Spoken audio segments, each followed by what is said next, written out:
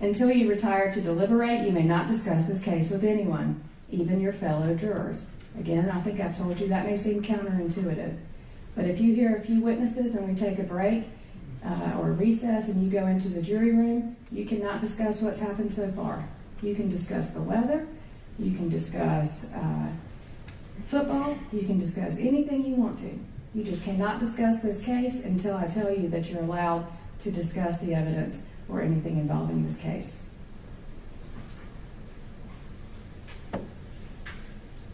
I believe it is helpful to give you some preliminary instructions concerning criminal law and the trial procedure that will apply in this criminal case. A crime is a violation of a statute of the state in which there shall be a union or joint operation of act and intention. That is, a crime is committed when a person violates a statute of the state by acting as prohibited, while at the same time he has a criminal intention and no other defense excuses the conduct. A person will not be presumed to act with criminal intention. However, the jury may find such intention upon consideration of the words, conduct, demeanor, motive, and all other circumstances connected with the act for which the accused is prosecuted. The state cannot bring a person accused of a felony to trial unless the grand jury has first indicted that person or an accusation has been filed by the prosecutor. Grand jurors do not try criminal cases. They ordinarily only hear from witnesses for the state. When a criminal case is tried, the defendant has pled not guilty to the indictment. The plea of not guilty denies every essential allegation of the indictment and forms the issue or question that you as a trial jury will decide. The indictment and the plea of not guilty to it are not evidence, and you should not consider them as evidence. Every person is presumed innocent until proven guilty. No person shall be convicted of a crime unless each element of the crime is proved beyond a reasonable doubt. The state has the burden to prove each essential element of each crime charged beyond a reasonable doubt. In this state, a defendant on trial may or may not testify as he chooses.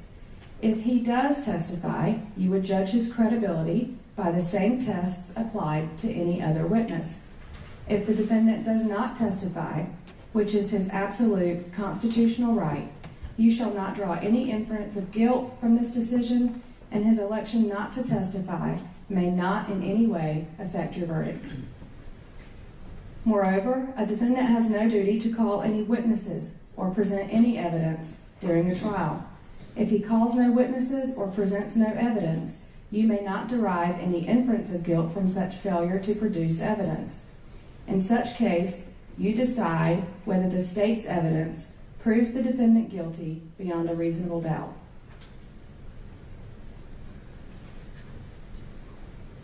Under our system, I have the duty as the trial judge to decide the law that applies to a case and to instruct you on it.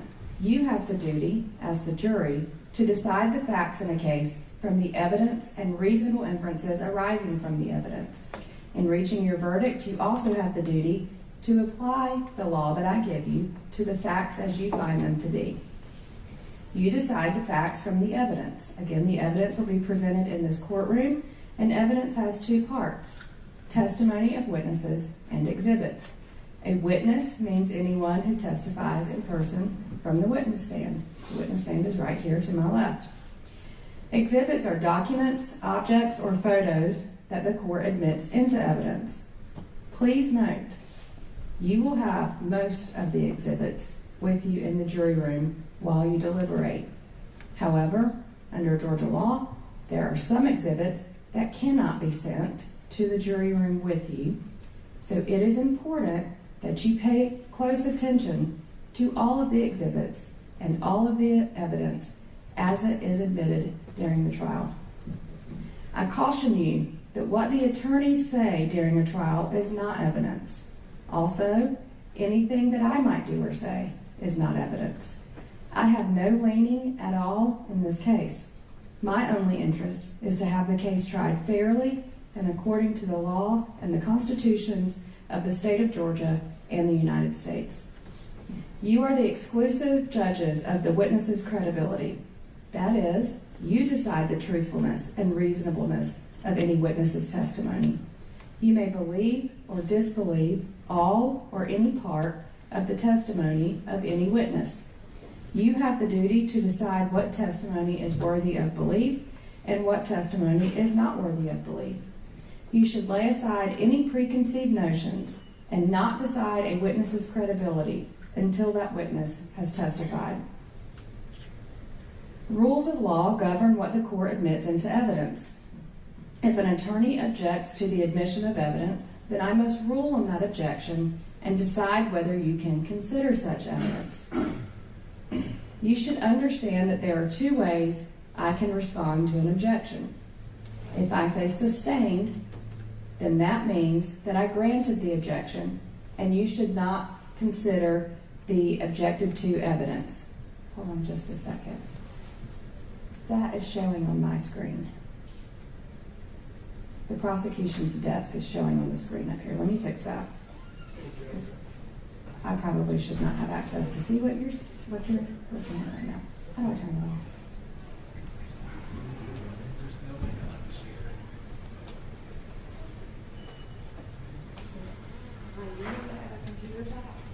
There's no way to unshare it on this computer. If it's on here, it's going to be up there. There's no way to take all of it. So we need to shut off World Vision? There, it's off. Miss Waters, did you turn it off on yours? No, I shut the system down on my computer. Okay, he shut it down. Mr. Stitcher, my clerk, shut it down over there, so I can't. Do you want to try again and see if you can be doing your work without me seeing it? Sorry.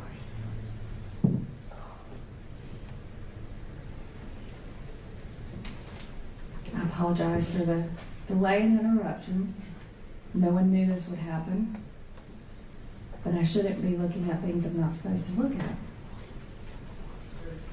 It is not up here. We good to go? All right. You're welcome.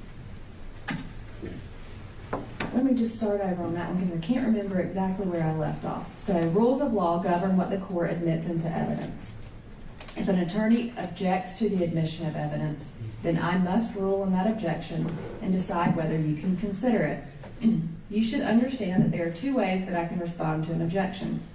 If I say sustained, then that means that I granted the objection and you should not consider the objected to evidence. If I say overruled, then that means that I did not grant the objection and you may consider the objected to evidence. You should not infer or assume anything from either the attorney's objections or the court's rulings. During the trial, the court will have to consider some objections and procedures outside of your presence. When that occurs, I will excuse you to the jury room for some time.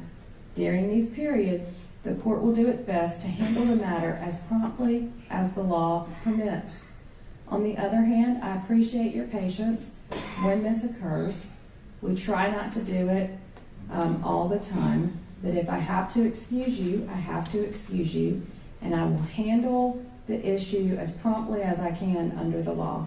I will never be in a rush to handle something just for the sole purpose of being in a hurry. So again, I'll appreciate your patience when we have to excuse you out of the courtroom. All right, so many of you may not have ever served on a jury or been in a trial or know anything about how trials go.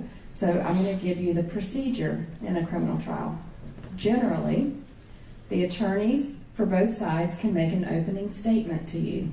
This opening statement is not evidence itself. And remember, what the attorneys say in this case is not evidence. This opening statement is a preview or an outline of what the attorneys expect the evidence to show. Following the opening statements, the state has the opportunity to present evidence to support the charges against the defendant, and the defendant has the opportunity, if he so elects, to present any evidence in his defense. This part of a trial is called each party's case in chief. In the state's case in chief, the state calls its witnesses and introduces any exhibits. When these witnesses testify, they may be cross-examined by the defense. That means that Mr. Pilgrim or an attorney with him would be able to ask questions of that same witness. When the state has presented all of its evidence, the state will rest its case. Then, if the defendant elects to present any evidence, the defendant may call his witnesses and introduce his exhibits. Of course, when these witnesses testify, they may be cross-examined by the state, which means that either Mr. Chigarelli or Ms. Waters would get to ask questions on cross-examination of those witnesses. However, please remember that a defendant has no duty to testify or to present any evidence whatsoever. After the presentation of the evidence, the attorneys may make a closing argument to you. At that time, the attorneys will try to persuade you to decide the case in their favor. Following the closing arguments, I will charge or instruct you more specifically on the law that directly applies to this case. At that time, you would retire to the jury room to deliberate and reach your verdict. This is not an exhaustive description of the procedure in a criminal trial, but hopefully it gives you an overview of how the trial is going to progress so that you can have an understanding of the trial as it proceeds. It is your duty to follow any instructions that the court may give you during a case. Please remember to listen carefully to all the evidence. Do not jump to conclusions before the parties present all of the evidence. And please remember that it is improper for you to discuss the case with anyone until you are excused.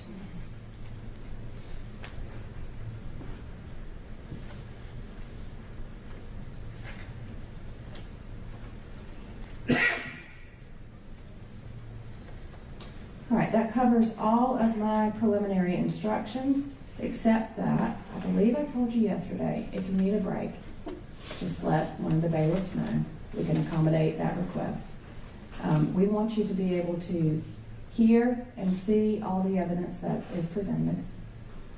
We have 2 larger TVs now that I believe each juror should be able to see the screens. If you cannot see, if you cannot hear, or if you are uncomfortable at any point in time, please raise your hand to get my attention. If I see it, I will address it, or the bailiffs, you can write a note on your notepad and the bailiff will bring it to me. All right, we want to make sure that you can see, hear, and understand everything at all times. All right, we are now ready for the opening statements.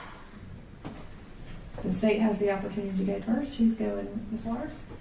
All right, Ms. Waters, you may proceed. Thank you.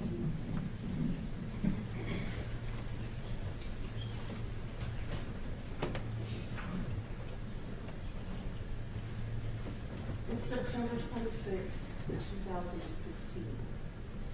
Dylan, Ben, Kylie, Isabella, and Dylan's little brother Quentin are all on their way to their friend TJ's house. Now, TJ's grandparents have a nice little piece of property down Holly Springs Road off of Cape Jones, and you get there down 27th. And Ben is driving because Dylan's truck is broken down. And there's a workshop on the property, there's a lake on the property, there's a cabin there, and they're going to go do what teenagers do on the weekends. They're going to hang out. On the way, they're supposed to get food. They're supposed to go to McDonald's. But Ben gets in the wrong lane, and Dylan says, let's just go on to teachers. So that's what they do. And the guys are drinking things, and the girls are listening to music. And again, they're just there to hang out. Maybe they'll have a bonfire. But the girls are like, hey, we're so hungry.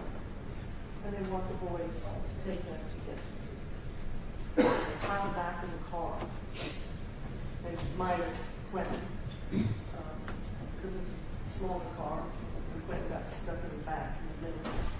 So he stays with TJ. And the 4 kids leave to go get some. Now, while all this is happening, the defendant, who is a state patrol officer, is sitting under the I-20 bridge, just a little north of Holly Springs Road on 27th. And he's sitting there with some officers from Bremen PD. And his battery in his radio is low. So he gives it to one of them so that they can charge it. And a call comes in that there might be a chase in another county. State patrol officers are involved. So he leaves. Maybe he can join the chase. Ultimately, it doesn't pan out. So on his way back, he stops somebody for speeding. And then he heads north. Now mind you, he does have another radio. He is not without communication. So this is not some kind of emergency. And in fact, he's not going to a call. He's not running lights and sirens, but he is driving 90 miles an hour in 55 mile per hour. 90 in 55. And as he approaches Holly Springs Road, the kids are heading back to TJ's. And Dylan approaches the turn. It's a divided highway, right? There's a median in the middle, and he's looking ahead of him. And the roadway is dark. Now mind you, this is nighttime. It's not 11:40-ish. And as he goes to turn, he looks ahead. The roadway is dark. There's nothing to see. And as he begins to make his turn, the defendant flies over the hill at about 83 miles an hour. It's dark, the road is wet, there's obviously limited visibility. I apologize. And as he drives up that hill, he passes 2 caution signs, one on each side of the road. Those yellow signs that you see that say, hey, there's an intersection coming up. And you should actually go 45 miles an hour. But he disregards those. And as the kids come into view, he turns to the right, the direction they're headed. And he realizes his mistake. And he starts to turn back to the left. And only then puts on his brakes. But at that point, it is way too late. And he hits them with devastating force. And as their vehicle begins to spin, Kylie is ejected onto Holly Springs Road. She suffers a lacerated liver and what they call soft tissue damage, and essentially bleeds out internally and dies in the hospital.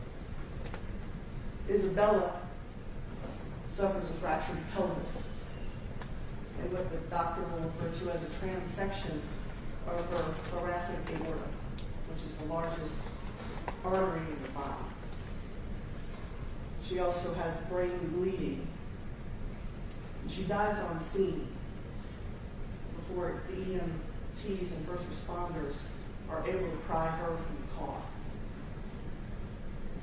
And Dylan is so disoriented that he continues to press down the gas on the vehicle, even though it's up a hill and there's nowhere to go, generating smoke and that fills the air. And he ends up with skull fractures and memory loss and a lacerated arm. And then also suffers traumatic brain injury and brain bleeding and memory loss. In the defendant's own words, he tells Corporal Alexander, "I went right, but I should have went damn left." And when Corporal Alexander asks him, "Were you running lights and sirens?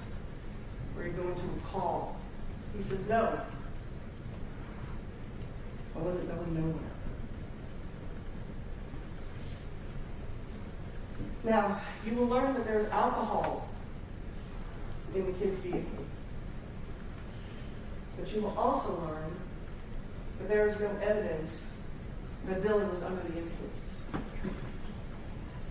State Patrol sent a member of their Nighthawks team, which is a specialized DUI task force, sent him to the hospital to see if they could find probable cause, which is what you need to take someone's blood if you suspect that they're under the influence. And they found none. Now the hospital took their blood, Dylan's and Ben's, because of course it's important, right, for their treatment. The hospital will also, the results will also show you that there is no blood, there is no alcohol in Dylan's blood.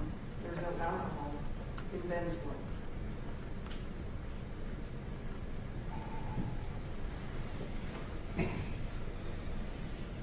You are also going to hear that from some accident reconstruction experts, probably more than one. But Will Partenheimer, who was a former police officer, is going to tell you that if the defendant had not turned right, that this collision wouldn't have happened. That if the defendant had begun braking immediately, that this collision would not have happened. That if the defendant had been traveling the speed limit, that this collision would not have happened. And there are going to be, I anticipate, some other accident reconstruction experts, and they're all going to agree that because of the defendant's speed, he had less choices regarding evasion. That at that speed, every millisecond counts. That he was almost the length of a football field away from Dylan when Dylan began to make that turn. And that he's traveling approximately 83 miles per hour, which is approximately 121 feet per second. Dylan had no way to do that. Had no way to expect that. But at the end of the day, it's the defendant's choices that lead us here, that resulted in the death of 2 young women and a serious injury to 2 young men. He was speeding, he was reckless, and he is responsible.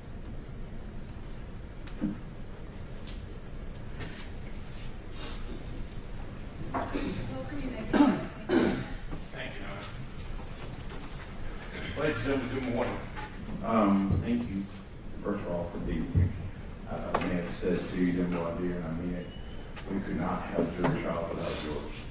And the trial by jury is, we kind of take it for granted now in this country, but in the 1700s, the idea that we would bring people in from their everyday lives and have them sit in court and decide what the law is and how the process sets of facts, it was remarkable. It was something revolutionary in the Revolutionary War. It just come out of it, because that's not the way it was done in other parts of the world before then. And while our system is not perfect, it is the best one going today. It's the best one conceived by man, with Thomas Jefferson to hold the government to the principles of the Constitution. And I'm shorthanding that, paraphrasing, but I believe that. And I believe that juries get it right almost all the time. And that's the reason why we're here today.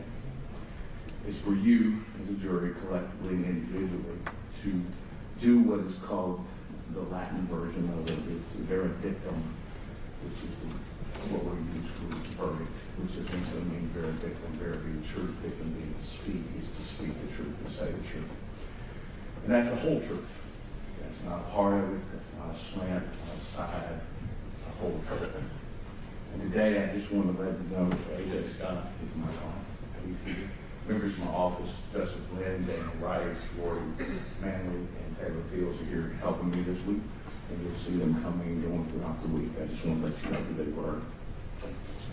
Some of you, I mentioned during voir dire, or you mentioned me, where you could serve on juries, others of you have not. And oftentimes it is asked, what is a jury's role? What do they do? And everybody, I think, for the most part, has either read or watched on television, verdict. Everybody knows the verdict, right? And that's ultimately the byproduct, is the end result of what you do. But it's not what a jury does. And as I was preparing for this case, some things struck me. And you might wonder why I have a loaf of bread on my table. And I have always been a visual learner. From when I was a young child to this day, visual learner. And you might wonder, what does a loaf of bread have to do with a case? And it made me think about 30 years ago, 28 years ago or so, I had a job for a time at Flowery Bakery in the Brooklyn. It's located on Industrial Boulevard between Highway 101 and 78. If you've driven by there, you probably smell it. It smells really good once you work there, not so much. But I remember I had a job. And my job was, I ran a bagger. And the bagging machine was kind of toward the end of the production where you had to control the nozzles, the air coming out, you had to make sure the bread didn't get backed up. And the scoop had a sensor and scoop out, the bread fall up with the bag. And there was a tying machine, and it went from me to the shipping people, right? They put it on trays on rolling carts into the truck, and trucks to the stores. Well, I remember the first day I was there, I had very little training, but I did have a couple of days. It was kind of on-the-job training. There was a gentleman named Bill who I think still works there, actually. And I still see him from time to time around town. And Bill was there, and he was showing me how to run the machine and what to look for and troubleshoot if something happens. And as we're sitting there the first day, and then the second day, there was a guy. Didn't know who he was, he never introduced himself. He was a man, maybe a woman on the shelf, was a man on my shelf. He would come and literally just take a loaf of bread. Sometimes he'd take a loaf of bread before it went through the slicer, sometimes after, and he had like a tray, right? Like similar to what you see where a waiter had, right? And he'd just walk away with it. And I was curious as to who this guy was. Well, then I also found out that the particular job that I had, you were paid hourly, but you're also paid production.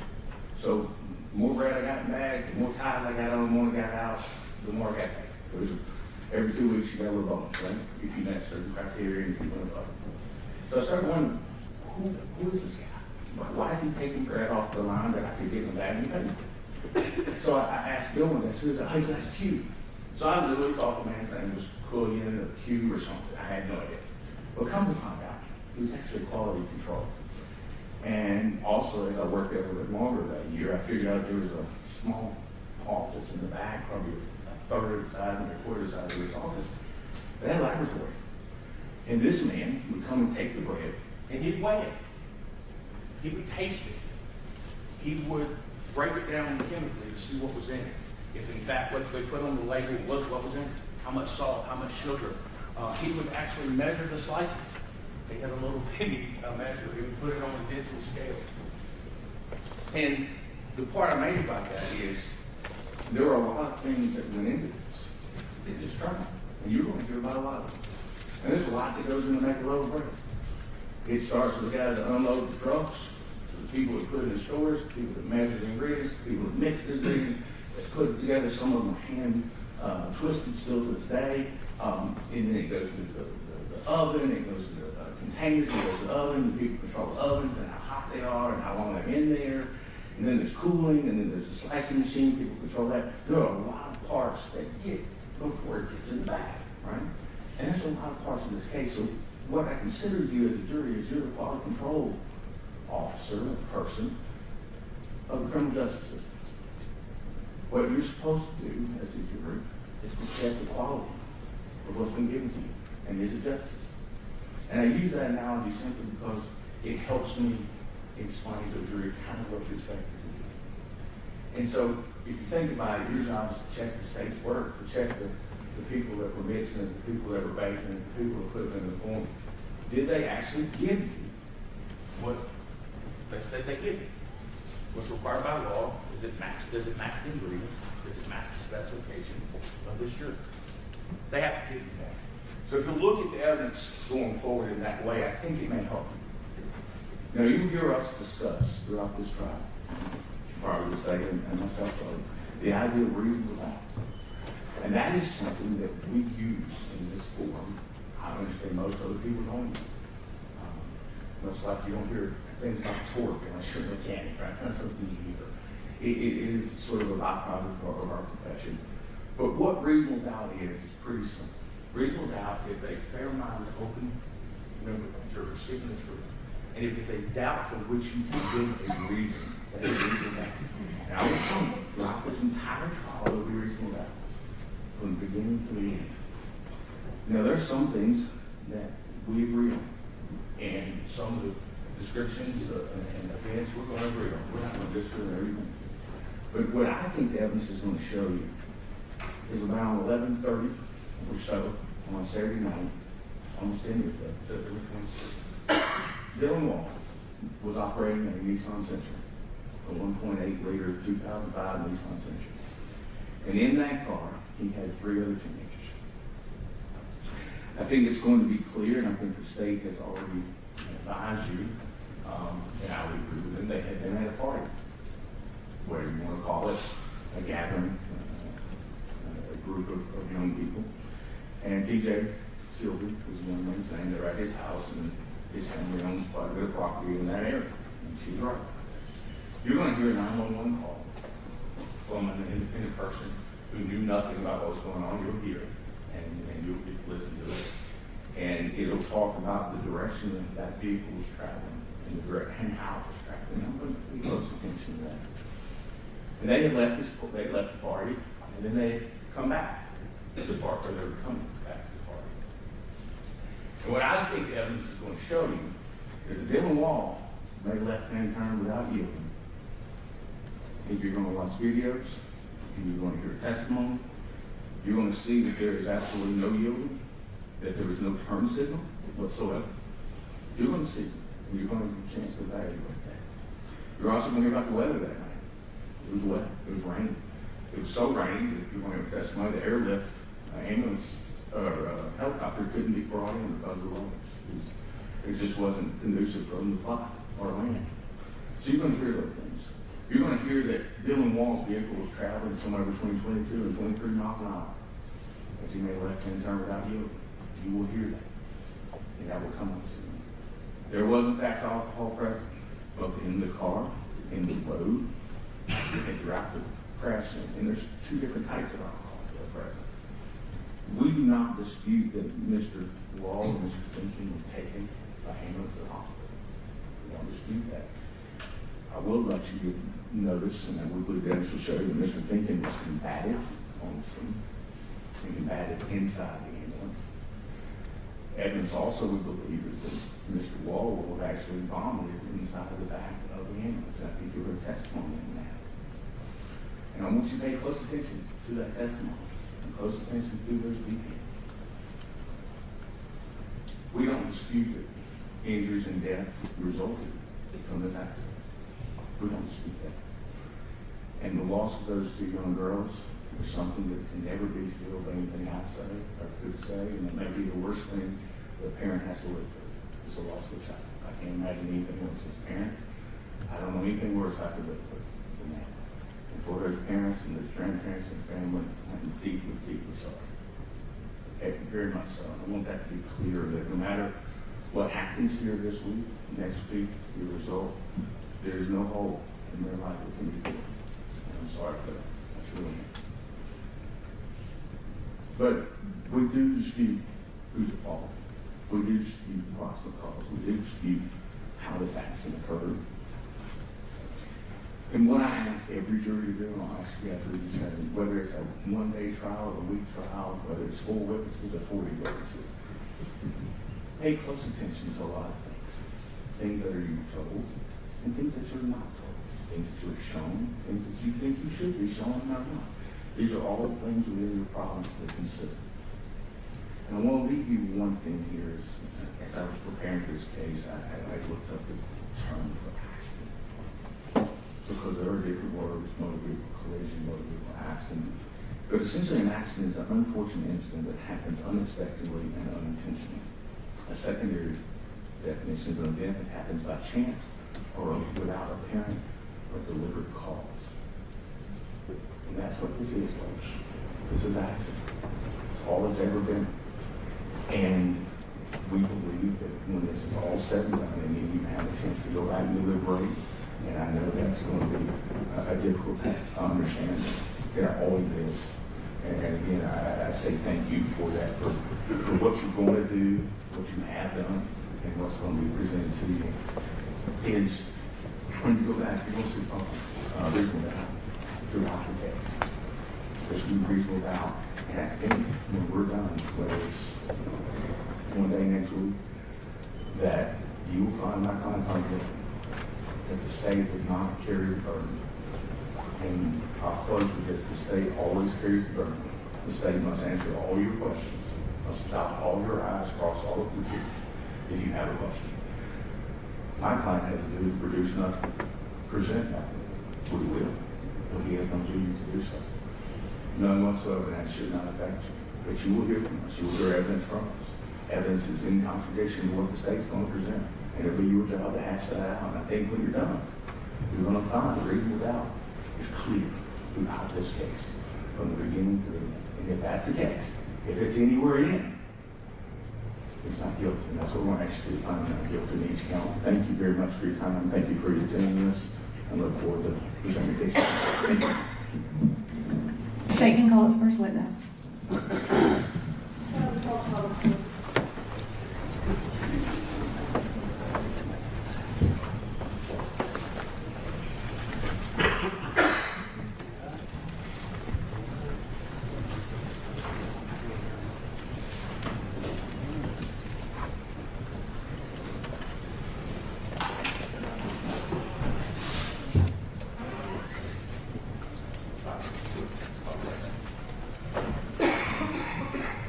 Quick restroom break for the day. 5 minutes. 5-minute break? Okay. All right, we'll take a 5-minute recess.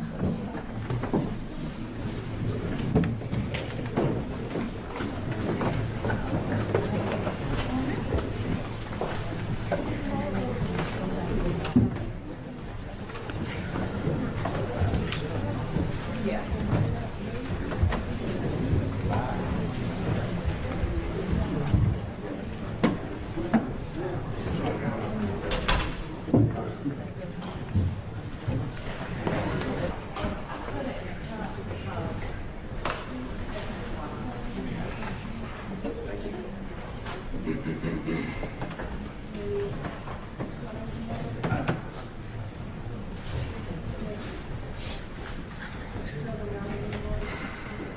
There you go. Thank you very much.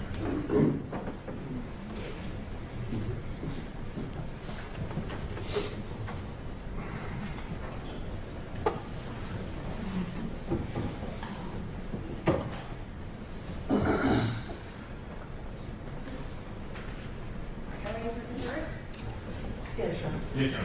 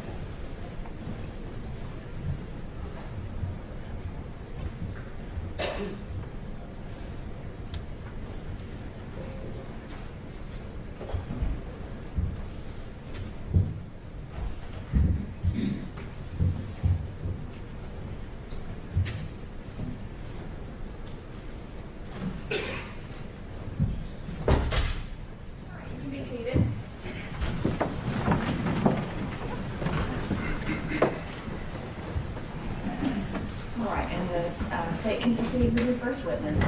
Thank you. And just for housekeeping, I'll just swear everybody in. Yes, ma'am. Thank you. All right, would you raise your right hand, please? Do you swear or affirm that the testimony you give in this case is the truth and nothing but the truth, so help you God? Yes. You can lower your hand, thank you. Good morning. Good morning. Can you introduce yourself to the jurors, please? I am TJ Sylvie. First name Thomas? Yep, first name Thomas. All right. TJ, how old are you? Currently I'm 28 years old. And back in 2015, on September 26th, how old were you? That was 18 at the time.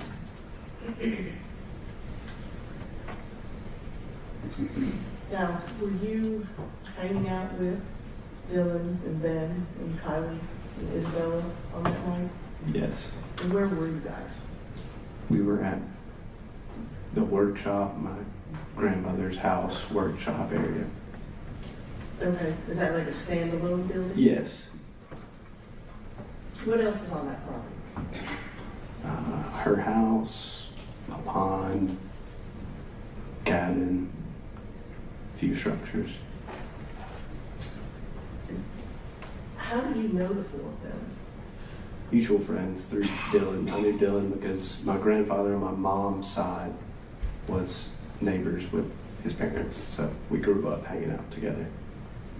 Okay. So you have grandparents that live Next door to by Dylan's parents? Yes, yes. And then this is a separate set of grandparents? Yes, Where you yes. guys are hanging out? Yes, yes. Okay. What high school did you go to? Carrollton. Okay. Did you know any of them from school? No. All right. Just from the neighbors? Yes, Okay. yes. So you knew Dylan, and then in turn, is that how you knew Ben and Kylie and Isabella? Ben is also my grandfather's neighbor, so I knew him through being neighbors that way. Kylie and Isabella I knew through Dylan, though. Yes. Okay. Have you guys hung out before? Yes. Have you hung out at your grandparents' property? Yes. How many times, you say, have you guys been there? Less than a dozen, so not too many. Have you hung out other places? Yes.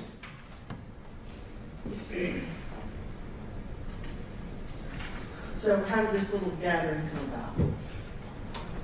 I had called Dylan and said, "Do you want to hang out?" And thought it was just going to be me and Dylan hanging out, and he brought some friends with him, which I didn't have an issue with. So Brought the whole gang? yes, yes. So it was you, and Dylan, and Ben, Kylie, and Isabella, anybody else? Quentin, And who's Quentin? Dylan's little brother.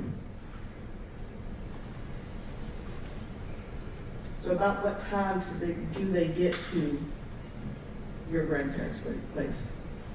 To be completely honest, I don't remember. It's been 10 years ago now. I was roughly in the evening after dark.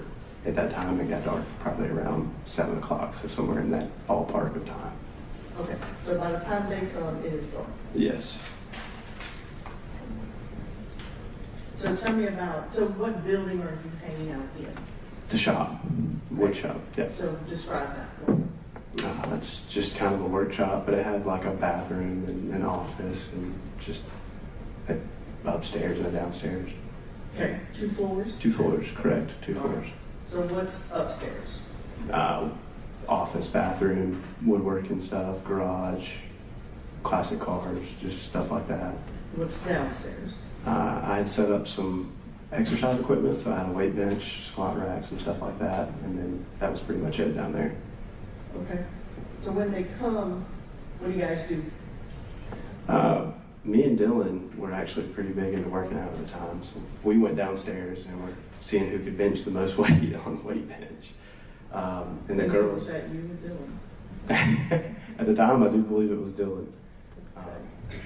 But yes, so we were downstairs just working out, just hanging out, and the girls were upstairs hanging out, listening to music, and they decided they were hungry. So Now, at this point, are all the boys downstairs, or yeah, it just was. you and Dylan? I want to correct that. It was me, Dylan, Ben, and Quentin were downstairs. Okay. And the girls are upstairs? Correct. All right. And they're listening to music, and you guys are lifting weights? Yes, ma'am. Okay. Now, at this point, is anybody drinking? No, ma'am. Now, you said that the girls are hungry? Yes. And so what happens at that point? They decided that they were going to go get McDonald's, and they left Quentin because they had 5 people in the car. It was a pretty small car. Definitely uncomfortable trying to put 3 people in the back seat of that car. So Quentin stayed with me, and they proceeded to leave to go to McDonald's. Now, how old is Quentin? Do you remember? At that time, I think it was 15, maybe. Okay. All right. So it's Dylan and Ben, Kylie and Isabella, and they get in. Whose car did they come in? Do you know? It was Ben's car. And do you recall, or do you know who was driving when they left? I didn't see them get in the car, but I believe it was Dylan driving. Okay. And how long had you all been together before they then left him? Not very long. I mean, we bench pressed a couple times, and that was about it. And they said we're hungry, so 15 minutes, probably 20 minutes.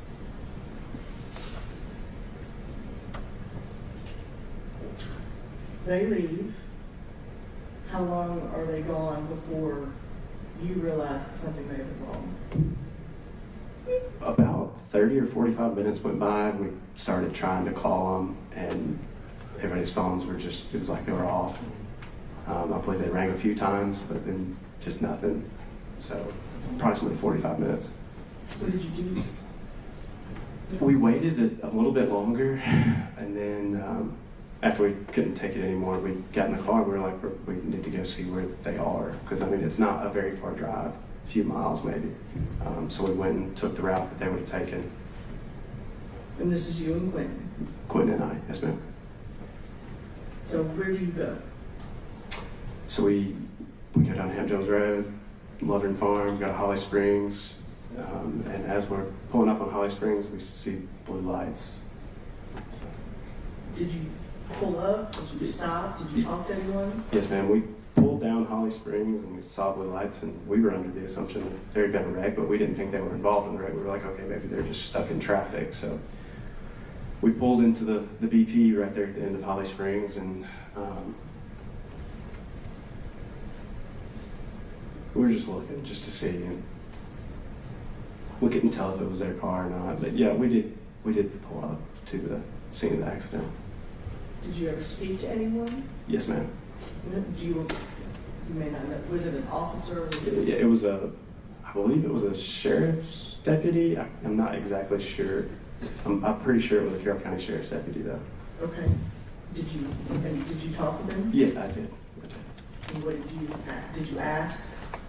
I asked if he knew who was in the wreck. We didn't entirely know at that time. So yeah, I did ask. Yes, ma'am. And what did he tell you? He asked for my ID, and I was 18 at the time, but in Georgia you get Class D when you're 16, and you have curfew on your license. I had not gotten my Class C yet, even though I was eligible to get it, because I was 18 at the time. So it was past curfew, and he said, you need to get out of here and leave. Did you? I left, yes. Did you go back to your grandparents? No, we circled back around 27 and went north on 27, made a U-turn, and came back by the wreck just to see if we could see it was their car. It was their car, so we pulled back into the gas station again. What'd you do then? Got out and spoke with another officer. I'm not sure what department he was with, but he did confirm that it was our friends that had been in the wreck. Then what did you do? He informed us that, excuse me, I'm sorry.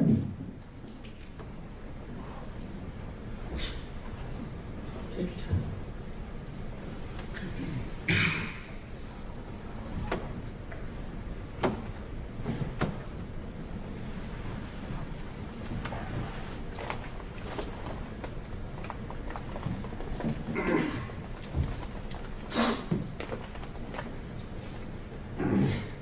He told us that 2 people had passed away.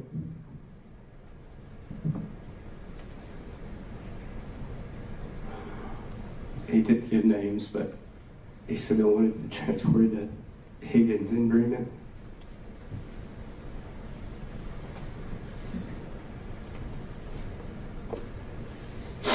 So we drove to Higgins General Hospital in Bremen. and sat in the waiting room where we found out that it was Ben that was there. Did you have an opportunity to see him? No. Okay. And did you stay there, or did you go anywhere else? They were in the process of transporting Ben to Grady, so we followed the ambulance to Grady. And was Ben the only one at Grady? No, ma'am. Dylan was also at Grady.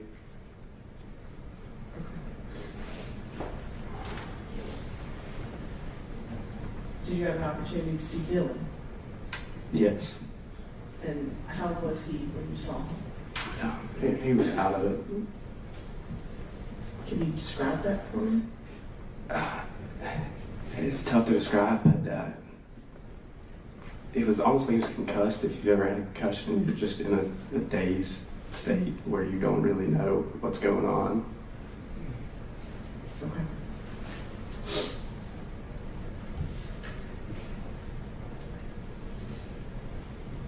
Judge, I have a question. Yes.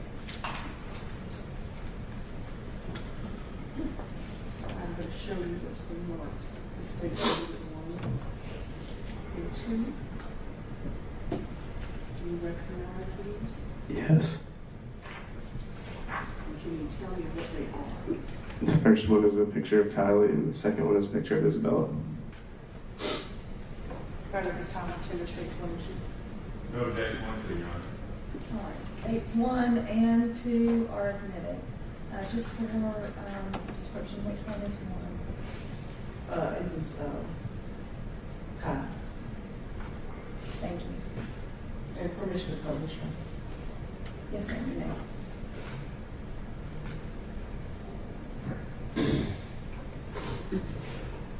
Just so the jury understands, this is a picture of Yes.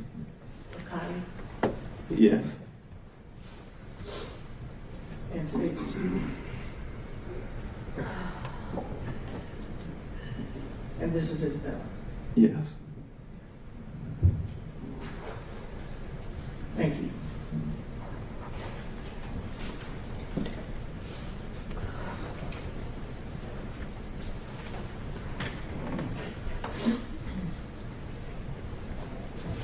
Good morning, Ms. Stilley. Just a second.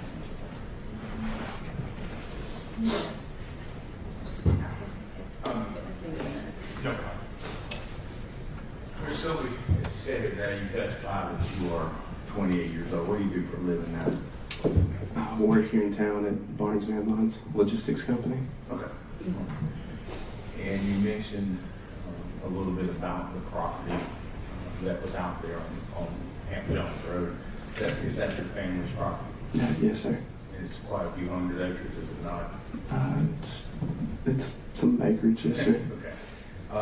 And you said it was owned by your grandfather. That would be Aubrey Silver, your granddad. Yes, sir. Okay. And you mentioned the other grandfather. Is that on your mother's side? Yes, sir. And they were neighbors, or he was neighbors with Mr. Finken or Dylan Wall's family? Correct. Okay. All right. Just some questions about that evening and what you were called today and the report about what happened. You mentioned that they had showed up at the shop. Did you know how old Dylan Wall was at the time? Yes, sir. He's only a few months older than I am, so And that would have been how old at the time? 18. Okay. And you said you didn't recall exactly when they arrived. If we told you this accident happened around 11:36, does that help you narrow down the time when they may have gotten there? Not really. It's been so long ago now. I mean, 10 years have passed. Okay. Not But based on sure. what you testified earlier, you said you thought it was about 30 minutes they had been gone, and been there about 15 minutes, so 45 minutes to an hour before the accident, they would have gotten there. Is that a fair estimate based on your testimony? No, because as I stated earlier when I was asked by DA Waters, we didn't wait just the 45 minutes. I mean, we started calling after 45 minutes. We waited a little bit longer. I mean, we waited until we couldn't just sit there anymore. Fair enough. Okay. Now, you testified that there was no drinking that night that you were aware of, correct? Yes, sir. Okay. Now, when you came back to the scene, did you see any alcohol at the scene? At the scene, Yes. at the accident? Yeah, near the BP gas station test. No, sir. If Mr. Wall or anybody in the group had come back with alcohol, would you send them away, or would they have been able to stay? I probably would have allowed them to stay. Okay. Now, you mentioned that you thought they were going for food. You testified that earlier, correct? Yes, sir. And I know it's been a decade. What food would have been available, let's say in Bremen, which would be the closest exit at that time? McDonald's, Arby's. Okay. And that would probably only been it, right? Yeah, pretty much, yeah. Okay. Now, of course, Waffle House is open as well. Okay. Now, how long had you lived in that general vicinity? My whole life. Okay. So, are you familiar with another, you mentioned BP gas station in your direct. Are you familiar with another gas station that was in that area? Yes. What did you refer to that gas station as? The Kangaroo. Okay. I still call things that have been 20 years changed, but it was called the Kangaroo for you. Okay. Did you know that they had been to the Kangaroo, or did you not know? I did not know. We didn't have any contact with them after they left, so. Fair enough. And then you actually followed, you said, the ambulance to the correct? Yes. Okay. Do you know who was in that ambulance? Ben. Ben was in. Okay. Now, I don't want to ask too much, but when you mentioned about concussion, do you have any medical training, education, or anything that would lead you to know that?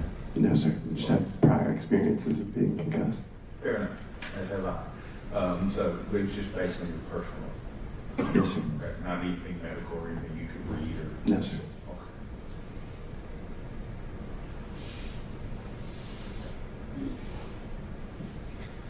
I want to ask you, at the time you said you were 18, and I think you testified earlier that you got your license when you were 16, correct? Correct. Okay.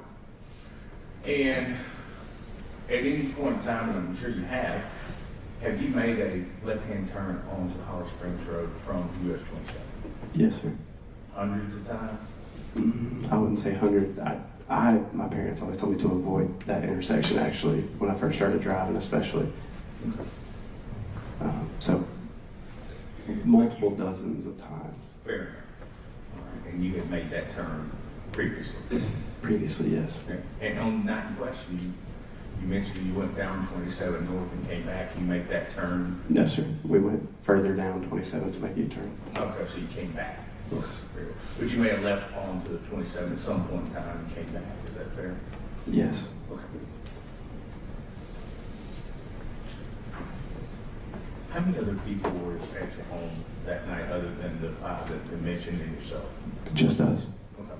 So yourself and then the 5 other people in the car? Correct. Were your parents home that night, or do you recall? No, sir. Were your grandparents home that night? No, sir. Okay. That's all I have. Thank you, sir. Thank you. Any direct from the state? No, Your Honor. Any objection to this witness being excused? No, from the state. And any objection to this witness remaining in the courtroom if he so wishes? No, Your Honor. Mr. Tilby, you may stay in the courtroom if you would like, or you are also free to go. Thank you. You may have it. State can call its next witness. Thank you, Judge. You're on station and call Mr. Chris Butler.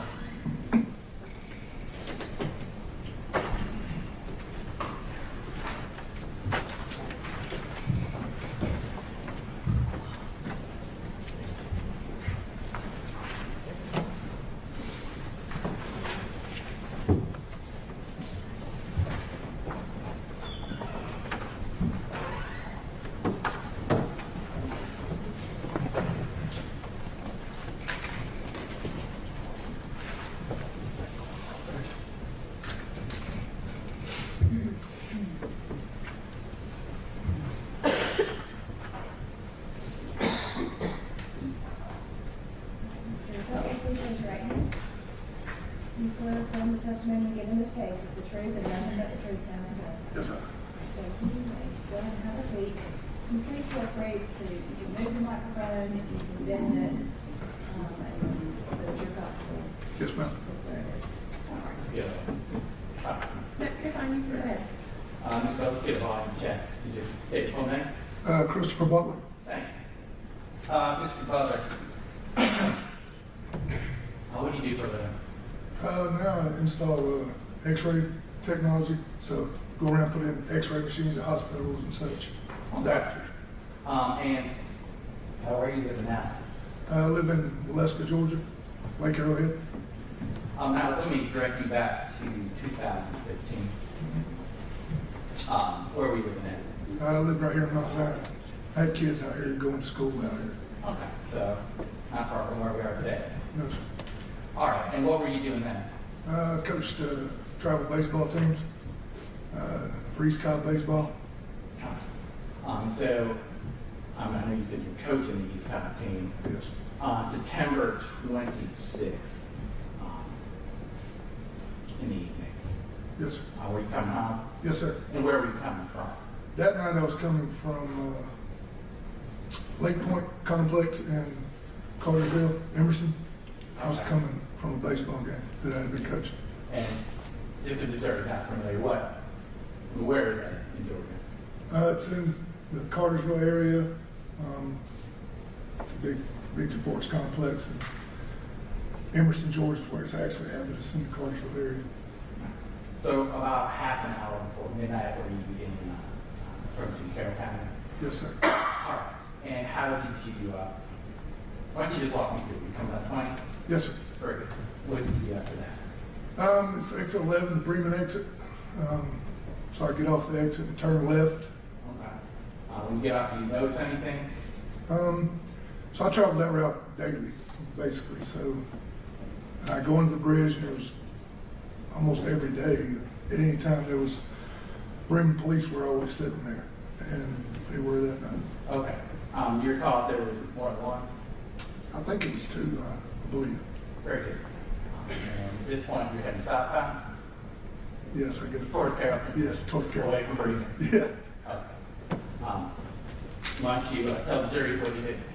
What happened? I just turned left and went under the bridge. It's my usual route. I'm just riding. So I lived up the road. I had to turn right at like Ballard Junction. So a car moved up ahead of me, came out of the store, trying to go that route. So I think it was a Kangaroo at the time. I don't know if they're still there. I haven't been out here in a while. So the car comes out of there and turns left. And I just moved over into the right lane, traveling normal speed, just thinking about getting home because I had to, I would always do that because I had to turn right. So just kept driving and kind of moving along with said car, I guess. I was a little behind them. Okay. And let's just give you a little more detail there. Your call, the name?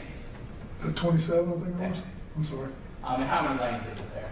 It's two each way. Is there like a median between Yes. the north and south? Yes, sir. And then you said you went under the bridge and then a car was going out of Kangaroo? Yes, sir. How far is the Kangaroo from the bridge? I mean, I don't know. As best I can recall, I don't know, let's say, I don't know, a couple hundred yards maybe. I don't really know. And then you said that then you switched to the right lane? Yes, sir. And then they were in the left lane? Yes, sir. Do you recall if you were next to each other? No, I was behind them. Okay. Respectable length. I don't really know. I know it was some time ago, but do you remember anything about the weather? It was down. It was raining, at least misting for sure. I wasn't pouring down rain, but it was wet and rain. It had been raining most of that night, from what I remember. I'm sure you're thinking I didn't know. Oh yeah. You probably what happened next. So I was just driving along, and when the car went to take a left, I really didn't pay any attention to the car because I didn't have a need to. I was in the right lane. And it's just as I got along by the BP station, they moved over to go left, again, I'm just driving my lane, so not paying a whole lot of attention, and the next thing, I just hear a real loud crash. Okay.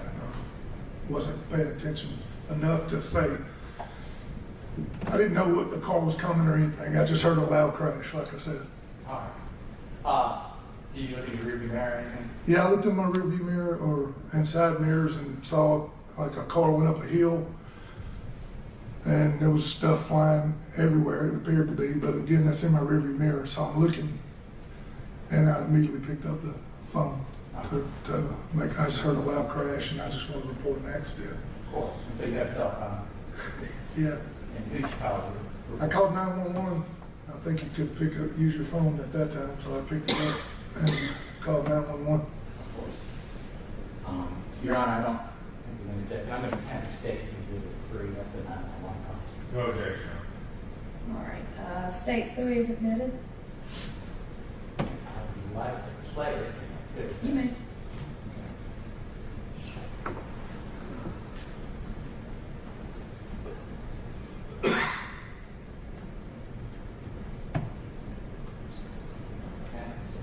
And it was a bad wreck, brother. Carroll County 911, do you have an emergency? Yes, ma'am. I just got off of I-20 exit 11 right there in Bremen. Mm-hmm. And it was a bad wreck right there, that DP.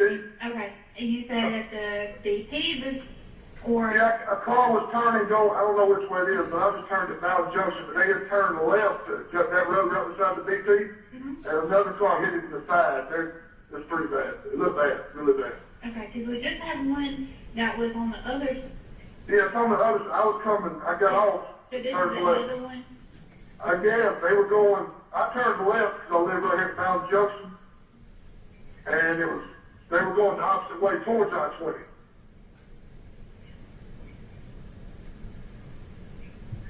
You know what I'm saying? Yeah. When I got off I-20, there was some officers. Called out on one accident. Yeah. When I got off I-20, there was officers sitting under the bridge right there. Okay. But I turned left and went up right before the BP. A car was turning like left at the BP. There was a road right beside it, and another car hit it. I was coming the other way. Okay. We're going to do North Highway 27.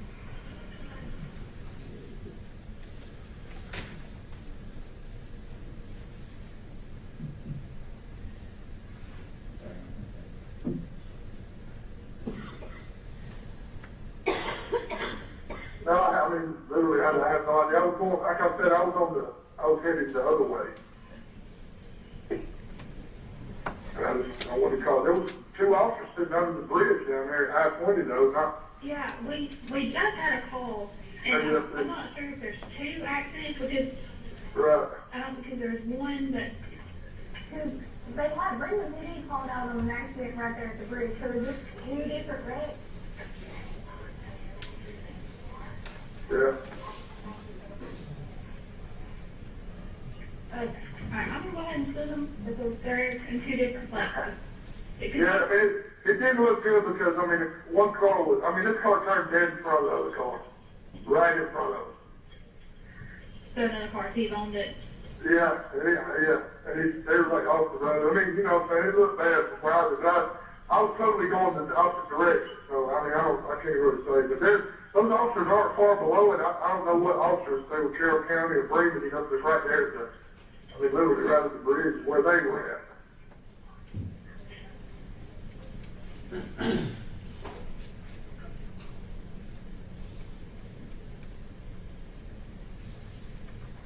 So it's possible somebody called in that was behind all of that, you know what I mean?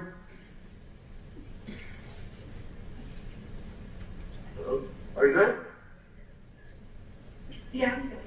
I'm sorry. It's okay. We're getting them sent to both of them, but we're not Okay. sure if there's one wreck or two, because we called Harrelson, and Okay. it was right there on the line. But we Yes, had ma'am. an accident that was just right there at the bridge, so we're not Yes. sure if it's two different wrecks or if Okay. they were wrong on the first location, or Right. I mean, I'm on Mountain Junction now. I'm almost to my house, but literally, I mean, it's kind of, I mean, they could call it in kind of close to the bridge, but it's on the, Yeah, I know exactly where you're yeah, talking about, but, cause it's right there, the road literally beside the BP, right? yeah, literally, that car was turning to go down that road, and another car was coming, I guess that's 27, towards Bremen, and hit him in the side. You know what I'm saying? Yeah, I know exactly where you're talking about. Yeah, I don't know if they hit him in the back side, or not, maybe the front side, you know what I mean? But it looked like the one went up off the road. Yeah, cause we had two. There was one at the bridge, and this is the Wow. one at the road beside the BP. Right, here's that They're like a right. half mile apart. Yeah, half the whole part, literally. I didn't see anything at the bridge, but I didn't see anything at the bridge when I got off, you know. I didn't see anything. But the police officer sitting under the bridge, so I know that if there was a wreck there, they would have been at it, you know what I'm saying? Yeah. Okay. Okay. Well, we have officers on their way, okay? Oh, yes, ma'am. Thank you very much. You're welcome. Bye-bye. All right, bye-bye.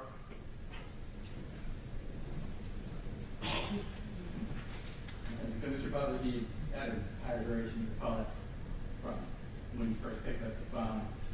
You pulled in the drive off? Yes, sir.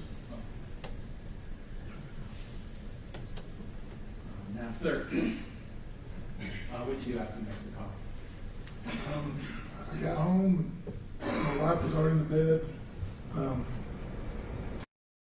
Briefly, you know, I was, because I saw a bad accident, I made the phone call, this, that, and the other, and she's like, well, you know, and I just went to bed.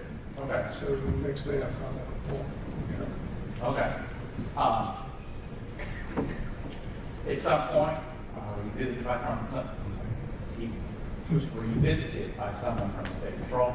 I talked to Officer Barrow, Okay. Mr. Barrow, And do you recall when that was? Was it the next day? A day later? a couple days maybe, Okay. yes. What did y'all talk about?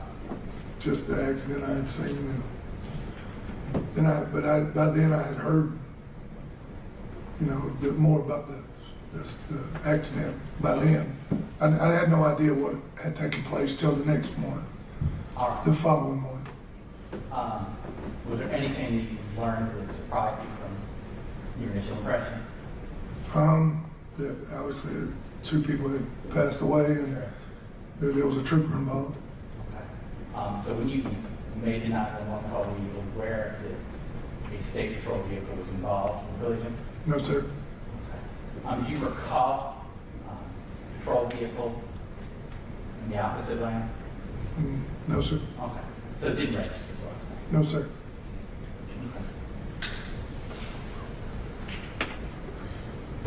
Thank you, John. That's all the questions I have subject to redirect. All right, thank you. Come on, Ms. Butler. I wanted to ask you, at the time you were coaching baseball, what age group were you coaching? At that time it was 17, 18-year-old team. Okay. And it was East Cobb Yankees, was it not? Yes, sir. Okay. And your guys go on? Yes, several. I figured it's a good program. Very Did you good. play college ball somewhere? Actually, I got drafted out of high school and played pro baseball. With who? New York Mets, Okay. What year did you get drafted? 88. They were good then. I went to school here. I went to McKeecher, so. I got you. I just, I knew that's a really good program at East Cobb. My nephew just recently tried out over there. Really good program. Yes, sir. And this was in the fall, so y'all were playing a fall league, I assume? Yes, sir. Okay. And you're playing up at Emerson, and they have artificial turf, so you play in the rain, right? Yes, sir. Okay. So you were coming home, and you said you lived off Bowden Junction. And just for folks who may not know, Bowden Junction Road or Mount Junction Road, Mount Zion Road is how far from this accident? 2 miles? I'm thinking 2 miles tops, yes, sir.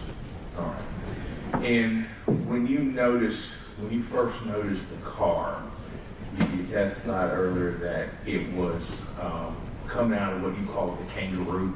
I think that's what the name of that was, Kangaroo Station. I understand. We all have names for things, and whether it changes names or not, we still call it that. And that car came out, and just so the jury is aware, it came out from your left, your right, or which side did it come out from? So it would have been from my left. I was going Okay. that way, so it came across.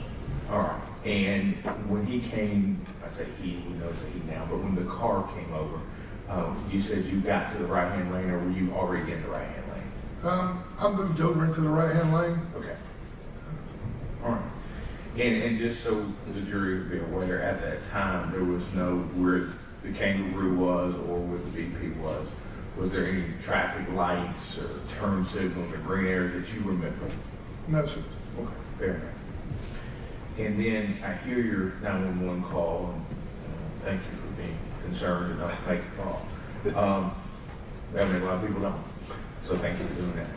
And you just drove on home, and pretty much we heard the end of the call. You were almost home by that point in time. Yes, sir. So that's how close you live. Yeah, I lived close, and from that, like you said, I think there's no lights, there's no real turnaround right there. So honestly, the call, I'm kind of looking for some guidance maybe or something, but it just kept going on, like delayed, and it was just, I don't know what all was going on. And by the time it was done, I was basically to the house. And then you mentioned Sergeant Barrow, Lieutenant Barrow. Yes. He was your neighbor at the time. Did you know him? I knew of him. His wife was the principal at Mount Zion High School at the time, which is where my kids were to go. And you said he came, did he call you, he come see you? What do you remember? I honestly don't remember how that took place, honestly. I'm just saying. Fair enough. And what you told him was equivalent to what you had said on the call we had today? Yes, nothing. Okay. And you didn't know that at that time, that's all I can really ask you, at the time you didn't know the make or model of the vehicles, you just said cars, because you knew it was cars? Yes, sir. It could have been trucks, vans, you just knew it was automobiles? Yes, sir. That's all I know. Thank you, that's all I have. Thank you, folks. Thank you. Any redirect?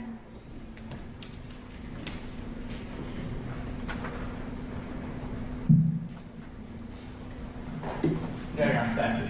All right, thank you. Any objection to this witness being excused? Not going to say. And any objection to this witness remaining in the courtroom if he wishes? All right, thank you, Mr. Butler. If you be excused, you can stay if you like. Yes, ma'am. Thank you. Thank you. Have a good day. The state can call its next witness.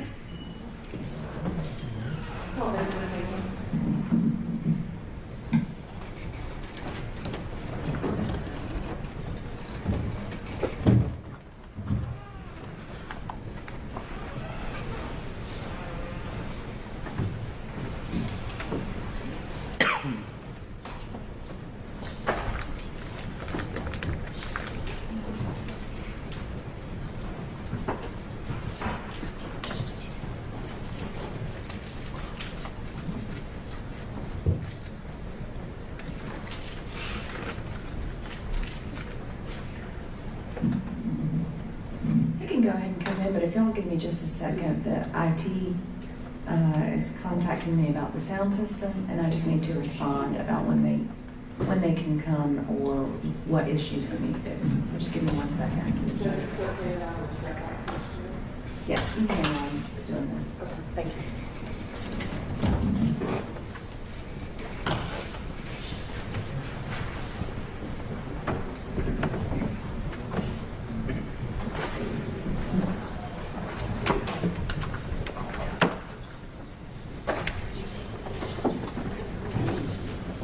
Ms. Macklin.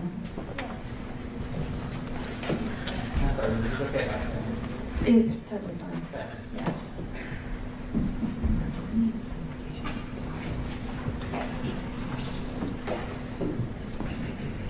They should be in the cabinet or in the box. There's a big box.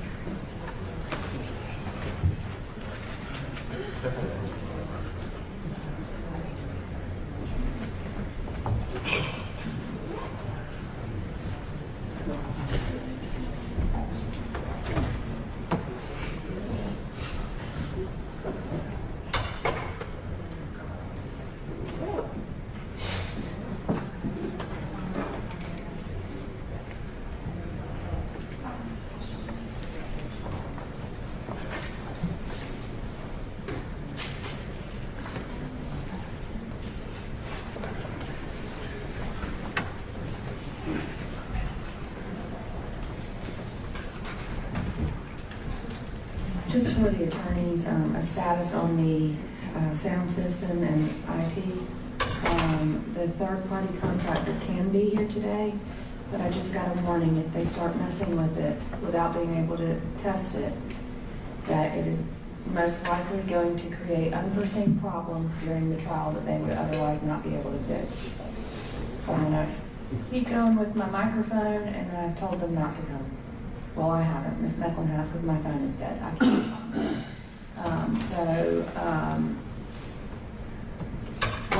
we're going to go forward with what we have, and I'll keep using the microphones. And my apologies. I just don't want it to get any worse than it is, which they're warning me is probably more likely.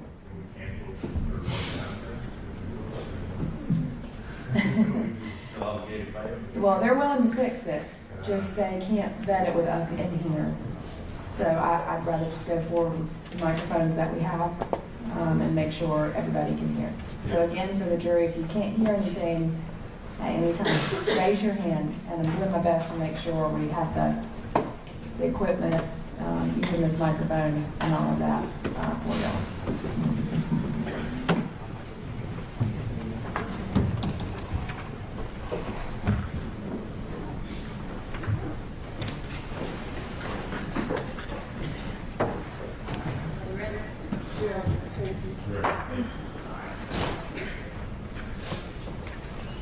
Our witness can go ahead and come in.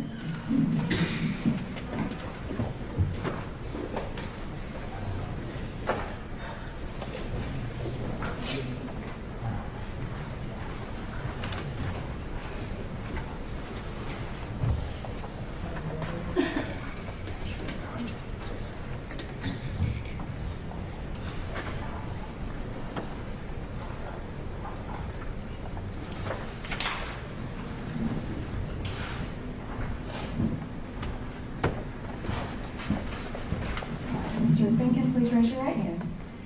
Do you swear or affirm the testimony you give in this case is the truth and nothing but the truth, so help you God? All right, thank you, sir. You may lower your hand and have a seat. There are some waters out there. Help yourself to the water if you need it. Just be careful. They crinkle really well, so try not to get it in my hands. All right, thank you. You may go ahead. Ben, can you introduce yourself to the jurors, please?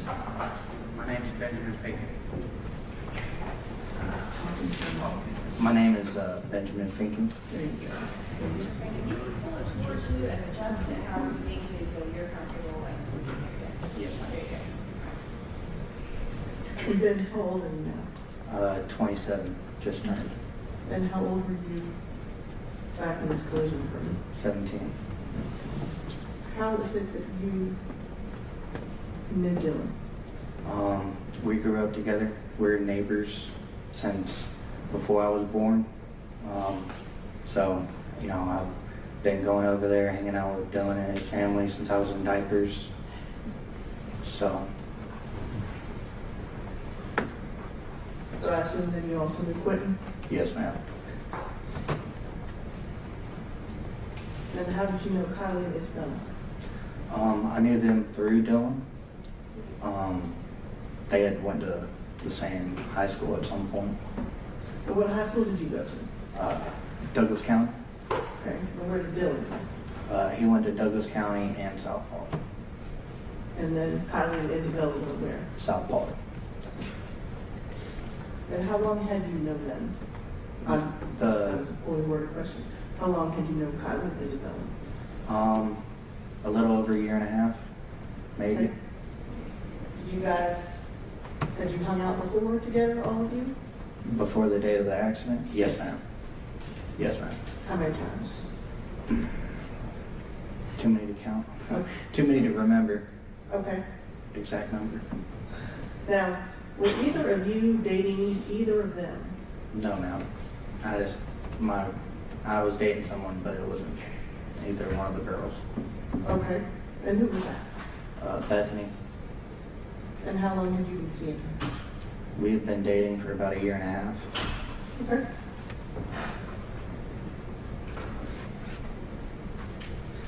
So how is it that you and Dylan got together that evening?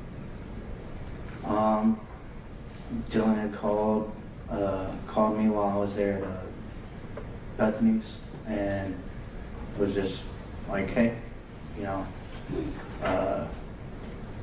he had said that he had talked to the two girls and that they had planned on going out to TJ's that afternoon and asked for me to drive him in my car since Dylan's truck was messed up at the time.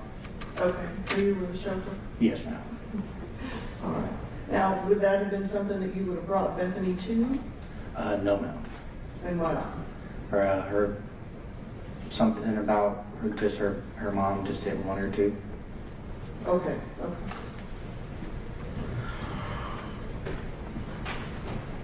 So you leave Bethany's and go where? To Dylan.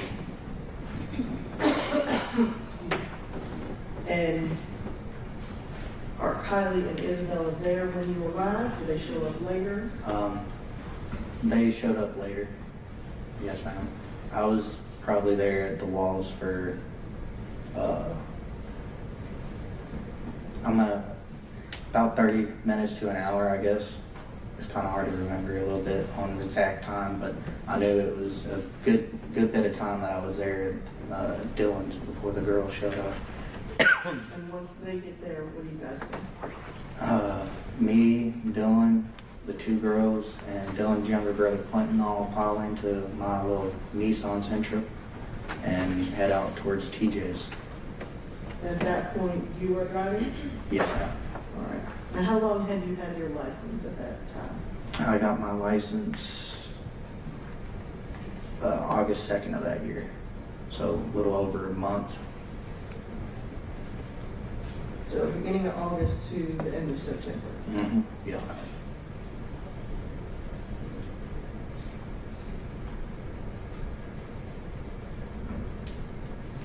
Where do you go?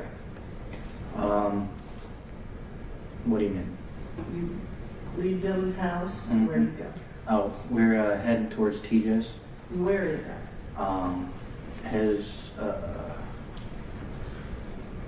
It's off of 27. I mean, we were pretty much heading there when the accident occurred. Well, not then, but same route. Okay. Are you going to TJ's grandparents' Yes, ma'am. property? Yes, ma'am. Okay. And on the way, are you supposed to stop somewhere else? Yes, ma'am. About halfway between, we got on I-20 up the Post Road there in Douglasville. About halfway from Post Road to the Bremen ramp, one of the girls, I forgot which one, had asked for me to stop at McDonald's because they were hungry. There's a McDonald's off to the right whenever you go getting off the interstate there at Bremen. And instead of getting the right lane to go to McDonald's, I was in the left lane because in my mind I was just like, you know, my goal was to get to TJ's. Right. So I was just like, that was all that was in my head, and I had forgotten that the girls had asked to, you know, stop at McDonald's. So I had, you know, while we were sitting there at the intersection, I had looked over at Dylan and I was just like, well, I could just, you know, get over in that right lane and just go up there to the McDonald's. And then that was when we all just kind of agreed to go to TJ's. And if the girl, you know, because TJ most of the time had snacks and stuff there at the shop. And I was just like, well, you know, we can kind of ransack through, see what TJ has to eat. If you're still hungry after, or if there's nothing to eat, then we can always just come back out to McDonald's and get y'all some food. So you went ahead and went directly to TJ's? Yes, ma'am. And what was the plan for the evening, or did you have one? The plan for the evening was to just kind of hang out, chill. Dylan and TJ were in a workout regimen at that time, so they were working out real hard and stuff like that. And so pretty much by the time we pulled up to TJ's, Dylan was already downstairs. By the next thing I know, he's down there bench pressing with TJ. So. And what are you doing? Me and Quentin were upstairs in the top of the shop, just listening to music, hanging out with the girls. There was cupcakes from a senior party that TJ was a part of that he had extra of. So we all kind of pretty much had a cupcake sitting there eating, and then of course, you know, the girls, they pretty much looked at me because I was the one that drove there, and they were just like, these cupcakes, they're not enough. They're like, we need some solid food, so you think you can take us out of McDonald's? So I went to go downstairs where TJ and Dylan were working out, and told them that, you know, the girls were still hungry. They wanted some actual substance, some real food. And that they wanted to go out to McDonald's, so we all pretty much just piled up into the car, besides Quentin, and headed out. Now, at this point, who is driving? Dylan. Why is that? Because of, one, me not having my license for that long, and Dylan kind of had, he was kind of sketchy and scared of my driving on the way out there. So it was just like that, and I was 17, so I still had a curfew on my license and stuff. So, and it was getting close enough to pass my curfew time, so I just gave the keys to Dylan anyway. So to be clear, it's dark. Yes, ma'am. Okay. Yes, ma'am. Yes. What's the weather like? Overcast, kind of almost like it's raining, like it was like wanting to rain, but it hadn't yet. So you said you left Quentin, and the rest of you, the four of you, got moved. Yes, ma'am. Where did you go? I don't remember. We were supposed to have gone to McDonald's, but I don't remember ever going there. What is the last thing you do remember? Pulling out of the Kangaroo. Okay, so you were at the Kangaroo. Yes, ma'am. The gas station. All right, do you remember what happened there? No, ma'am. Okay.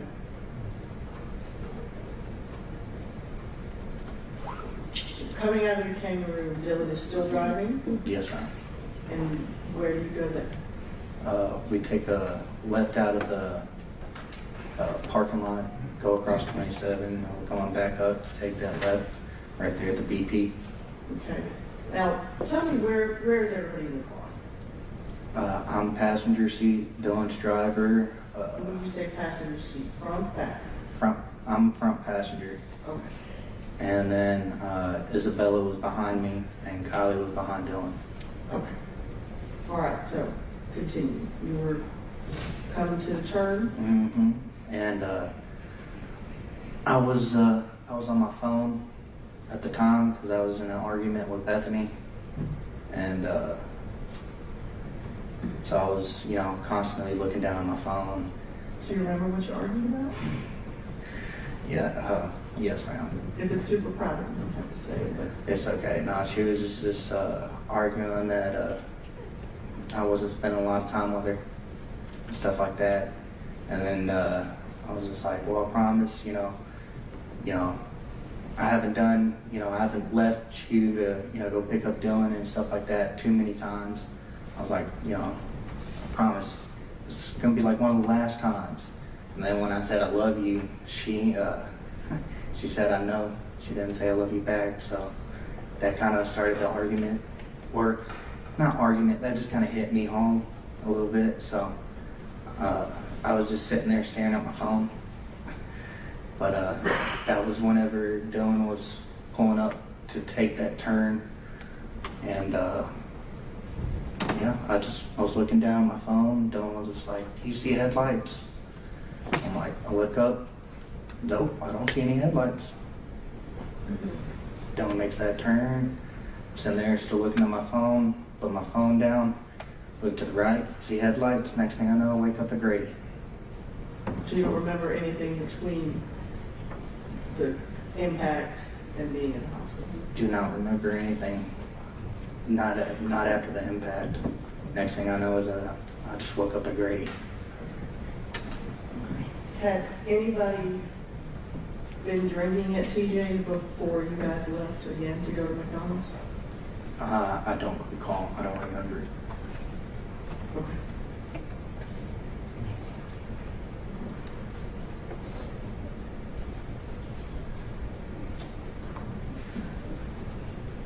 How long were you in the hospital?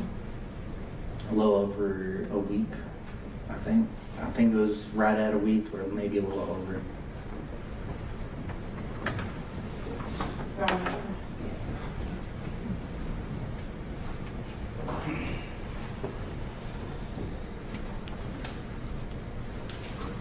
Now, I'm sure you what's in Mark States 4, Mm-hmm. 5, and 6. Yes, ma'am. Do you recognize these? Yes, And who is the individual in these pictures? myself. Where are you when these pictures are taken?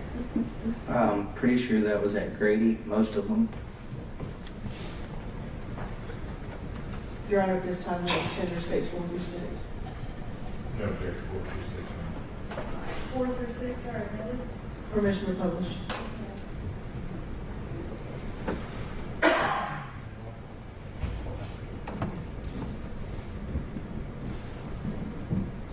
And so, tell me what this is a photograph of.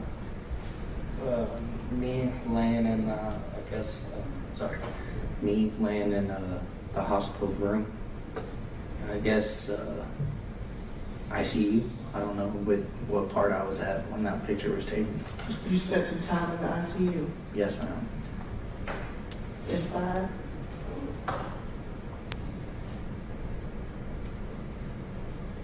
This would be just a close-up photograph of you.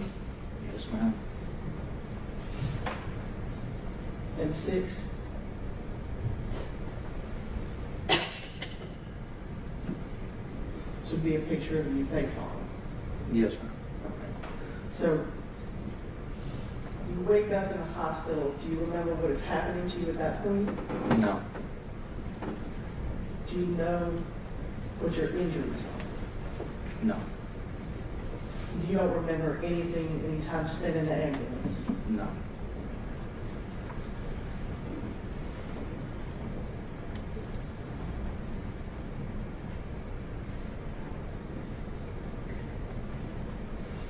Now, once you left the hospital, did you have any further medical treatment? I went to the Shepherd Center. What for?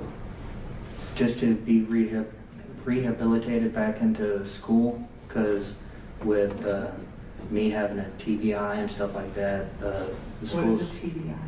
traumatic brain injury. The school wanted me to go through, I forgot what course it was, but I had to do something for school where they just made sure I could still read and write and still have memory and stuff like that. And then the other one was more for the driving, making sure I still had cognitive and motor function and, fast reaction times to, be able to drive and stuff like that. But besides Shepherd Center, I haven't had any other medical stuff. How long was your therapy? 3 months, I think, there at Shepherd Center. But my parents would know more about that than I would. Okay. And has some of your memory come back as time has passed? Not really. I mean, it's pretty much been the same throughout. So there's still big spaces that you just don't remember? Yes, ma'am.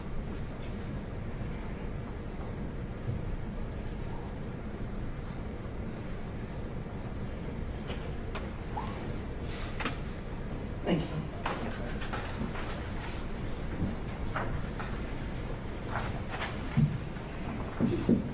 Good morning, Mr. Finken. Morning. Ask a few questions of you this morning. Now, as you said here today, you said you're 27 years old, correct? Yes, sir.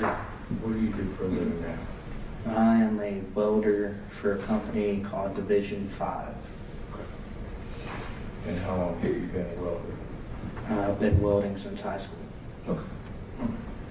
I'm going to take you back, and as best you can, I want you to help me and make sure we get this story correct. You and Mr. Wall were next door neighbors or very close neighbors? Yes, sir. Were y'all next door or same neighborhood? Well, it technically there's us, TJ's granddad, and then Dylan. Okay. TJ's granddad lives between me and Dylan. And just to orient the jury, where is that? Where's the location at? What road's that? Oh, North Flat Rock Road, Douglasville, Georgia. And is it fair to say that it's north of Highway 78, north of Bankhead, going into Douglas County? I have no idea I have no idea. Okay. If you're going to Douglas County on 78, it's on the left-hand side of the railroad tracks. Yes, sir, it's over the railroad tracks. It's on the Fulton County side of 78. Yes, sir, yes. Okay. All right. And the ninth question, the afternoon question, do you recall about what time you left, I think the name was Bethany, the young lady's house? Did you leave her? Were you talking? Tell me exactly what happened. We were watching a movie. At her house? Mm-hmm. Where did she live? Where did she live at the time? Okay, I have no idea. I couldn't even tell you. Even back then, I couldn't tell you. It's some road off to the side that I've never been on, really. Was it in Douglas County? Yes, sir. Okay. All right. And so you left her home at some point in time, and were you driving yourself then from her house? Yes, sir. Okay. What car were you driving? The Nissan Sentra. Okay. Is that your car? Yes, sir. Was it titled to you, your grandparents? My dad. Okay. And if we would, let's talk a little bit about that car. What make and model was it? It was a Nissan Sentra, 2002, 2004, something like that. And then, what was mileage on it at the time? Do you remember? No idea.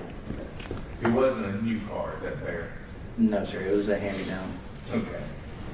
Would you consider that car to be fast? No, sir. Okay. It had, well, there's photographs that show it had a 1.8 liter motor. Is that what you remember it being? Maybe. Okay. All right. Now, you testified that you left your house. Now, you went over to the walls. Did you drive over there or did you walk over there because it was so close? I drove. Okay. All right. 2 driveways now. Well, I wasn't coming from my house. I was coming from Bethany's. Fair enough. So 2 driveways down from your house. Yes, sir. Okay. All right. So you start out, you say you're there a while. Do you recall what time you left the Walmart? No idea. Okay. Fair enough. Now, at some point in time, the 2 young ladies get in your car. How did they get in your car? They drove to Dylan's house from wherever they were coming from. Okay. So they met you at Dylan's house? Yes. All right. And did you call them? Did Dylan call them? Do you know who? Dylan texted them. Okay. And they showed up? Mm-hmm. Okay. Is that a yes? Yes. I'm sorry. I don't mean this is the court aspect of it. So they show up. Is anybody with them? No. Okay. How did they get there if you know? They drove themselves? They drove themselves. Okay. All right. You know who drove? If you don't, it's okay. No idea. Okay. How long after the girls get there do you guys leave? Shortly after. 15 minutes, 20 minutes? Shortly. Okay. Now, you drove, so you know the route that you took to get to Highway 27. Yes. What route did you take? Well, we take a left out of our driveway, go till it dead ends into Chicago Avenue, take a right, and then take a left there at the intersection, go up on South Flat, cross over the tracks on 78, take 78 to Post Road, get on I-20, take I-20 to Bremen. Gotcha.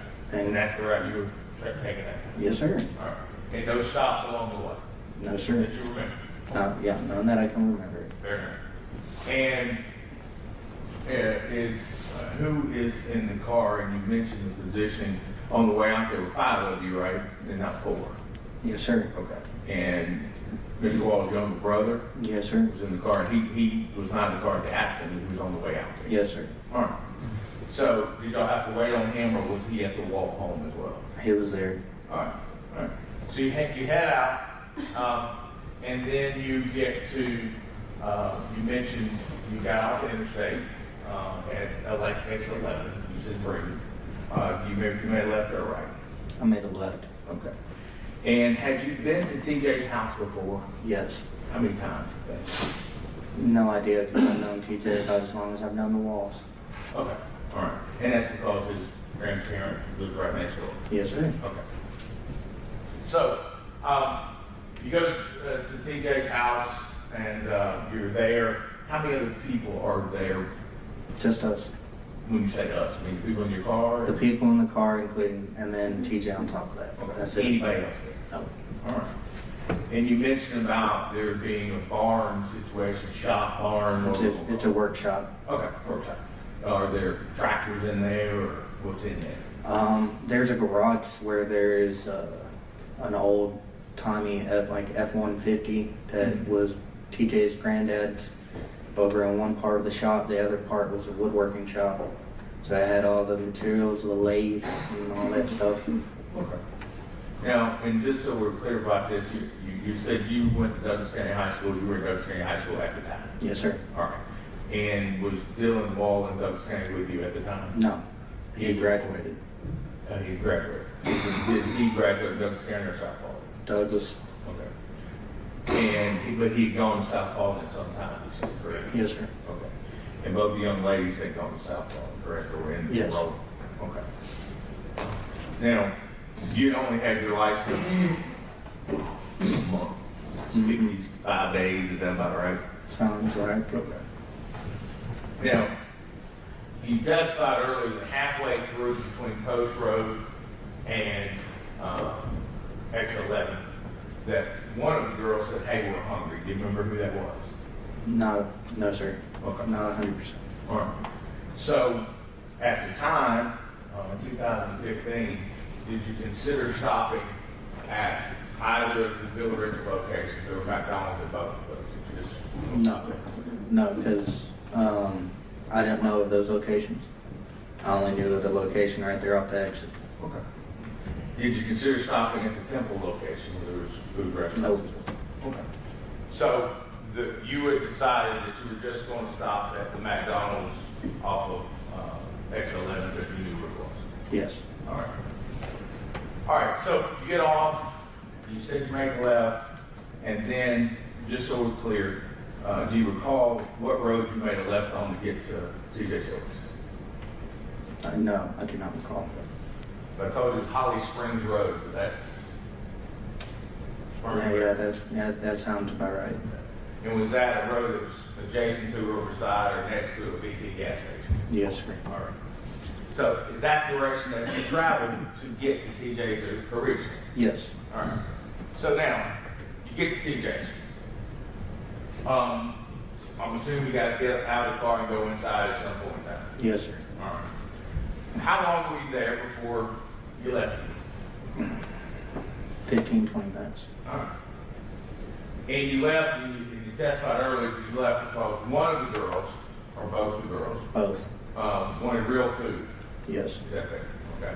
Not cakes or crackers or whatever you were saying. Yes, sir. Okay. Or cupcakes. It's cupcakes. All right. And then at some point in time, you go to a Kangaroo gas station. Yes, sir. Is that fair? Yes, sir. All right. And you testified earlier, I'm going to ask you to think really hard about this. Do you recall who went in the store with the Kangaroo? Or did anyone go? I don't remember. Do you remember Dylan going in looking for cigars? By chance? I don't remember.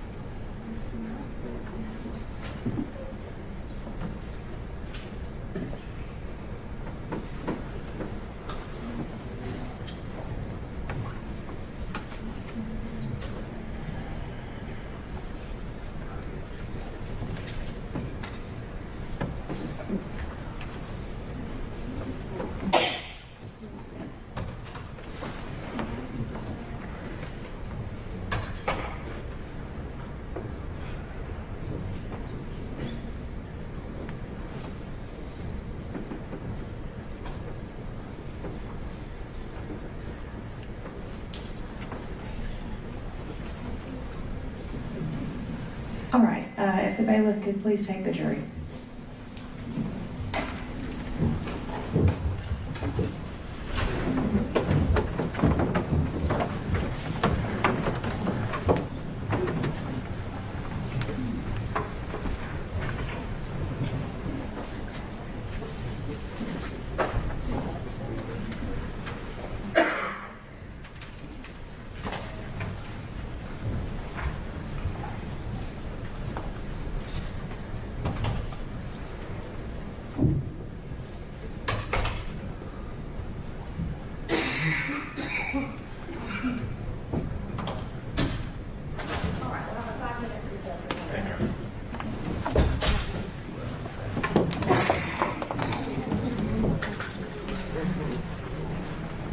Mr. Pilgrim, you can go ahead. Your Honor, prior to jury self-contained case, mentioned to Your Honor about possible markers and transcripts prior, and you call that court exhibit 1 or A. Do you have a preference on what we call it or how we refer to it? Let's go with court exhibits as letters, Okay. since y'all's exhibits are numbers. And then they'll be easier if we need to pull them out. So it can be, do you have exhibit stickers? I think I put a bunch of blank stickers also on your desk in here. Did you find those? Okay. And do you need something to write? Y'all want to have it's 3 chapters, 3 portions, you call it A1, A2, A3, just A, whatever you want to call it. We can just mark, is it all one exhibit, just one transcript? Yes, Your Honor. Yeah, we can just mark them all A. Close to 1,000 pages, you know. All right, let's do A. Put them in, obviously volume order, but Court A, Volume 1, Court A, Volume 2, Court A, Volume 3. Okay, yes, ma'am. I'll do that. I apologize for that.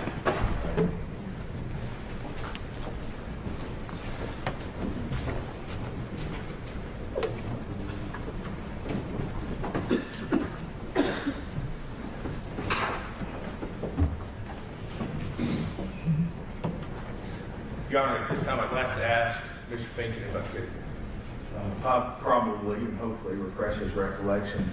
Mr. Finken, do you remember giving sworn testimony previously about it? Somewhat, yeah. Okay. I'm going to show you what's been marked as Court Exhibit A. Go to page 102. Okay. And I will tell you this is your portion of your testimony previously. Yes. I want you to look at this, if you would, starting anywhere you want to, obviously, the witness can come on. What I'm going to ask you, I'm sort of starting there at 18, my 18 blood. Do you see those? Mm-hmm. Is that a yes? Yes, sir. Okay. And then I'm going to have you look over to page 103, starting at page, or line 1 over to line 7.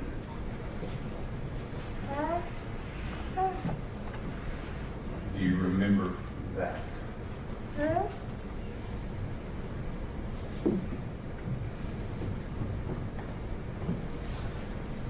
Yes, sir. Okay. So I intend to ask you the question again about the kangaroo. Has your memory been refreshed adequately?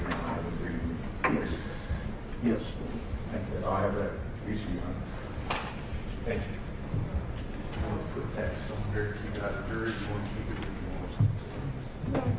All the evidence on that, yes, you can use all the evidence. Let's talk about everything. Thank you. That's all I have for the jury. All ready for the jury? Yes, Your Honor. Okay. Yes, sir. Thank you. You ready for the jury?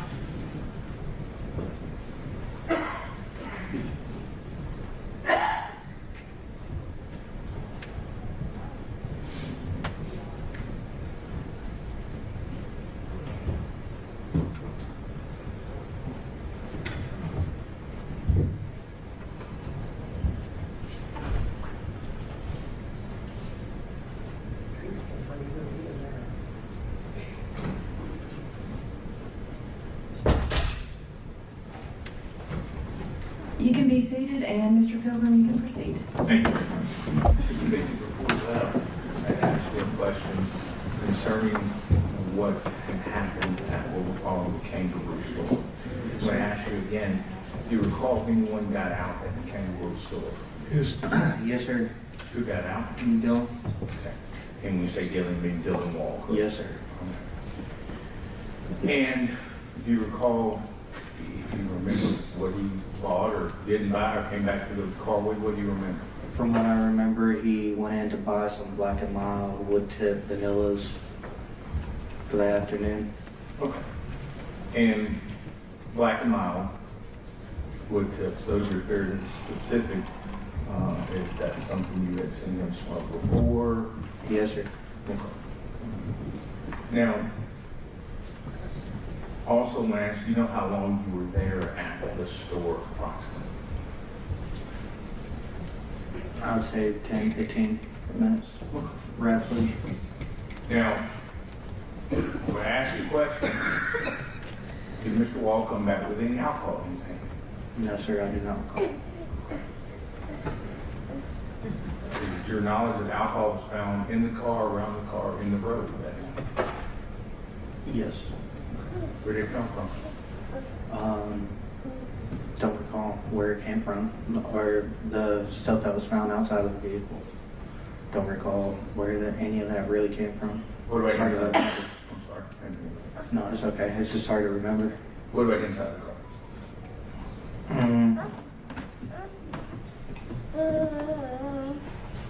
I don't really remember.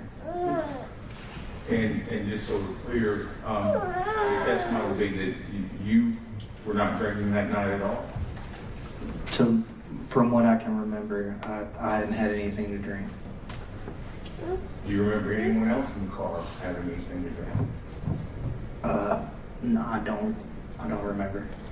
All right. Now, your testimony is that you left Ellisville, 5 of you in the car, 5 of you got to TJ's house, 4 of you left, then the accident occurred. Is that a proper timeline? Pretty much, yes, sir. And you never made McDonald's that you remember? Not to my recollection. And you didn't bring alcohol with you from Mr. Wall's house or your house, or Bethany's house, correct? I don't remember if we did or didn't.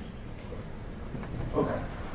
If you had, is that something you would have done? Is that something we would have expected for you to do on a Saturday night when you're 17? Yes, sir. Had you ever consumed alcohol at TJ's before? Yes, sir. Okay. And if you remember, did you intend to consume alcohol that night? I think that was the plan, yes. Okay. Is it fair to say that y'all were on a food run but a beer run too? No. Okay. But there's no explanation that you have of where the alcohol came from. Is that fair? Yes. Okay. But there were no stops between North Flat Rock Road and No, there's no stops. I did not stop. Okay. And if it wasn't in your car when you left home and you didn't stop and then you left, would you agree the only possible conclusion would be the kangaroo? No, because I don't know. I don't recall. And I wasn't there either, that's what I'm asking. Is there a logical conclusion involved next? Yes. And you testified earlier concerning the positions of the people in the car, and I want to make sure we're clear about this. You said Mr. Wall was driving, so he would be here. You were here, is that correct? Passenger seat? Yes. Okay. And that behind you would have been Miss Chinchilla, correct? Yes, sir. And to the left behind Mr. Wall would have been Miss Lindsey, and that's what you remember? Yes, sir. Okay. And is that what you remember them to be prior to the accident? Yes. Now, when this accident occurred, you said you don't have any recollection after that event. Is that fair after the collision? Yes. Okay. Do you remember your ride to either hospital or anything along those lines? No. Okay. Do you remember EMS or anybody or emergency personnel meeting with you? Talking. I remember Georgia State Patrol showing up at Grady. Okay. That was about it. Okay. Do you remember who that would have been? No idea. Not by name. Okay. Very good. It wasn't Mr. Scott, was it? No. It was someone else who said that. Yes, sir.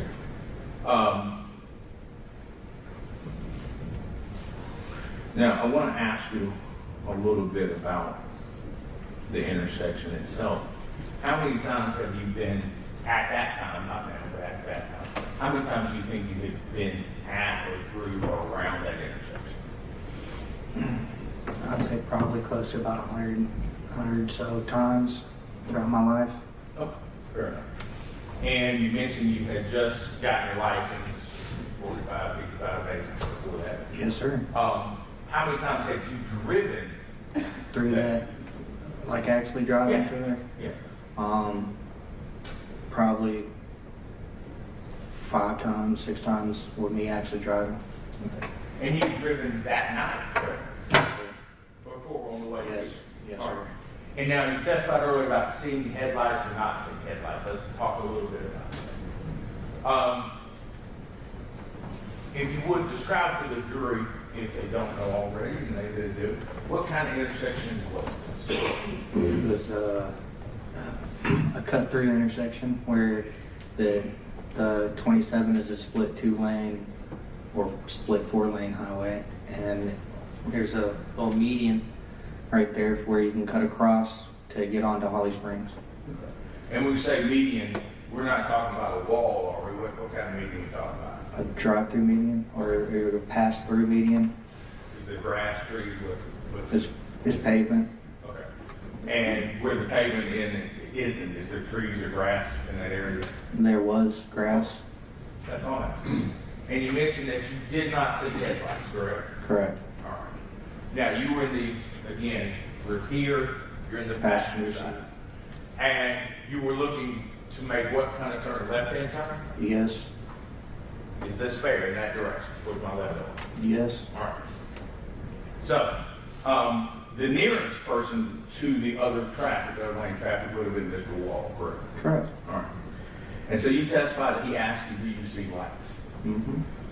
Do you remember coming to a stop? I remember we were braking, yes. Okay.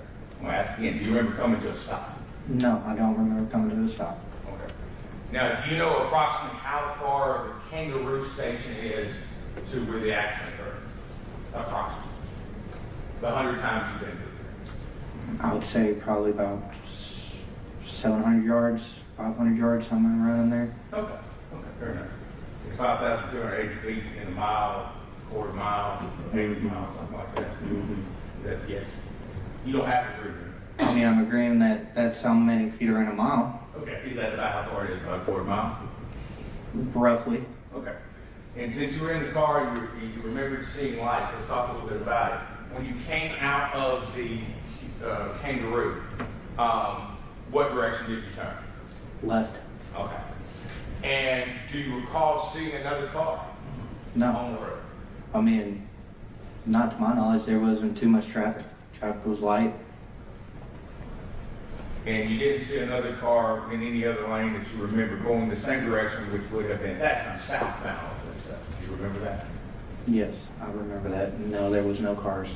Okay. To my knowledge. Right. And then you went and you said you were braking, all right? Mm-hmm. What speed were you traveling when you were at the 700-800 yard? I have no idea. I was not the driver. Okay. I'm asking you, as a driver, as a licensed driver, to stay down and stay during that time, do you have an estimate of how much you Probably around 30, 20. And then you made a left-hand turn, or you did. You were in the car. I'm saying you did. So you're in the left-hand car, left-hand lane, and you said you were braking. Now, I ask again, did you ever come to a stop? No, we never came to a complete stop. Okay. Would you agree that Highway 27 would be the primary thoroughfare between that and the crossover that you described earlier? Could you explain that differently? a primary road versus a secondary road. Would Highway 27, the 4-lane U.S. highway, would that be considered a primary road versus the cut through that you were mentioning earlier? It's paved and you made a left-hand turn. I would say that would be the primary road. Okay. And so he testified to making a left-hand turn. I'm going to ask, and I think do you remember receiving your license before the, remember taking Joshua's Law, the class? I never had to. You didn't have to before that time? Yes. Okay. Well, no, and I didn't have to take it because I was 17 when I got my license and not 16. Fair. Okay. When you took your license, driver's license, were you requested, there was a written portion, wasn't there? Yes. And I guess I'm old, I guess it's on the computer, isn't it? There was a computer section where you had to ask questions, is that correct? Yes. Okay.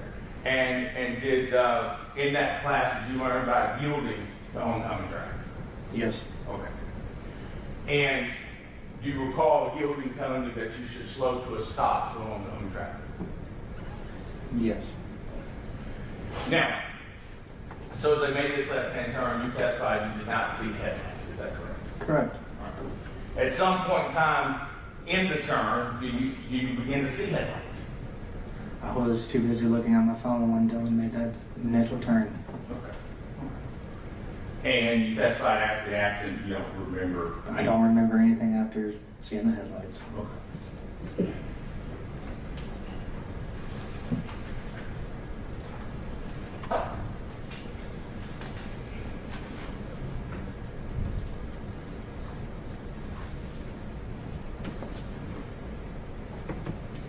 Anything that you may have said or done that you captured on body camera, anything you don't recall, correct, from that? Now, not from watching body camera, but from your own personal recollection. Do you remember? I don't remember anything.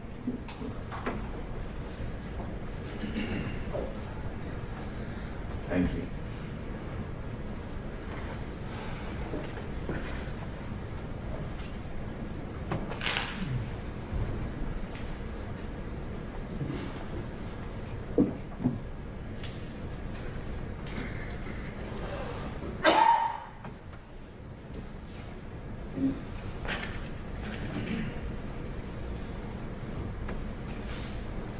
That's all I have. Thank you, Mr. Any redirect? No, Your Honor. Thank you. All right, may this witness be excused and or remain in the courtroom? Yes. Yes, yes. Okay, thank you. All right, thank you, Mr. Finken. You are excused. You can remain in the courtroom if you would like to. All right, thank you. Thank you.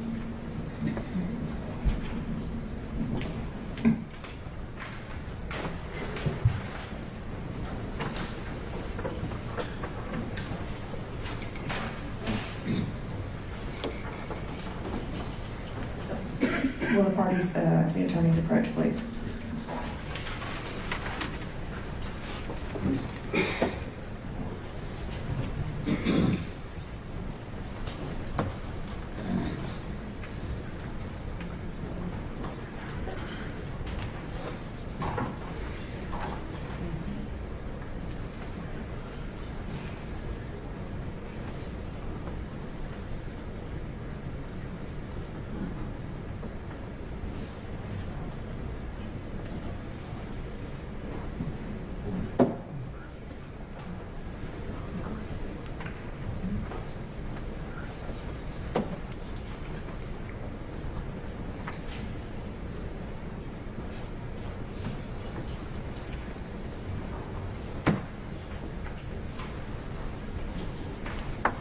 All right, we're going to take a recess for lunch.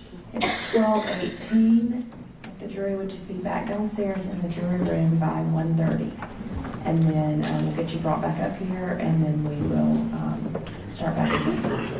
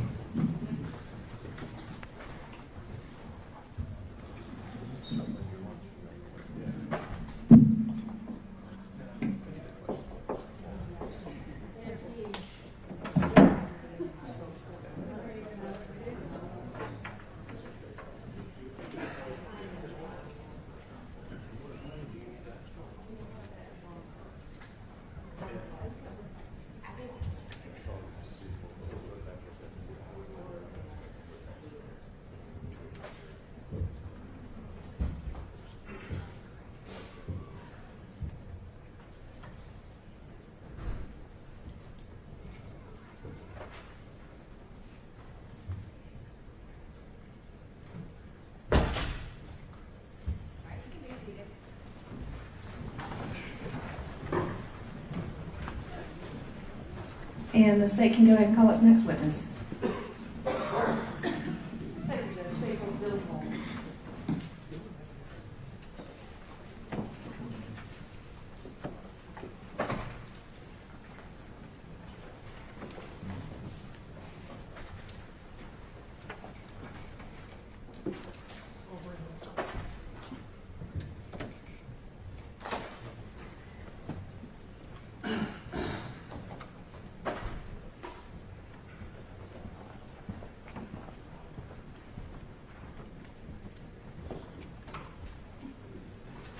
All right, Mr. Wall, please raise your right hand.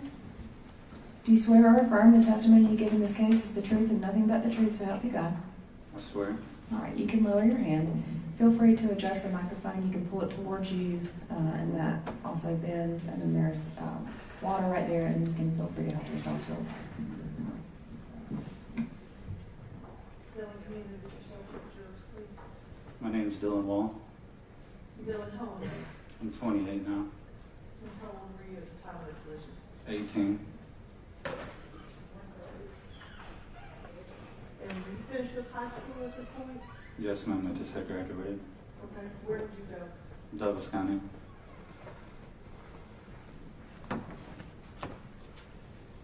And how is it that you knew Ben and Kylie and Isabella? Well, Ben's a neighbor and a good friend for a long time. And I met Kylie and Isabella through friends, other friends. Okay. And you have any siblings? Yes, ma'am. I have 2 brothers. Okay. Older or younger? I'm the middle child, so Okay. older and younger. And how old is your oldest brother? I think 31.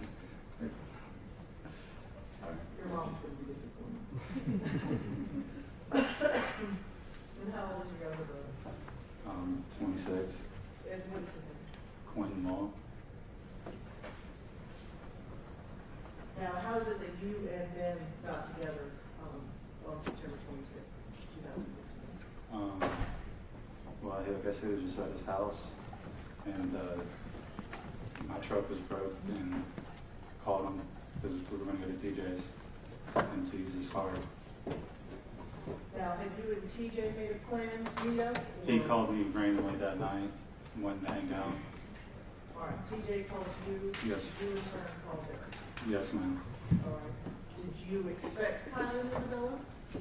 Isabella was already at my house whenever I got off work. Okay. Where were you working?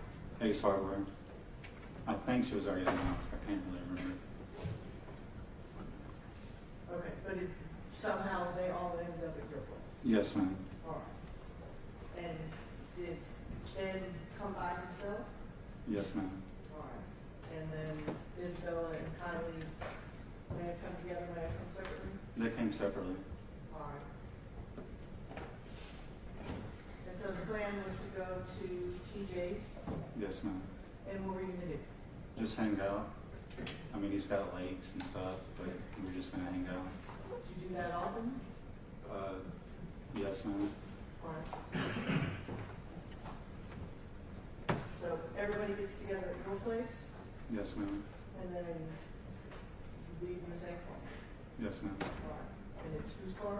Ben's. And who's driving? Ben. And where did you go? Went down I-20 to 27, and we were going to go to McDonald's, but then got in the right lane, and I just said go to TJ's because I didn't want him to make that turn. Okay, so all right, you're going down the road, and you're supposed to go to McDonald's, which is on which direction? Right. That's on the right. Yes, ma'am. And then got in what lane? The left lane. Okay, he gets in the left lane, so that's not the way McDonald's. Yes, ma'am. All right. And so you told him just to keep on going? Yes, ma'am. How come? Because it was just a risky turn, because he was already in the left-hand lane. Okay. So you go to TJ's. Now, it was the 4 of you and who else? My brother, All right. And your brother was how old at this time? 16. So you get to TJ's, and what do you do? Me and him go down to the basement, and he has a workout bench, and we worked out for That's something you were doing at the time, or? big time, yes ma'am. Okay. And what was your brother doing? I'm not sure if he was down there with us or not. I think he might have been upstairs with the girls. What were the girls doing? They were just listening to music, Okay. What was TJ doing? working out with me, What was Ben doing? up there with the girls. Okay. So they're listening to music. Are you doing anything else? No ma'am, we were probably only there for 10, 15 minutes. All right. Did you eat? Did you drink? Did you? No ma'am. Okay. And you said you were only there for 15 minutes-ish? Yes ma'am, not long. Just long enough to work out and go back up there to take them to McDonald's. Okay, so you left because, The girls were hungry. all right. So who gets back in the car? Everyone but my little brother, because I told him it was already a packed car, so I told him to stay. We're coming right back, and he did, and he stayed with TJ. Okay, and who's driving? Me, Why? because Ben just got his license, and he's not supposed to be driving at night. Okay. How long have you had your license? It's the day I turned 16.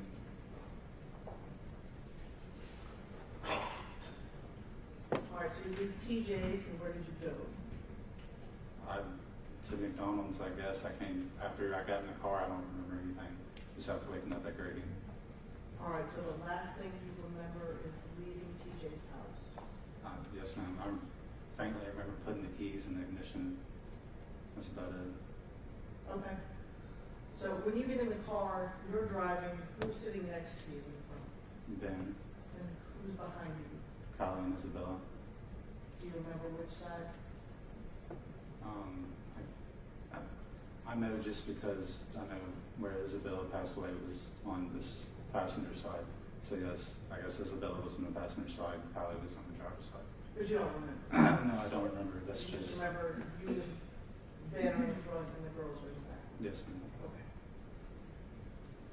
So you don't remember actually driving anywhere? No, ma'am. I don't remember even making it to McDonald's. I don't remember nothing. Just waking up at Grady. I don't know how many days later or what. Okay. You don't know how long you were there before you became conscious? I have no clue. I just remember seeing my boss, and then that was it, just faintly. I have no clue what day that was. So your boss came to visit? Yes, ma'am. Okay.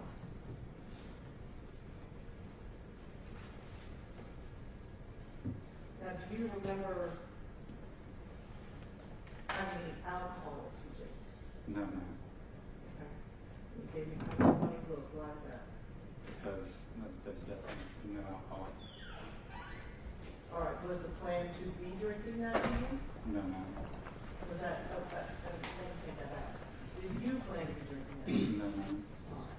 Would it be possible that maybe some of the other folks that you were with might have wanted to drink that night? Yes, ma'am. And why were you not drinking? Because I was on a workout plan. I was Okay. trying to gain weight.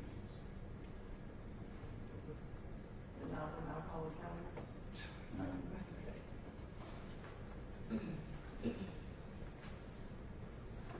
Now, do you know how long you were in the hospital? I think 5 or 6 days.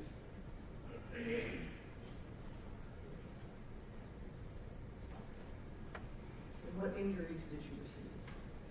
Binary skull fracture, and I lost hearing out of this ear, and just a scar on my arm. Now, when you say you lost hearing, is your right, maybe this right, the left ear? Yes, ma'am. Is that something that you deal with today? Yes, ma'am. All right. So you were harder to hear out of this ear now? Very.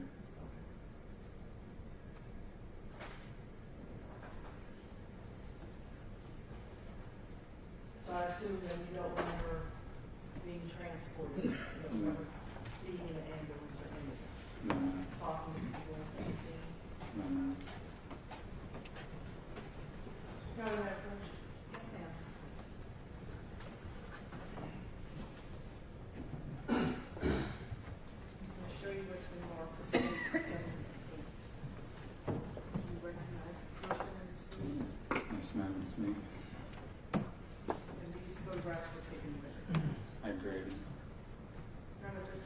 Tender States 7 and 8. Is that them from military? All right, 7 and 8 are ahead. Thank you.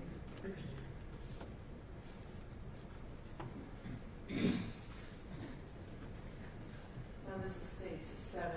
This is a photograph of you at grade. Yes, ma'am. Do you remember this photograph being taken? No, ma'am. It States 8.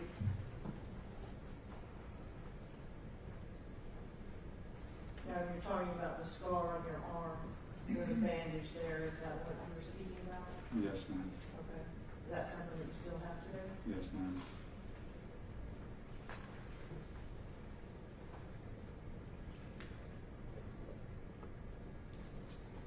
Thank you.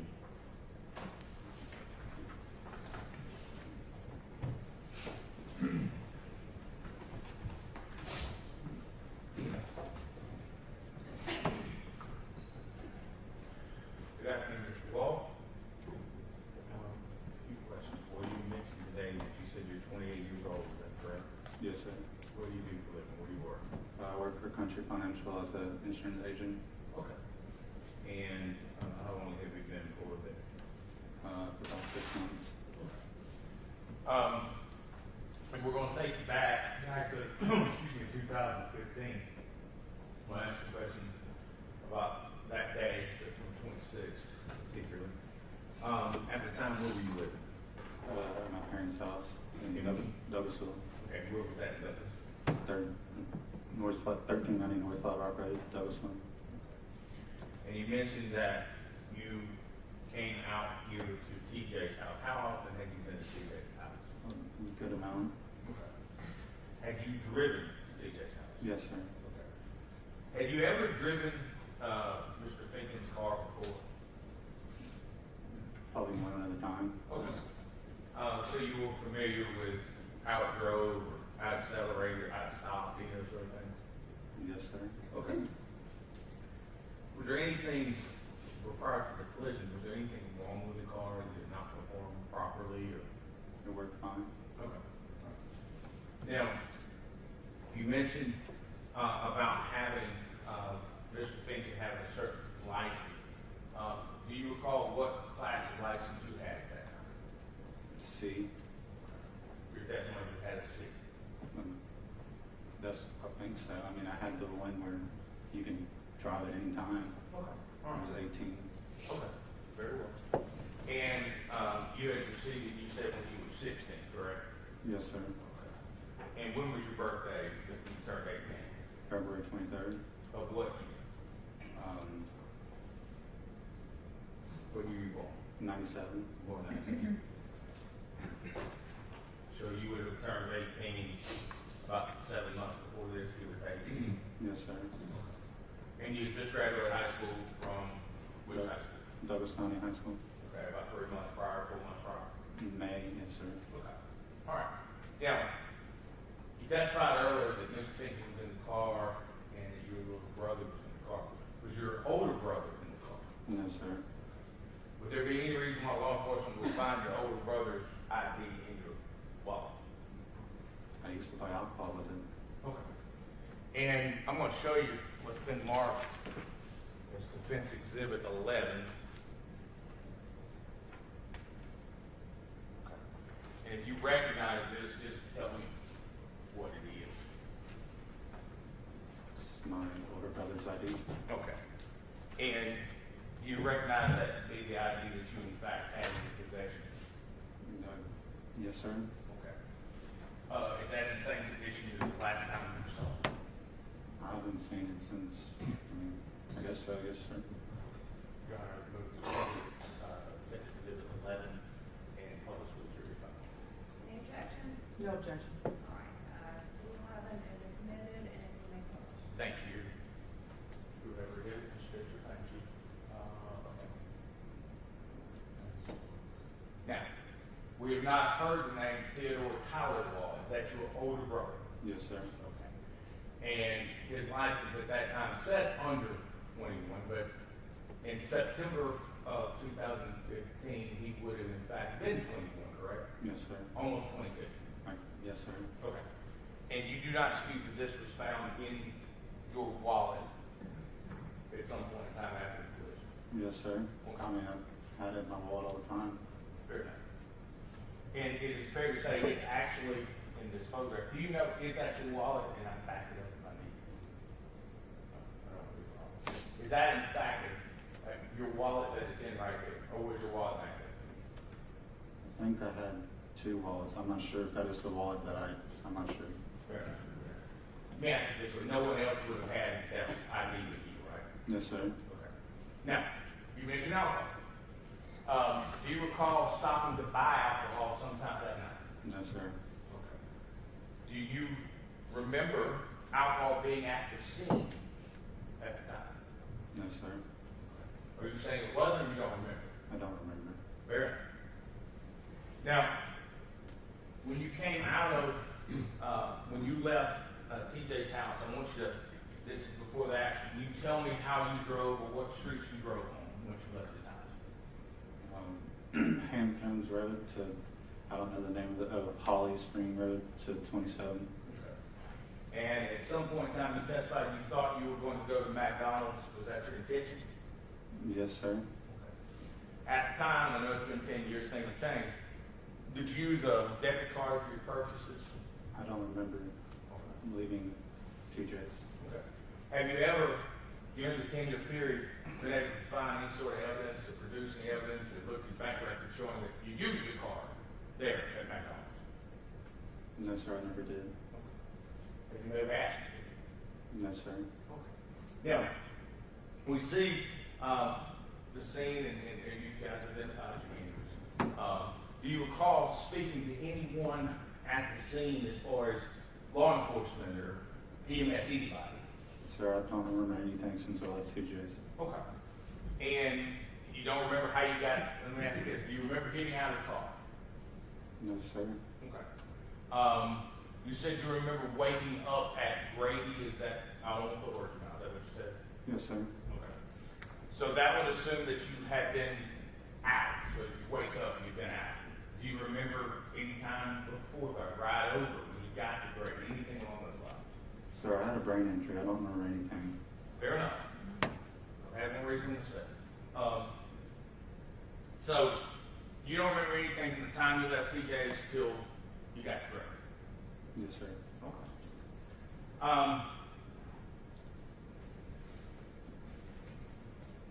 Let me ask you before you got to TJ's, because you do remember that, right? Yes, sir. Okay. Was there any stops that you made? And so tell me, was there any stops between and your house and TJ's house? How far apart are they? Where were they back then? Your first move 30 minutes, 35 minutes. No, okay, your house and then Finken's. I apologize. How far? 300 yards. Couple driveways. Yes, sir. Okay. And between Douglasville and North Flat Rock Road and TJ's house, you guys, your recollections before, you did not stop, correct? What do you mean? Did you? I'm asking, did you make a stop? No, sir. Okay. I'm straight there. Okay. We were planning to stop on McDonald's, but... Sure. But it didn't happen. Y'all went to TJ's, right? Yes, sir. Okay. So, if the beer that was found at the scene, you don't know where that came from? No, sir. But you do admit that you had ID on you that night that made you over the age of 21, correct? Yes, sir. Do you remember stopping at a Kangaroo station, which is a gas station in close proximity to this intersection? I don't remember anything since I left TJ's. You remember going inside the station? No, sir.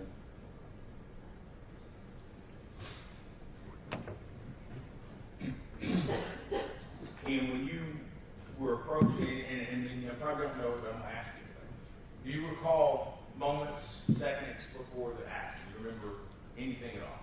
No, sir, not at all. I will ask you, since you said you had driven that car before, do you remember that being a souped-up car, a sports car? You remember? Yes, no, sir. Okay. And you remember what make and model it was? It's a Nissan, something, I'm not sure. Okay.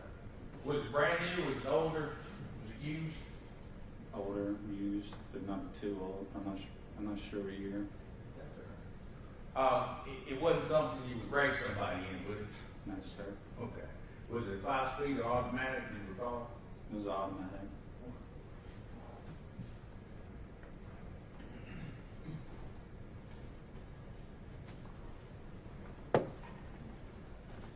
And I know you testified just a little while ago that was you at Grady. You know who took those pictures? Yes, sir. You know, okay. But you identified that's you. Yes, sir.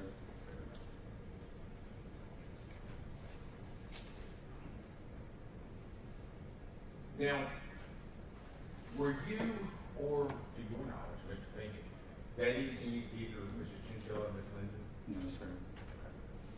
How long had you known them? For a year. Okay. So you were 18 and you'd known them a year, so they were a couple of years younger than you already, correct? They were 16 and 17? Yes, sir. Okay. So you'd known them since they were 15 and 16, is that fair? Yes, sir. At some point in time, did you attend high school with them? No, sir. Did you ever go to South Holland High School? Oh, yes, sir. Okay. When did you go to South Holland High School? My freshman year, so I'm not sure what year that is. Sure, your freshman year. Okay. And then you finished at Douglas County for the next 3 years? Yes, sir. All right. Now, did you know these girls from your time at South Holland? I knew friends to friends. How did you meet them? Or where did you meet them? Was that both? Where did you meet? I think one of my friends dated Kylie and he came over and then they just hung out at my parents' house. We have a pool and swimming. Okay.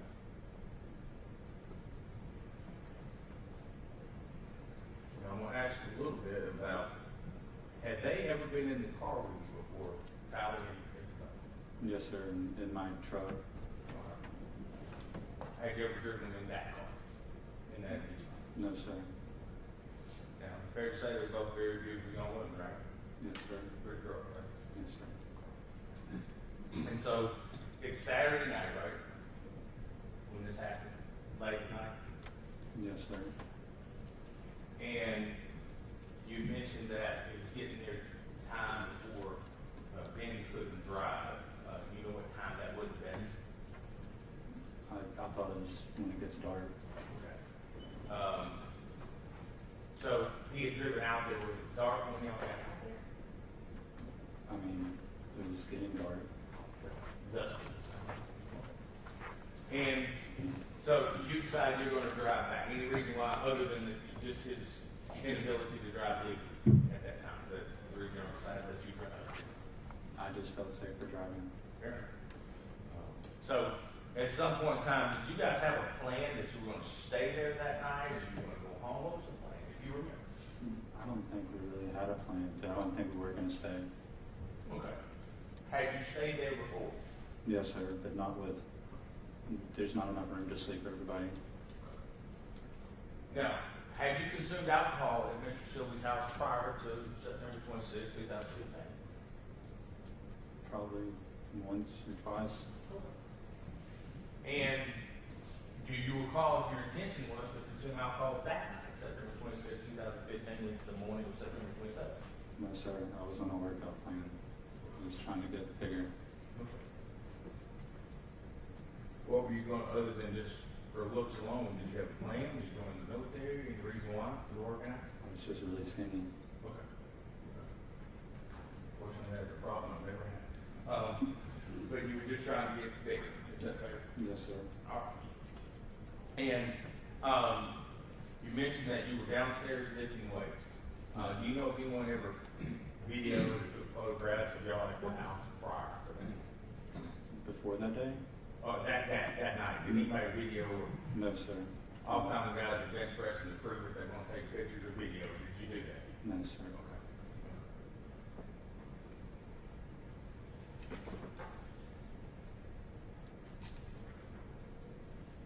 And I think I may have asked you, how many times do you think you could make that left-hand turn on the Holly Springs Drive in your life?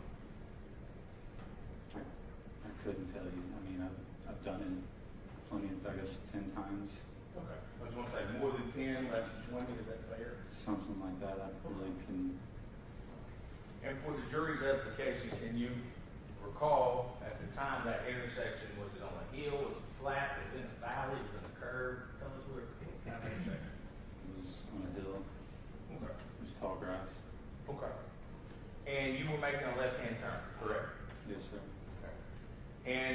have taken, let me ask you, you said you got your license at 16. Have you taken Joshua's Law? Yes, sir. Okay. And in Joshua's Law, the class, and listen to the jury may not know what it is. I had kids, I wouldn't know. It is a class that's given to all would-be drivers when they're 15 or 16. Is that fair? Yes, sir. Did you take it at high school? Yes, sir. Was that back? And do you recall the section about failure to yield? What that means? What you're supposed to do? Repeat that? Do you recall a section in there about failure to yield and what you're supposed to do at an intersection? I don't recall that, but I know about it. Okay. And I'll ask you a question. I think we're going to agree on this. Would you consider Highway 27 to be a major thoroughfare or a big road? Let's put it that way. You say 27 at that point in time is a major thoroughfare. Yes, sir. And the road that you were making a left onto, you were, just so we're clear, you were actually southbound on 27 making a left crossing the northbound lane. Is that correct? Yes, sir. All right. In the area that you were crossing on, the paved area in between the two sides of 27, how wide was that approximately? I couldn't tell you. Okay. From me to you, is that fair enough? Go far? Yes, sir. Okay. And two lanes, I mean. Fair enough. Not the road itself, just the area that you were making a left-hand turn on. The little section between and the Yes, sir. Exactly. I mean, you tell me that's not. I'm not sure. They changed the whole road, so. Fair enough. Now, you're familiar about turning left and you must yield to oncoming traffic. You are familiar with that? Yes, sir. Yes, sir. Okay. As your testimony dates, you don't remember what happened, so I'm not going to ask you about what happened. But you are familiar with that was the law at the time and still is, right? Yes, sir. Okay. Let's leave driving ignorantly and the other side of it.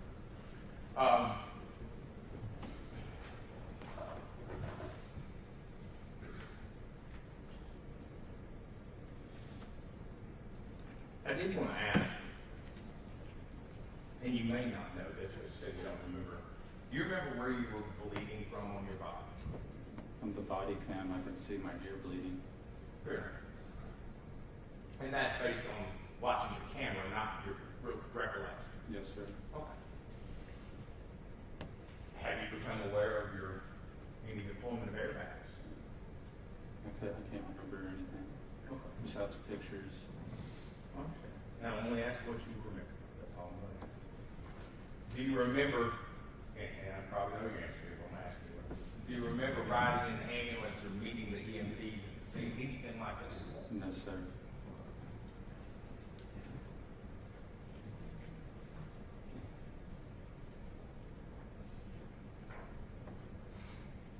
Do you recall buying cigarettes, or excuse me, cigars? No, sir. If you had bought, purchased cigars, what would they have been? What was your choice at that? I didn't smoke cigars. Did anybody in your car that you know of smoke cigars? No, sir. Was anyone smoking in the car that you remember, either on the way out there or on the way back? No, sir.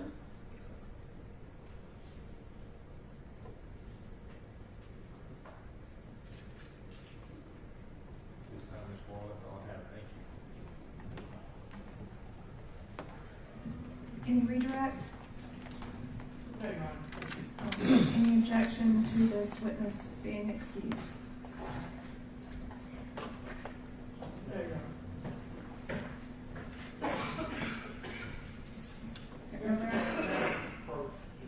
Yes.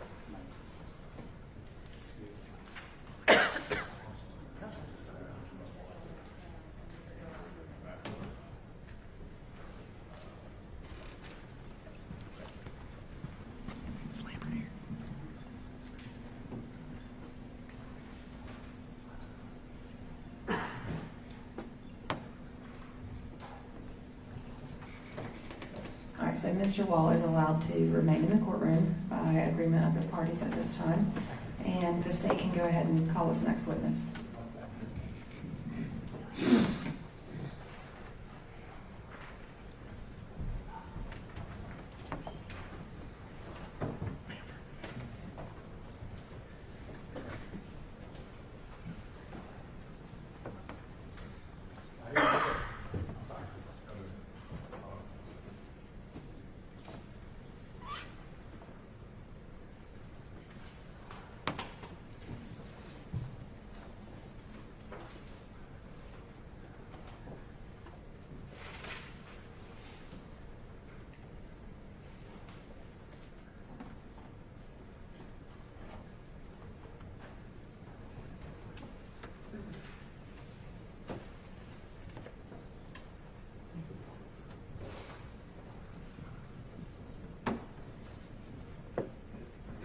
Can the parties please approach?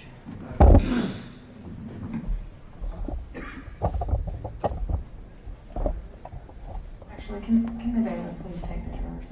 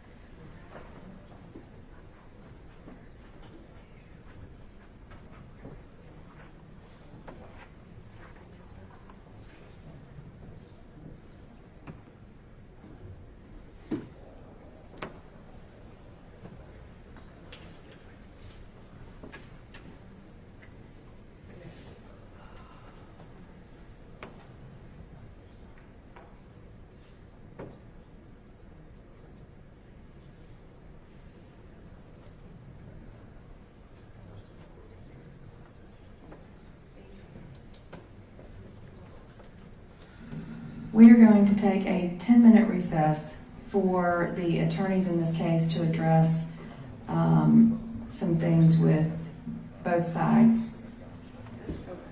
This is my last warning regarding cell phone usage from this courtroom. The next time I am banning cell phones from the courtroom, and you will have to leave them in your cars to come into this courtroom. We'll be on a 10-minute recess. Give everybody on this side follow me to courtroom B, please. The door should be open.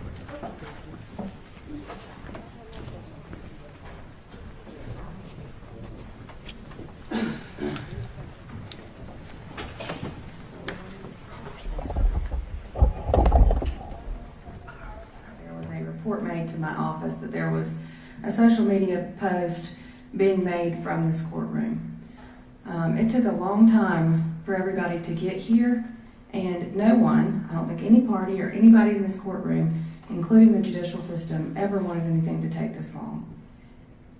My job is to make sure that there is a fair trial to both sides and that everyone follows the rules and the verbal directions from the court,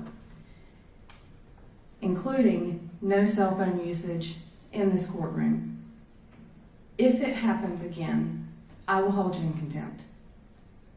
And then all cell phones will be banned in this courtroom, and you will have to be subject to the security wand to make sure that you are not bringing your cell phone in this courtroom. That is my last warning. Are y'all ready to proceed? Yes.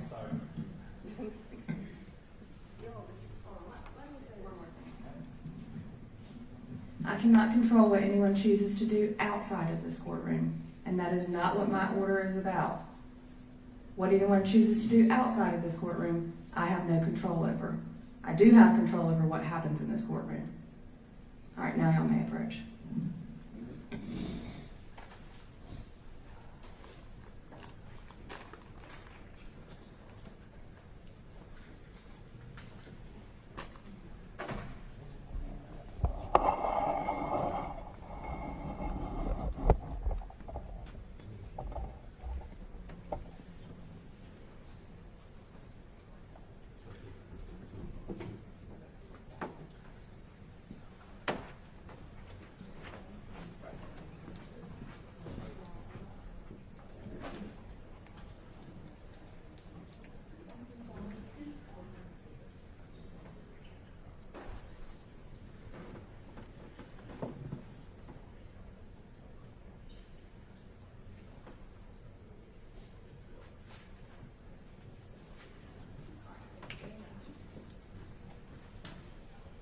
All right, the state can call its next witness. Yes, we should. We can bring the jury in. Then you can call your next witness. We're going to call Judge Lambert, Your Honor. Okay.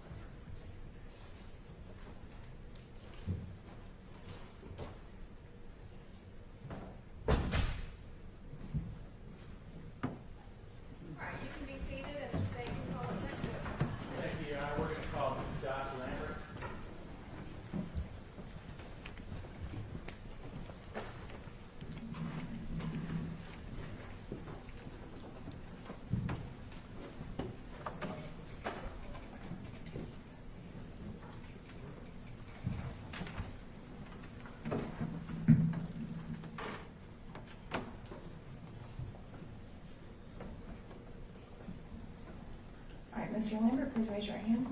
Do you swear or affirm the testimony you give in this case is the truth and nothing but the truth to help you God? I do. All right, you can lower your hand and have a seat.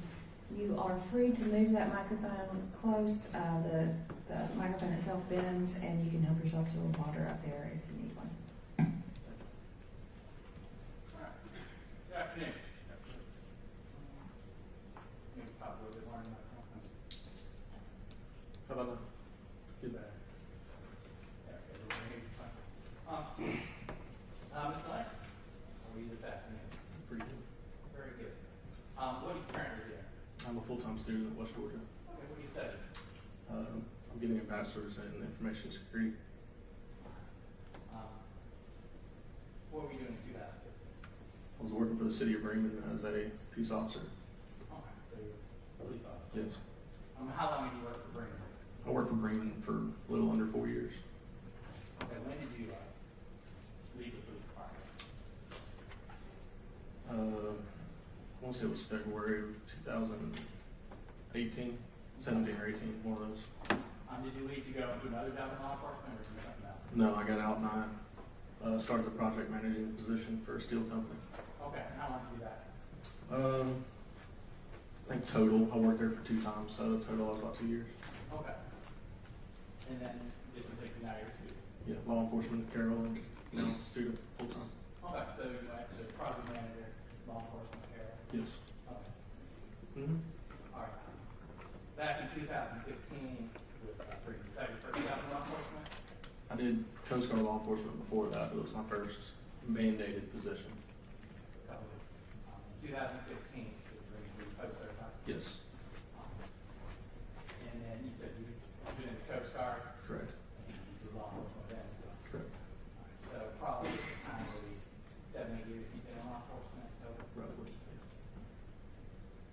I'm going to direct you specifically to September 16th, September 26th, 2015. Are you on duty that day? I believe so. Okay. And what were you doing? Working for the city of Bremen. Okay. But just what type of job? I was You run traffic? Yeah, I was sitting underneath that morning, running traffic. I mean, patrol vehicle? I was. All right. You in uniform? Yes. All right. Was it just you on the bridge? No, it was Officer Wagner as well. Oh. And who was he working for? City of Bremen. All right. Were you two separate vehicles? Yes. All right. When you're running traffic, just generally speaking, what were you doing? Anything from PC stops to runaways or just suspicious vehicles at that time. Okay. Was there someone else there at one point with you? Yeah, Trooper AJ Scott was. And you were familiar with Trooper Scott? Yes. Okay. And was that just professionally through law enforcement? Yeah, we were friends inside and outside of work. Yeah. Okay. And when he was with you, was he also in uniform? Yes. Okay, so he was on. Yes.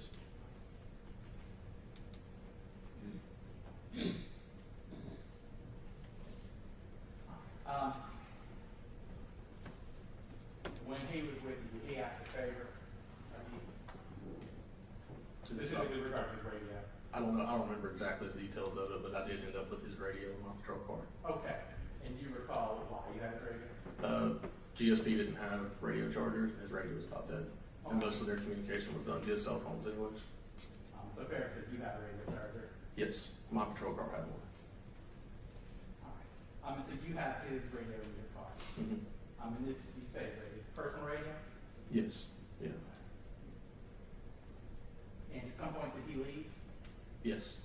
You recall what caused him to leave? There was a call in Douglas County. I want to say it was related to a chase or something similar. GSP worked all the accidents in Douglas County. Okay. And you remained in the group? I did. Okay. At some point, did you think where he might be headed back your way? Yes, I believe we had a phone call about it. Do you recall how long it was? From the time. Him leaving and No, not exactly. I mean, less than a couple hours, but.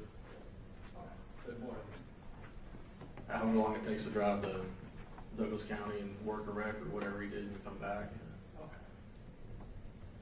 Did he ever make it back down to the bridge? No. Okay. What? Best recollection is I heard a call come out of the radio saying that he was involved in a vehicle accident, which was just down from my location. If it was all flat ground, you'd be able to see it, but due to the terrain, you're not able to see where it happened at. All right. And so you're sitting on the 20, roughly east-west. And the accident that you were, was it north or south? It would have been south of my location. So heading towards Carica. Correct. And so you responded. Yeah, I did. Yeah. Sure. How long did it take you to get there? Less than 30 seconds. Now, you said you were in uniform earlier. Did that include a body cam? It did. Okay. And just explain to the jury, sounds like what a body cam is and how it works. They're all different versions, but when I was in the city of Bremen, we had what we call a BuyView, which was a swipe on, swipe off body camera. All right, where was that located on the body? I believe it was on center area somewhere. All right. If you just stand up and just kind of show the jury where it was been. It would have been in this location. Okay. Is that something you had to turn on for the start for? It was, yeah. And was that something that you turned on when you approached the collision? I don't remember when I turned it on, but I do know it was activated when I was out there. Maybe that question. Was that recording when you went to the collision? Yes. Okay. Your Honor, I think it's behind the counter state exhibit 9. That's the body cam. Officer Randall was wearing at the time. So speak to it as we're going. All right, so exhibit 9 is Admitted. Your Honor, I would like to publish it to the jury. Yes, sir, you can. First video.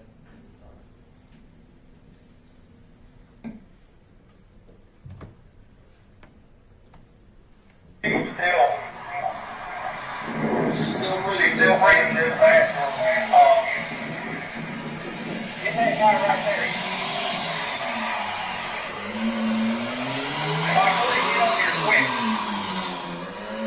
I'm on my way. Just get him out here 10-18. Take your foot off the gas, man. They need some information to relay to them while they are on the way.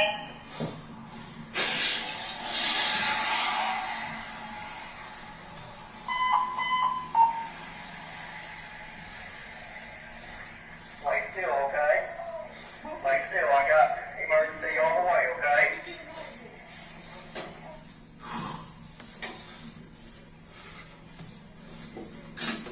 At BT, South 520, about 23.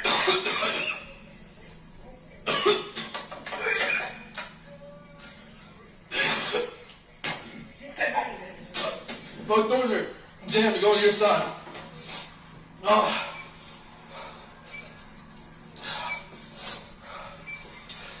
Can you move?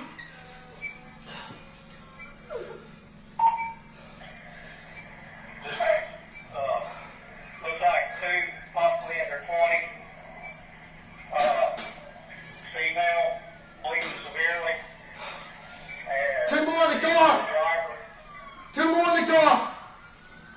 Just make sure there's 2 more in the car. We got 2 in the back. Is he conscious? Yeah.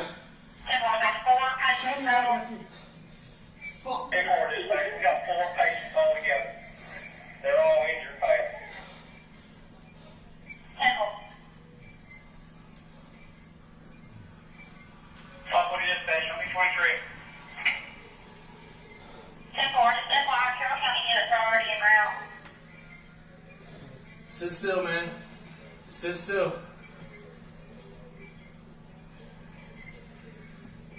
04 dispatch coming right. There's that one. Hey!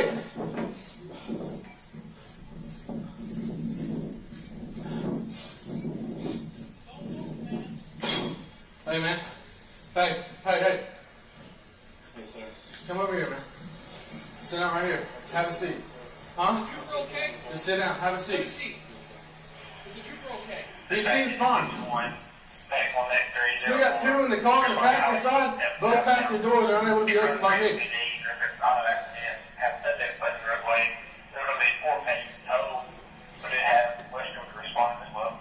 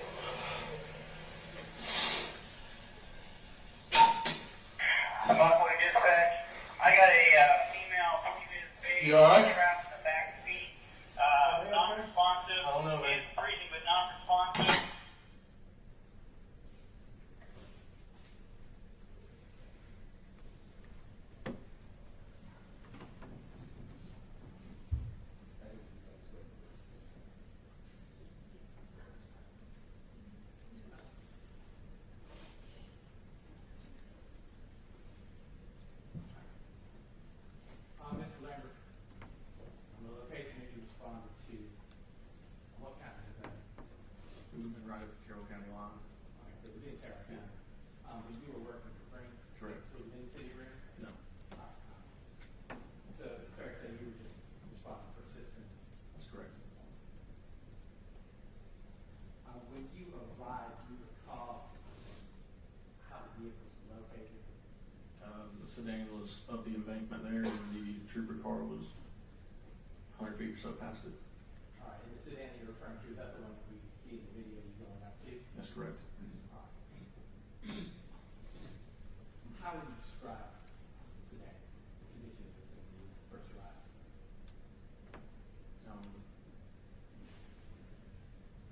Body damage. Is that what you're What asking? side was that on?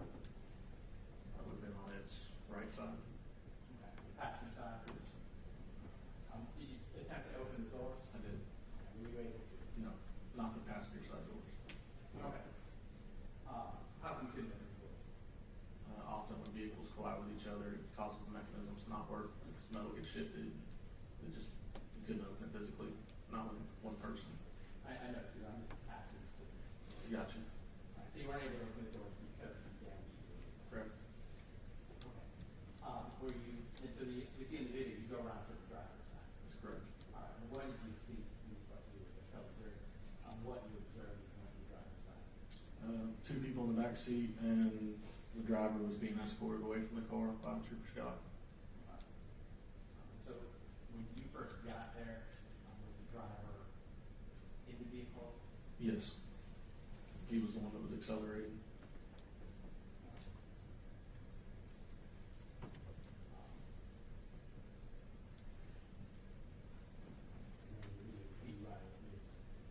Was it important to get him to take his foot off the gas?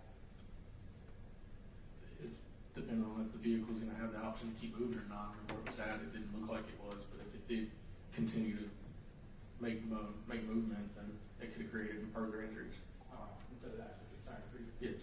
And it looked like it was kicking up dust, is that correct? Yeah, that's correct. The tires were partially off the ground. And we hear the video, that was affecting you? It was probably a combination of that and when airbags deploy the chemicals and stuff on them. And, just a lot of extra stuff.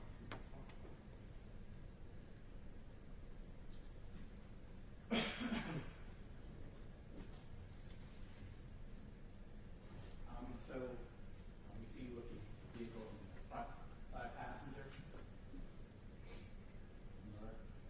Okay. How would you describe his condition? The front passenger, he had a head injury. He was kind of in and out. Did he appear to still be conscious at the time? It was in and out, yeah. What about the back? One was not moving, and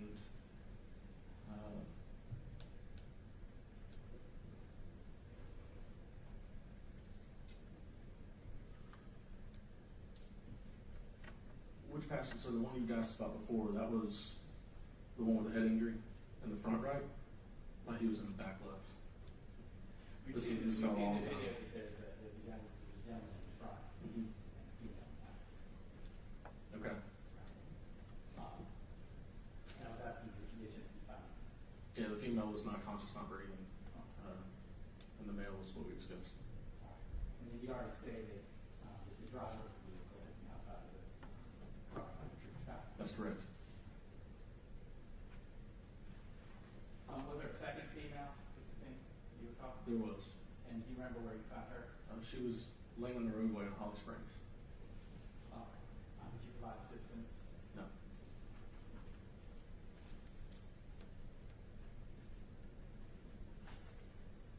And did you have an opportunity to speak with Trooper Scott? Yes. And how would you describe the condition you found him? Physically, he was okay. Okay. Did he ask anything of you at the scene? Yes, to take his laptop, put it in my car, secured.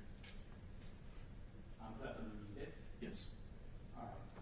Later on, do you recall what happened to you? I was told by, I don't remember who told me, but that Joseph Alexander, who was my sergeant at the time, took it out of my car and provided it to GSD or whoever he gave it to.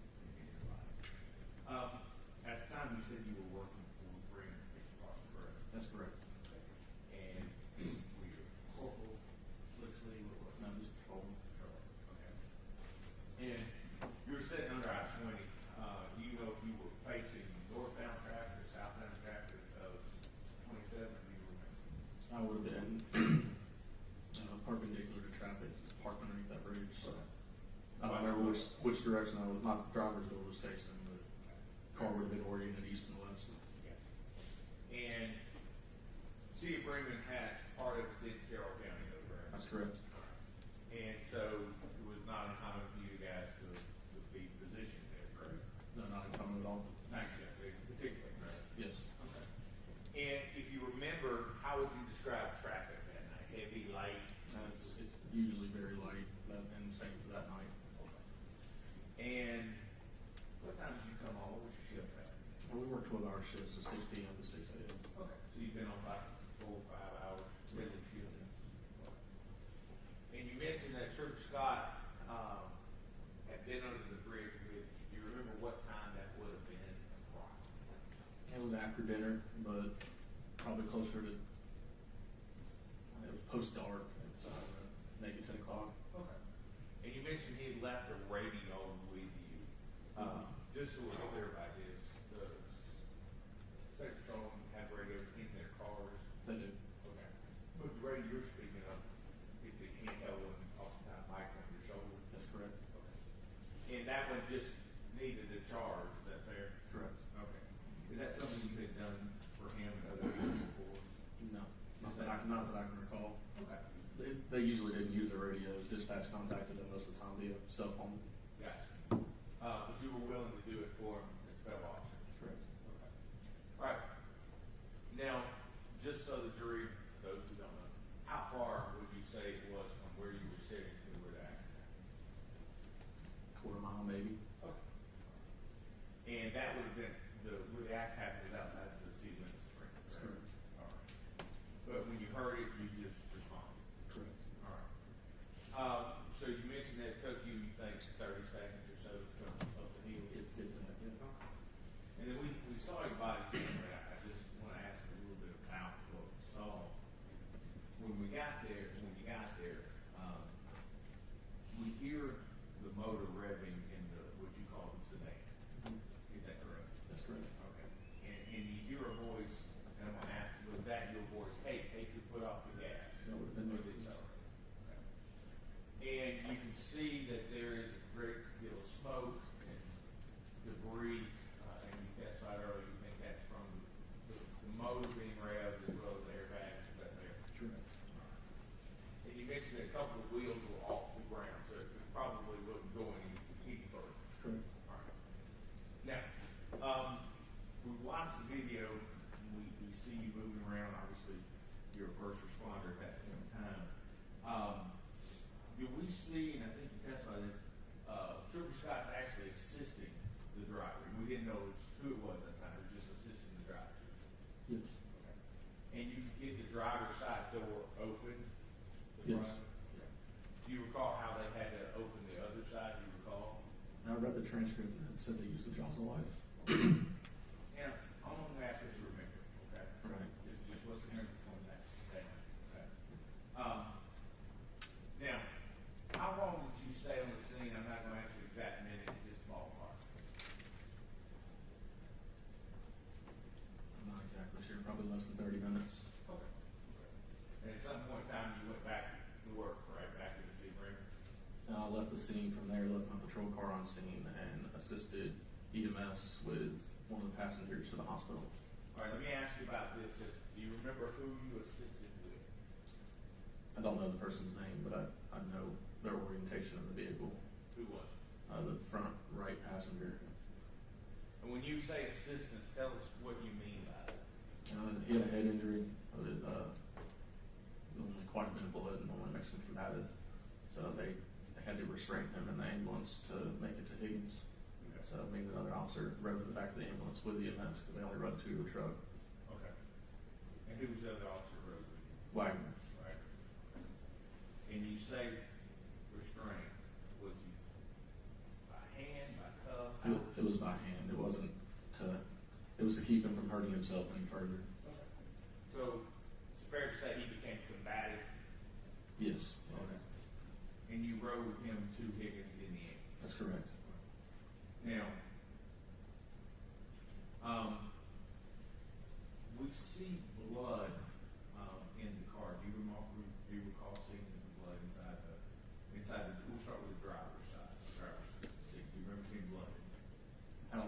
exactly I saw blood. And there was blood at various locations. Okay.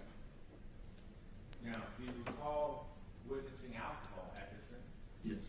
Where did you see it? There was some on the immediate area around the car and then some in the floorboard of the car. So there was some inside of the car? That's correct.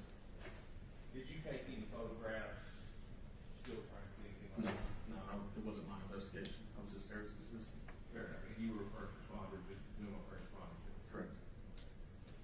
And in that same vein, Trooper Scott is seen getting the driver out of the car. Is that something that the first responder you would call?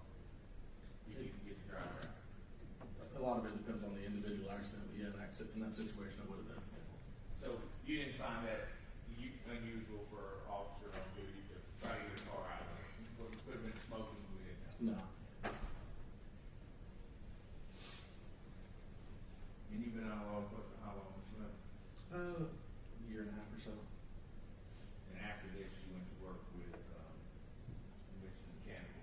Yeah, I worked for a company called Division 5 in Winston. And then you went back to law enforcement for a while? I did. And then you're continuing education. Okay. Correct.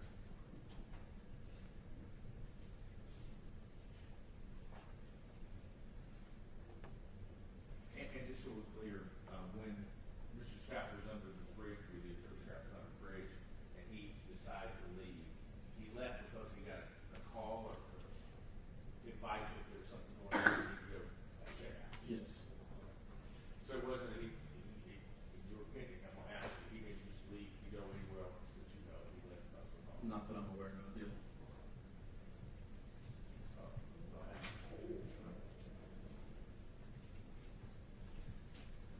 May we direct? Thank you, Your Honor. Mr. Lambert, the front passenger that you escorted, okay, did he seem in control of his facility? He didn't seem like he was aware of his surroundings at the time. Was your impression at the time about that he was in a high-speed collision?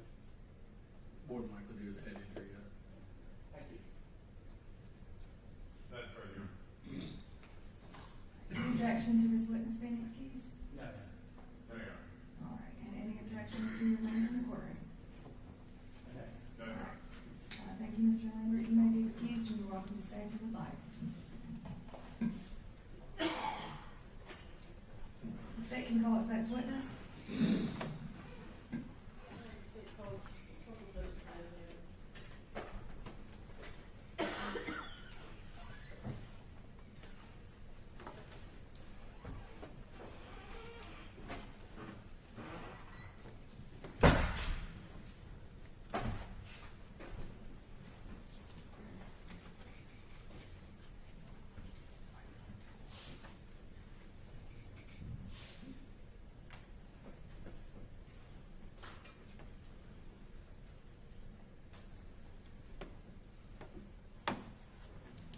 Please raise your right hand.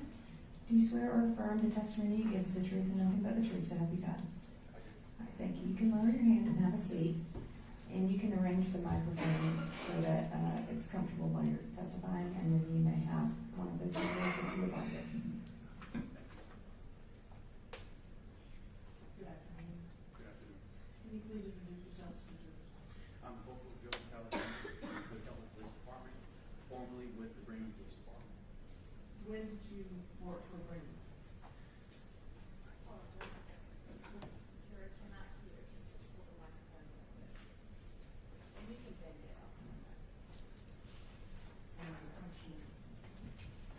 I was with Bremen from 2006 to 2017. And then you went to Temple? Correct. Okay. You've been there since 2017? Correct. And I apologize, your current rank is? Corporal? And back in 2015, what were you at Bremen? I was a sergeant.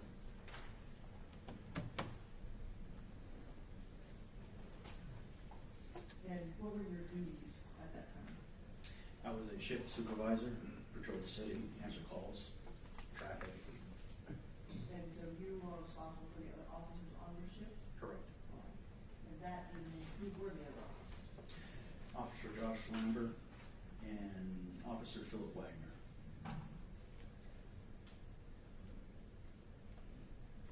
And so how is it that you came to the scene of this collision?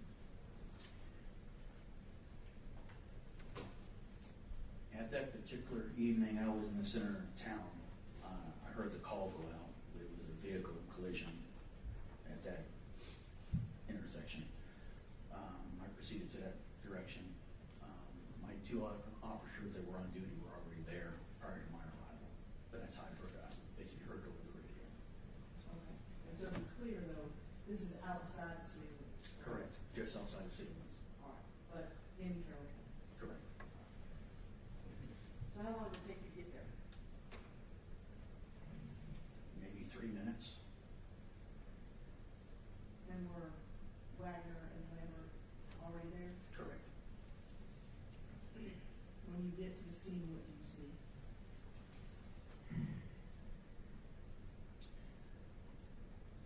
A lot of confusion, just a lot of things happening. I can see one of my officers,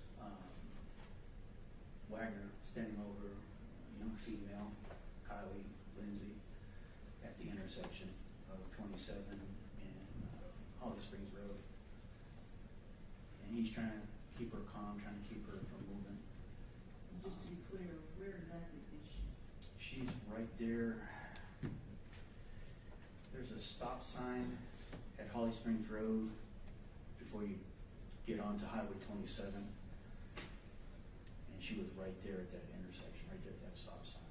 She's in the road? She's in the road, correct. I then proceeded to, I want to say, I believe I proceeded to AJ Scott, asked him how he was doing, basically, was he hurt, asked him what happened. He basically told me what happened. He said he went right when he should have went left. He was in shock. I asked him if he has his agency en route. He said, he has people from his agency en route to the location. Then I proceeded to the car.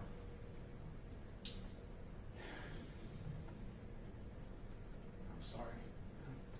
It still bothers me 10 years later.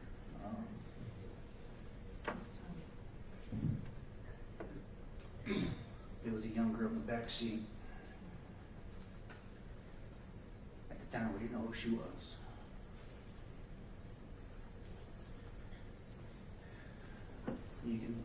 She was unresponsive. I tried talking to her.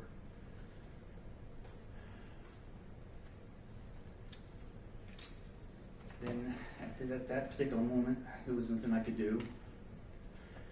So they had already picked up Kylie and put her in the ambulance. And I went to the back of the ambulance to ask her who her friend was.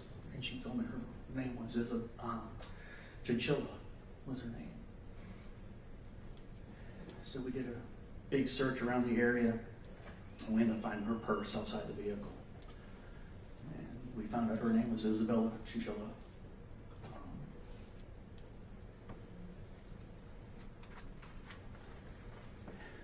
That was pretty much it. Did you have contact with a young man? I think briefly. I think I told him he needed to sit down because he was wandering. I think he was in shock. There was two gentlemen walking around the car. I think I told him to sit down. Asked him. I can't really remember him. It's been so long ago.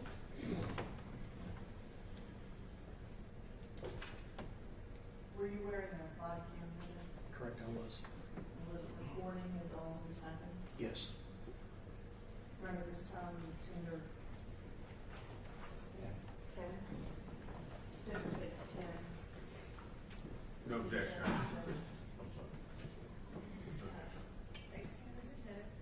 And if you are initially published, then you'd also like to,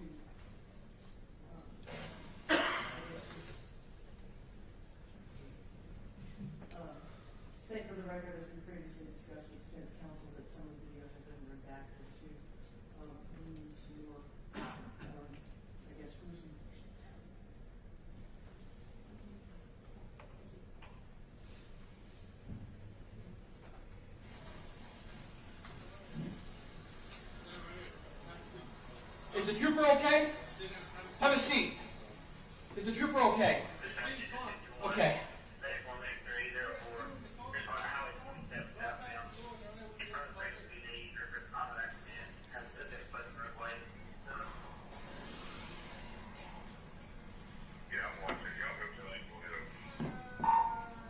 540 dispatch. I got a female, 20 years of age, entrapped in the back seat, non-responsive, is breathing but not responsive. Another 20-year-old female in the roadway at Harley Springs Drive and Highway 27. She is not responsive. She is breathing.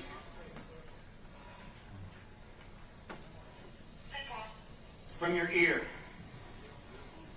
Yeah. Can you tell me what happened? Where were you traveling from?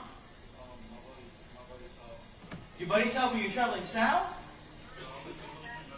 You a nurse? Yes.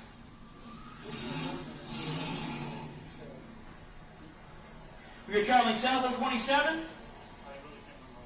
Okay. We got help en route to you, okay? Hey, bud, I got a lady there that's unresponsive, is breathing. It sounds like she's gargling. She looks like she may be trapped in that back, in the back. If you have a flashlight, here you go. Just stay right there, ma'am. Don't get up. Damn.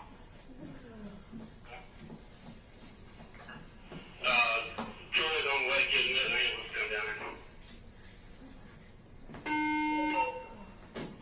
540 dispatch. We're going to have 4 victims total. I have 2 males that are conscious and alert and is speaking. I have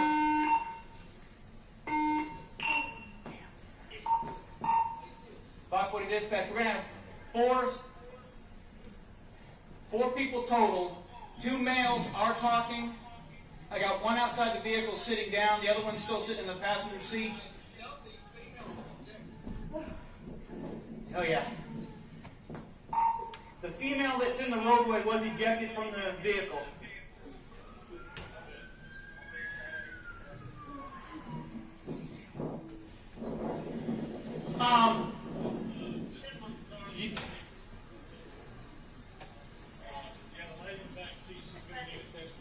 Yes, that's why I called you on for her. She's not doing good. She's not doing good either. But and what's your name, Paul? Dustin Jackson, yes, sir. And you are from where? I work at Tanner. You work at Tanner in Carrollton? Okay. She's not breathing. She's about to stop breathing. Okay. That's the worst patient. Back seat. Okay, good. You're good. Thanks. I'm gonna let them do their thing. Okay. All right. Thank you, bud. Appreciate you stopping. What's that? I don't know. I don't know yet. Okay. All right.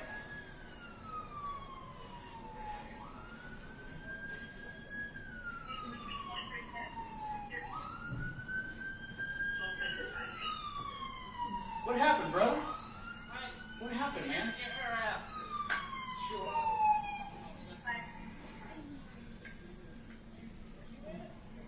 Yes, he was. AJ, do you have somebody else coming? Your supervisor's coming? Okay. What happened, man? They pulled right out, making this left turn right there. You didn't see him? I saw him. I tried to. I went right when I should have went down left. Because they were making that left, and they were right there in front of me. And I was ready to go. Okay, you were traveling south, and they pulled right in front of you. Yeah, they made that left turn, and I was coming south there. Okay. Did you have your license siren on? No, Okay. Oh, you weren't hit anywhere. Okay. All right.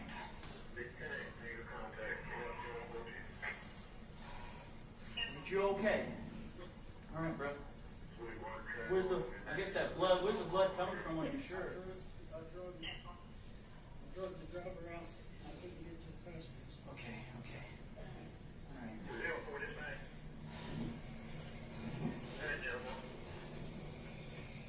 Okay. Really notified form, got 148. Also notified 02 and 1196. Okay, for Lenny, Carroll County Quarter, or help. Okay, well, so we can help you. Okay, well.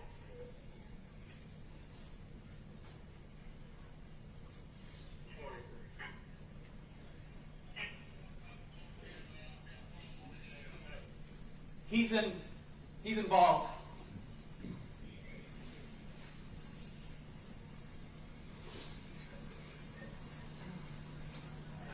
Yeah.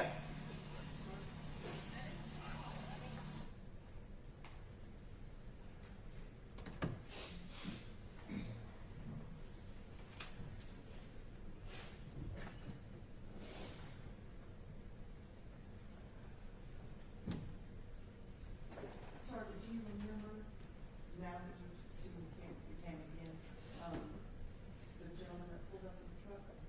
Do you remember anything about him? He pulled up, asked if we needed any help, asked him if he was a nurse. He said yes, and I said yes, I need help. We just happened to be driving by? Just happened to be driving by. Okay.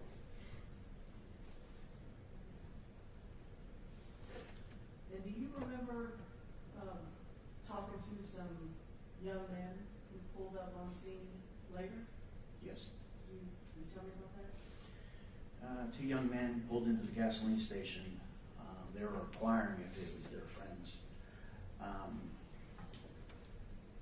I advised them they needed to leave the area because we were trying to secure the area. We didn't want, that's not something for the family to see. We didn't want a family to show up.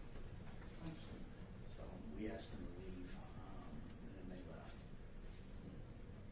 Thank you.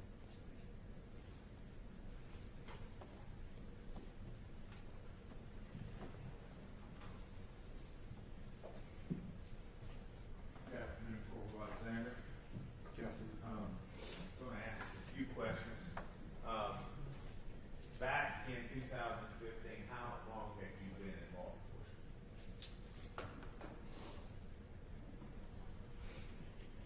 9 years, 9, 10 years.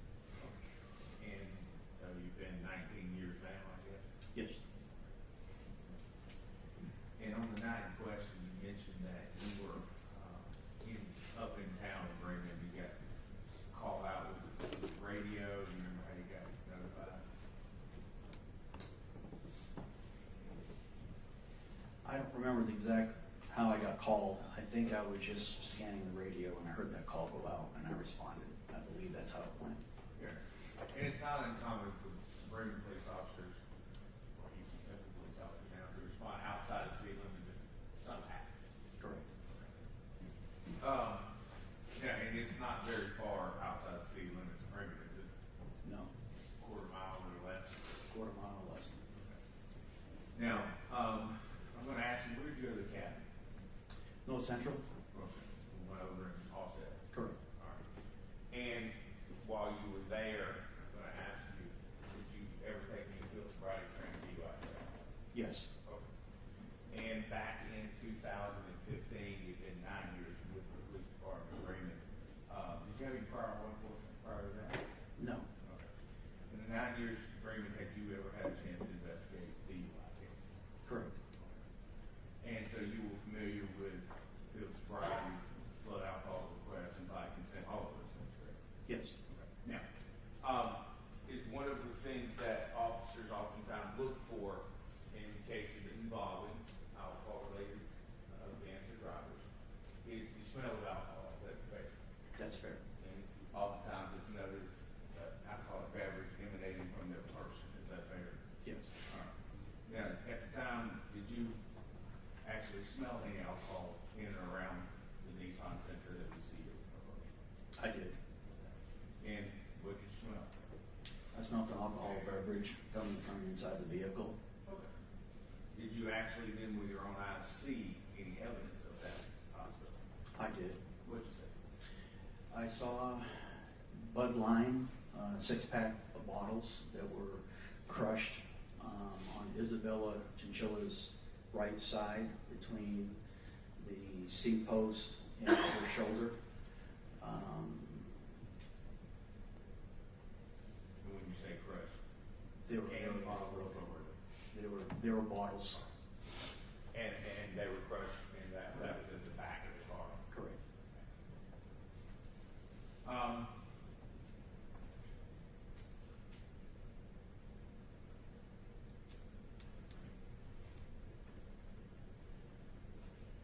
Your body camera, do you remember what kind it was back then that you saw active?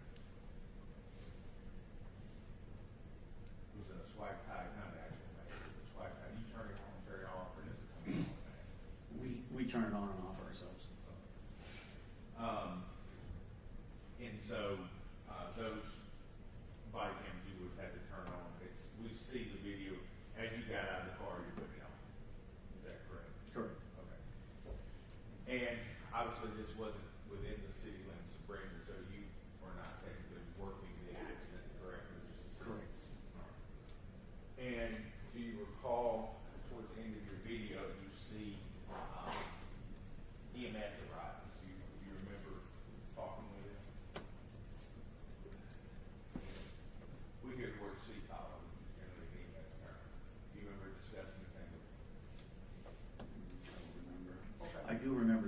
back of the ambulance.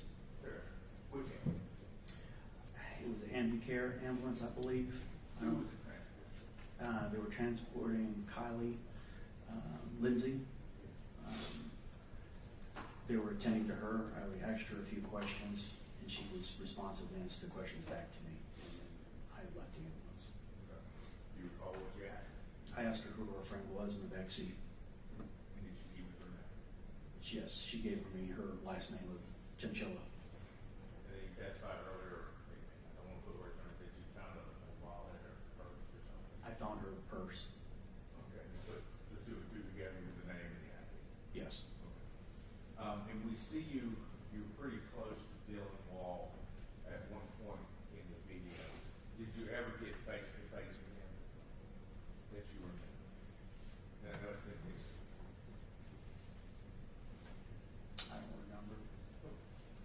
When we hear conversations or statements being made, and I don't know if you made them or not, you're telling them to sit down. Was that you or you and somebody else, or do you remember? It was me and another officer, Officer Lambert. Okay. And then how long do you think you were there that night on the scene, if you can answer that?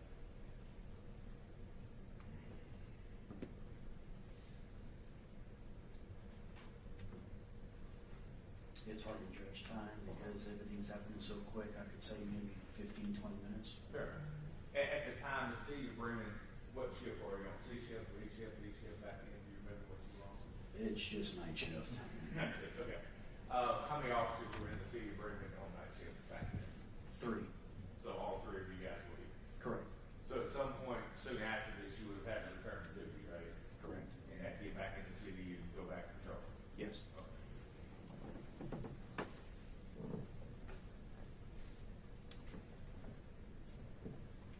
Now, ask in your, at that time, 9 years, and now a lot longer than 19.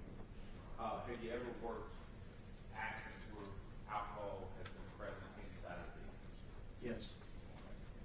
And as a result of that, have you ever issued citations for driving under the influence or less safe? Yes. And in this case, again, this wasn't your jurisdiction. Correct.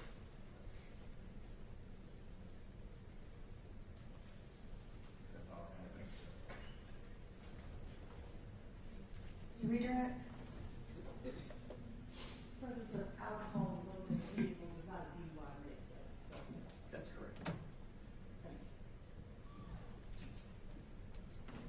you.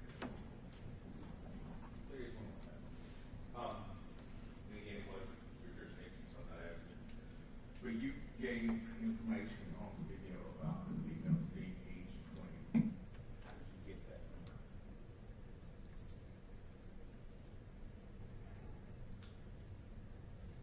She looked a lot older than what she was. It was a shock to find what her actual age was. So it was a guess about how they It were. was estimated age at the time. Do you know if anybody in that car was over the age of 21? I don't believe so. Anything further? No, Your Honor. No, Your Honor. All right. Any objection to Corporal Alexander being excused? Not from the state. None from the defense, Your Honor. All right, Corporal Alexander, you are excused. You may stand in the time now. Thank you. Have a good day. State can call its next witness. Yes.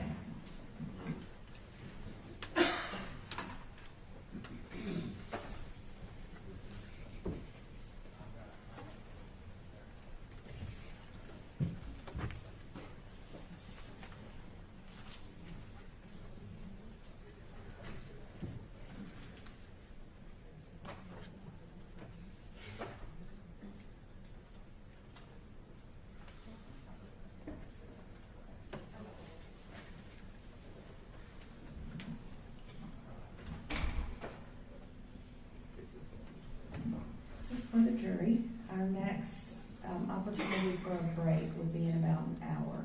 Does anyone need a break now? Or it will be an hour before we can take a break? Excuse me? You need, okay. All right, then we'll go ahead and take, let's see, it's 3:18, so So 3:30, that gives you about 10, 15 minutes. You're welcome.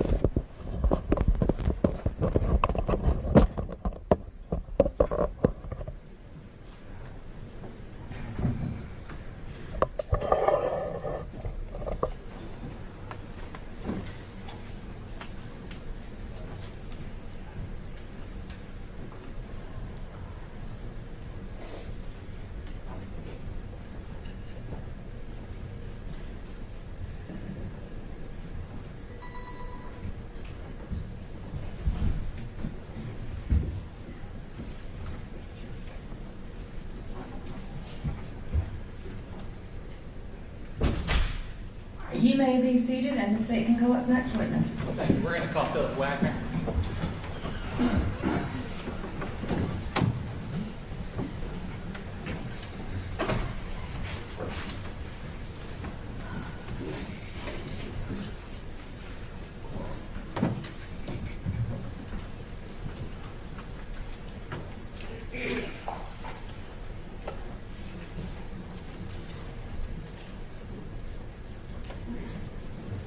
Sergeant Wagner, raise your right hand. Do you swear or affirm that the testimony you give in this case, truth and nothing but the truth, so help you God? I do. All right, thank you. Be seated. Can you get that? Yes. Sergeant Wagner, can you tell me what you're wearing? You're law enforcement? I'm sorry, you'll have to speak up a little bit. Yeah, no problem. Yeah. You can tell that you're law enforcement? Yes. All right. What are you currently doing? I am an SRO for Jones Elementary. All right. So SRO, that stands for? School Resource Officer. All right. And how long have you been in law enforcement? Almost 30 years. And school resource officer, is that through the Bremen Police Department? It is. How long have you been with Bremen? Is it the entire time? I've been with Bremen for almost 11 years. Okay. So back in 2015, obviously you were working for Bremen Police. Yes. What were you doing then? I was a patrol officer. When did you become an SRO? Is that curious? Last year. Last school year. A little bit different. Mm-hmm. So in 2015, were you a sergeant? No. Okay. What were you doing? I was actually a patrol officer, answering 911 calls and working traffic and patrolling the city. All right. Did you generally work a night shift? State can call its next witness.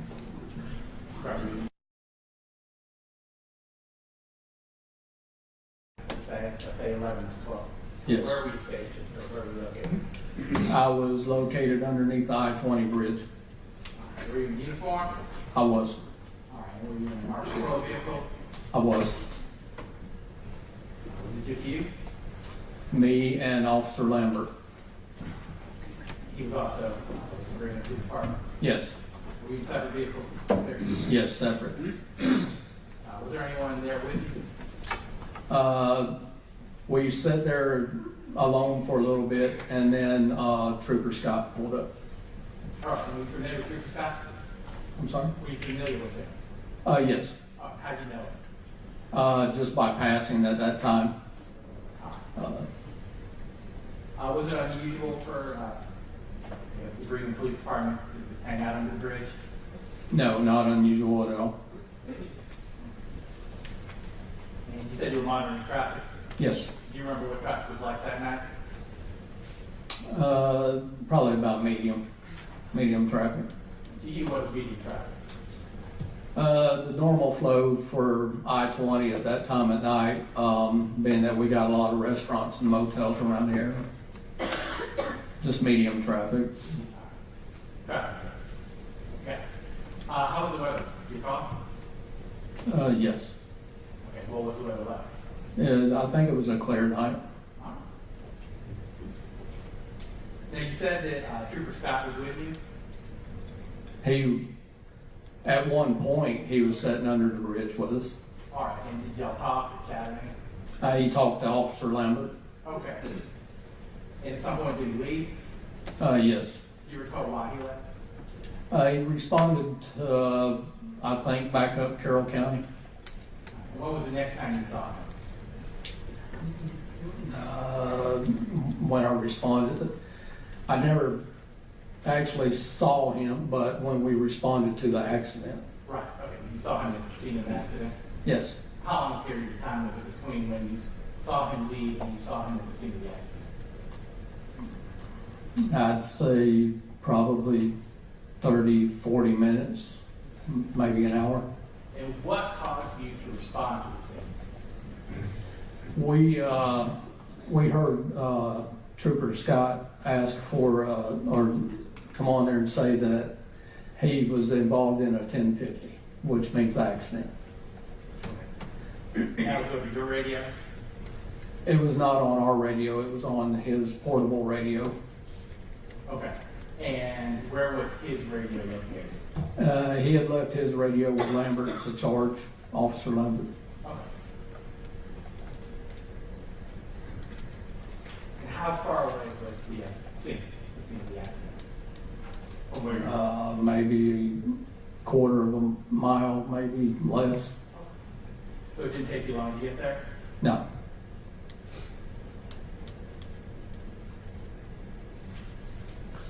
All right. Was your vehicle equipped with a dash cam? Yes. And that camera, where is it located on the vehicle? It was kind of mounted up here, just the camera part. Okay. And then the recording device is in the rear of the vehicle. Right, I guess that's just the view you see. That's kind of through your windshield. Yes. And what causes it to record? When I activate my blue lights. Did you activate your blue light lights? I did. Your Honor, I am tendering Stacy's exhibit 11. Go to The dash cam video. States 11 is admitted and. Your Honor, I would like to, oh, I'm sorry, one question before I do this. Your dash cam, does that have an audio component? No. Okay, so it's just a picture. It does in color. Thank you. Your Honor, I would like to call you Stacy.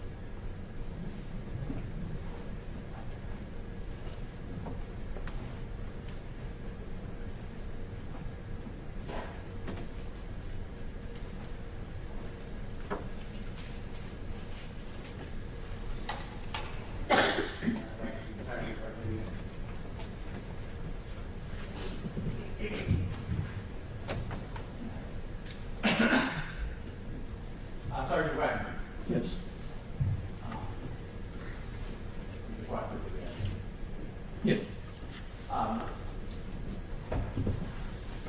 When you start off, you went south down 27. Yes. Okay. Do you recall looking across the median what you saw here?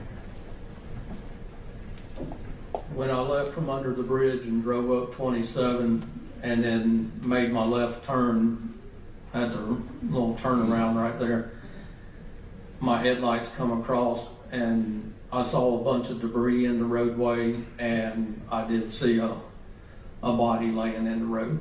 Okay. I mean, we saw that briefly. Did we see that briefly in the video? Did we see the body briefly in the video? Briefly, yes. And you parked your vehicle. Yes. How did you park it in relation to that scene? I parked it kind of at an angle, and the street was here. And when you say street? Holly Springs. Thank you. I tried to just position my vehicle where I could block traffic and stuff. That makes sense. So was the rear of your vehicle sort of pointing towards the BP? Yes. When we see in the video, there's another patrol vehicle in front of you. And Yeah, Officer Lambert pulled out in front of me. That was Officer Lambert. Yes.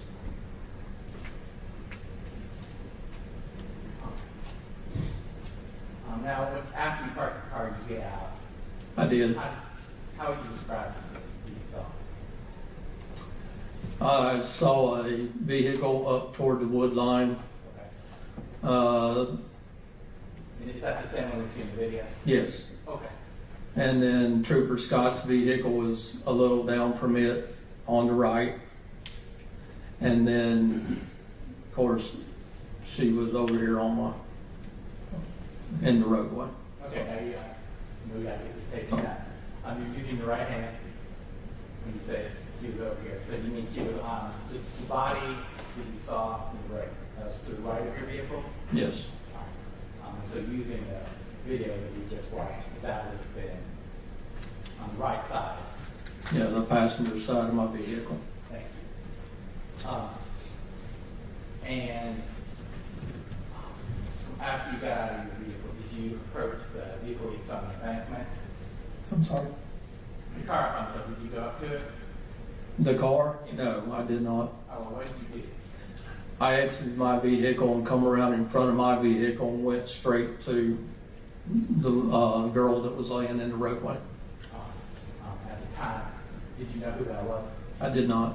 All right. Did you later learn her name? Did you later learn it was Kylie Lindsey? I believe it was Kylie. And while you were on the scene, what did you do? I rendered aid to her just about the whole time I was there. I got up one time or twice. I went back to my car.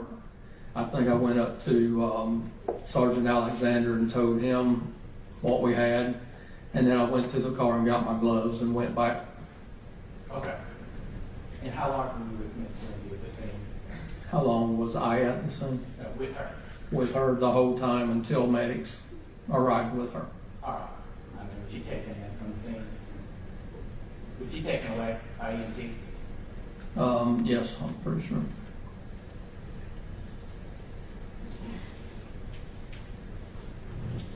Now, Sergeant, in the video, it appears that someone was being spoken to right in front of your car. Do you recall who that was? I believe that was the driver they put at the front of my vehicle. Okay.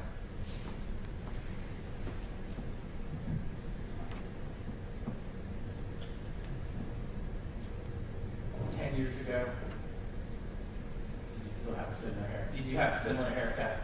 I did. Okay. And so when we see someone fall, we get up front of you. Correct.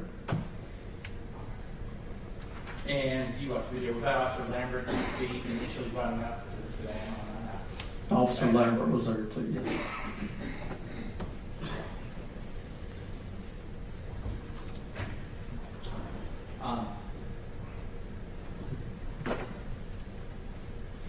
later assist, I guess, with the front passenger? He was taken to the hospital. Did you assist in that? Yes, in the back of the ambulance. Okay, were you in the ambulance or did you go in your vehicle? I got up in the back of the ambulance and assisted because he was being a little bit combative with them.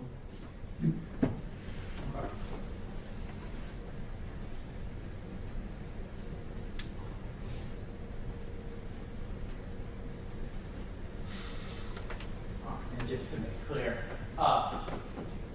this would have happened right outside your jurisdiction? Bremen. The VP actually sits in our jurisdiction. Yeah. Y'all handle the case? No.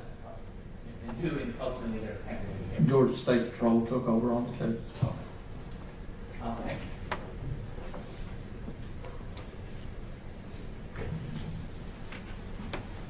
Wagner, good afternoon.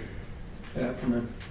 You mentioned that you're a school resource officer now at elementary school. Is that right, at Jones Elementary? Yes. Is that a little bit easier beat than the patrol at night? Absolutely. Okay. Who will ask some questions about that evening? You were working just for regular patrol, right? Running free to watch the traffic.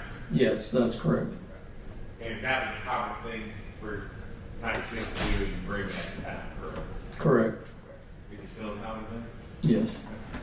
And in the city of Bremen at that time of night, there's going to be more traffic on 27, 920 than anywhere else in the city. Is that fair? That's fair to say. All right. We watched the dash cam video, and I'm going to ask you a question.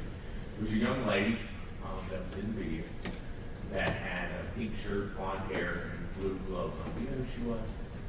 I do not know who she was. Have you come to know who she was? No, I have not. Okay. During your years of policing, the many years you've been in it, have you ever worked an accident where you had to call a life flight or helicopter? Yes. Did they call one here? Not that I'm aware of. I don't know. Okay, fair enough. And it's not one that's captured on the video we saw today that you remember? No. Okay. How long do you think you were there on that scene? 45 minutes or so longer. Okay. And how many officers at that time were on your shift in the city of Bremen? 3 of us. So you, Mr. Lambert, Mr. Alexander? Absolutely. At some point in time, you guys had to go back to work in the city, though, back to patrol, right? Yes. All right. Did you ride in the ambulance? You mentioned you got in the ambulance. How long did you stay in the ambulance? If I remember correctly, when the ambulance started to transport, I got back in my patrol vehicle and followed them to the hospital. Okay. And just so the jury, not everybody's from here, when you say Higgins, where is Higgins located? Higgins is located on Alabama Avenue, almost in the center of town. Okay, of Bremen? Yes. Okay, so from the scene that we're talking about to the Higgins, estimate what, 3 miles, 4 miles? 3 miles. Okay. And so you think that you may have gotten back in the patrol car. Did you follow the ambulance? Do you remember that? We watched the body, we watched the dash camera and you assisting at the scene. Is it fair to say it was chaotic? There's a lot of people moving around, right? Yes. Okay. And not everybody's law enforcement, right? Correct. All right. I think we see on patches, we see Westwood ambulance patch. They were there. Yes. Okay. We see turnout jackets with Carroll County Fire. They were there. Yes. Okay. We also see what looks like maybe a Carroll County Sheriff's deputy shows up as well. Yes. Okay. We see people in vests, reflective vests. Is that something that's standard issue for law enforcement? It is. So there was a lot of, through the course of the video, there was a lot going on. Is that maybe? A lot of people there, yes. And I'm going to ask about your video, and I know from how far from the Nissan, the worst thing, how far were your car approximately? Estimate? 60 feet maybe. Okay. 20 yards or so, give or take. Yeah, somewhere around there. And we see in the early part of that video, you feel free to watch again. We see in that video that your dash camera is facing what would be the right side of that sedan. Is that fair? That's correct. And in that video, we see the wheel, the right wheel, moving. Is that Yes. fair? Yes. Okay. Can you tell, or have you looked to see, was that in a forward direction, backward direction? Do you know which way the wheel was spinning? No, I do not. Okay. Is it fair to say it was spinning at a rapid rate? Yes. Okay. And your knowledge of automobiles, you've worked in many crashes, and I'm assuming you drive a car outside of work, right? Yes. Okay. And you own a few cars, I would imagine. Yes. Okay. To make the wheel spin, you have to have your foot on the gas. Is that correct? Yes. Okay. And so we see the wheel spinning. I'm not asking what's happening inside the car, but simply that the wheel is spinning at a rapid rate. Yes. Okay. And would that indicate to you that the accelerator was actually engaged to a certain degree, if not fully engaged? Yeah, it appeared that way. Okay. Could you hear it from when you Oh, got it? yes. Okay. What did you hear? The revving of the engine. So you could, even from 60 foot away, you could hear it? Yes. So, thank you, sir. All right, any redirect?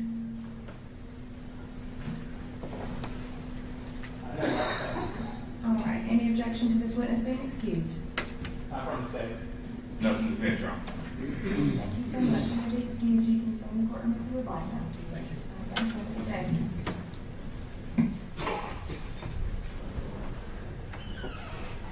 State, call its next witness.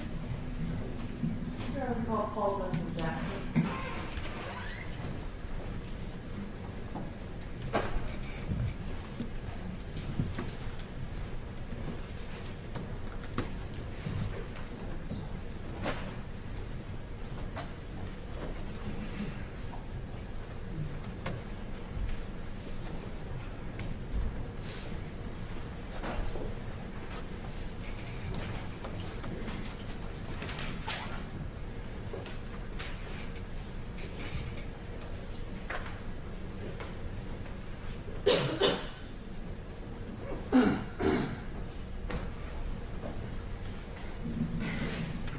Raise your right hand. Do you swear or affirm that the testimony you give in this case is the truth and nothing but the truth, so help you God? All right, you can lower your hand and be seated. And the microphone is on. You may adjust it. It bends and moves. So just adjust it to make sure everyone can hear you, and you're welcome to hold on to the microphone. All right, thank you. Good afternoon. Can you please introduce yourself to the jurors? Yeah, my name is Paul Dustin Jackson. I go by Dustin. And Mr. Jackson, where do you work? I'm currently at the Douglas County Fire Department. How long have you been there? A little over 6 years. In 2015, what did you do? I was working at the hospital in Carrollton, Tanner Health Systems. What did you do for them? I was a phlebotomist, and I had just finished my CNA, so I was working as a nurse tech in the ER. All right, so a lot of us is a big word. Tell us what that means. Drew blood, pretty much. I drew labs. That's about it. Okay. Did you have occasion back in 2015, September 26th, to be exact, to come on the scene of the... Yes, ma'am. All right, so where were you coming from? I was actually coming from work, from the hospital. And you were going home, I assume? Yes, ma'am. Okay. And so, what did you see? So when I was approaching the scene, all I seen were blue lights. Didn't think much of it until I seen a person lying in the middle of the road. I figured I might be stopped since there wasn't any medical personnel on the scene at that time, and maybe help out in any way that I could. And did you do that? I did. I got out. An officer approached me. I told him, that I was a nursing student at the time. If there was any way I could help, let me know. He then gave me a flashlight. Of course, it was dark out.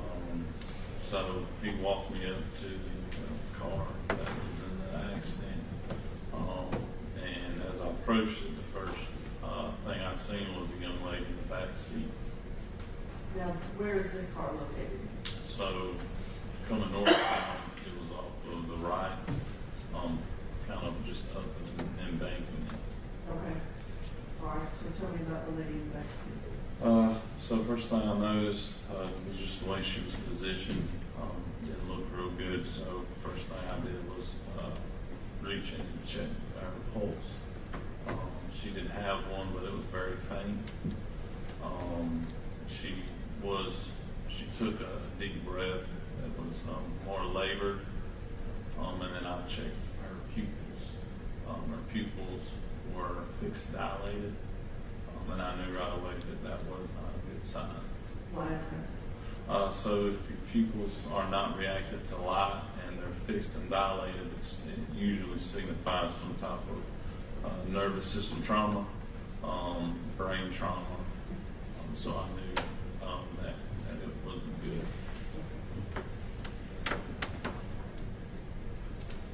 Was there anybody else in the vehicle when you were? Yeah. So once I believe I told the officer, that young lady in the back seat looked bad. I then moved to the front passenger seat where there was a young man in it, a little hysterical.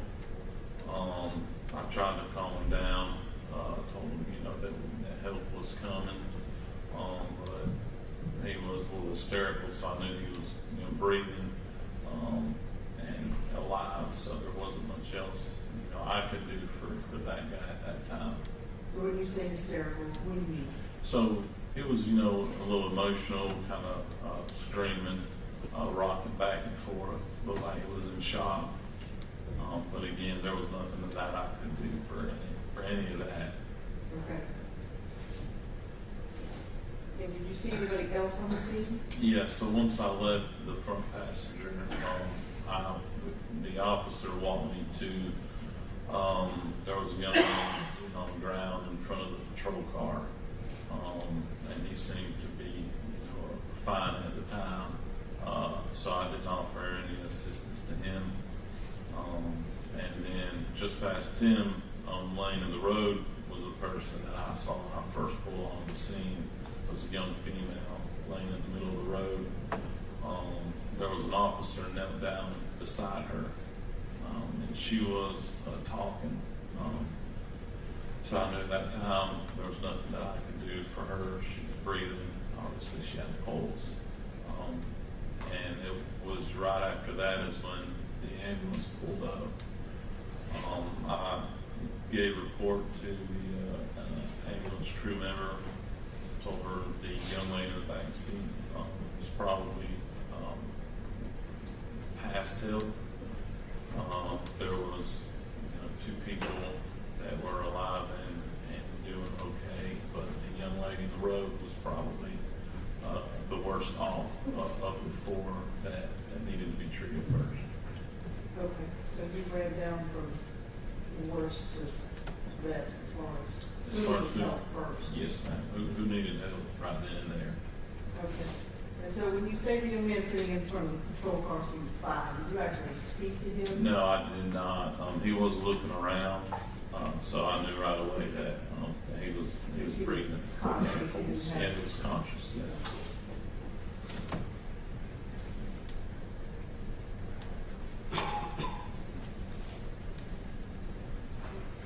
Thanks. That's fine. Good afternoon, Mr. Jack. Thank you for being here today. Also, thank you for stopping. I didn't know you do that, so thank you for stopping. At the time this happened back in 2015, you mentioned you were working as a nursing assistant. Is that correct? Yes, sir. Certified nursing assistant, CNA? Yeah, nurse tech. You were working as a phlebotomist inside the hospital, correct? Yes, sir. And the folks who may not know where that is, you said you were at Tanner. You were at Tanner Carrollton? Yes, sir. Okay.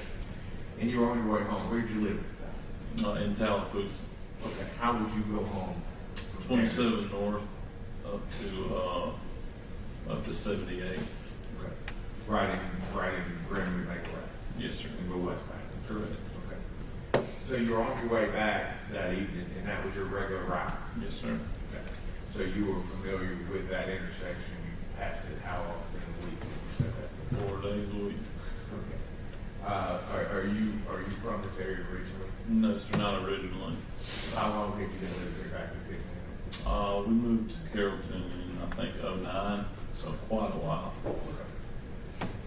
So even at that point in time, you had been transversed in that area quite often? Yes. All right.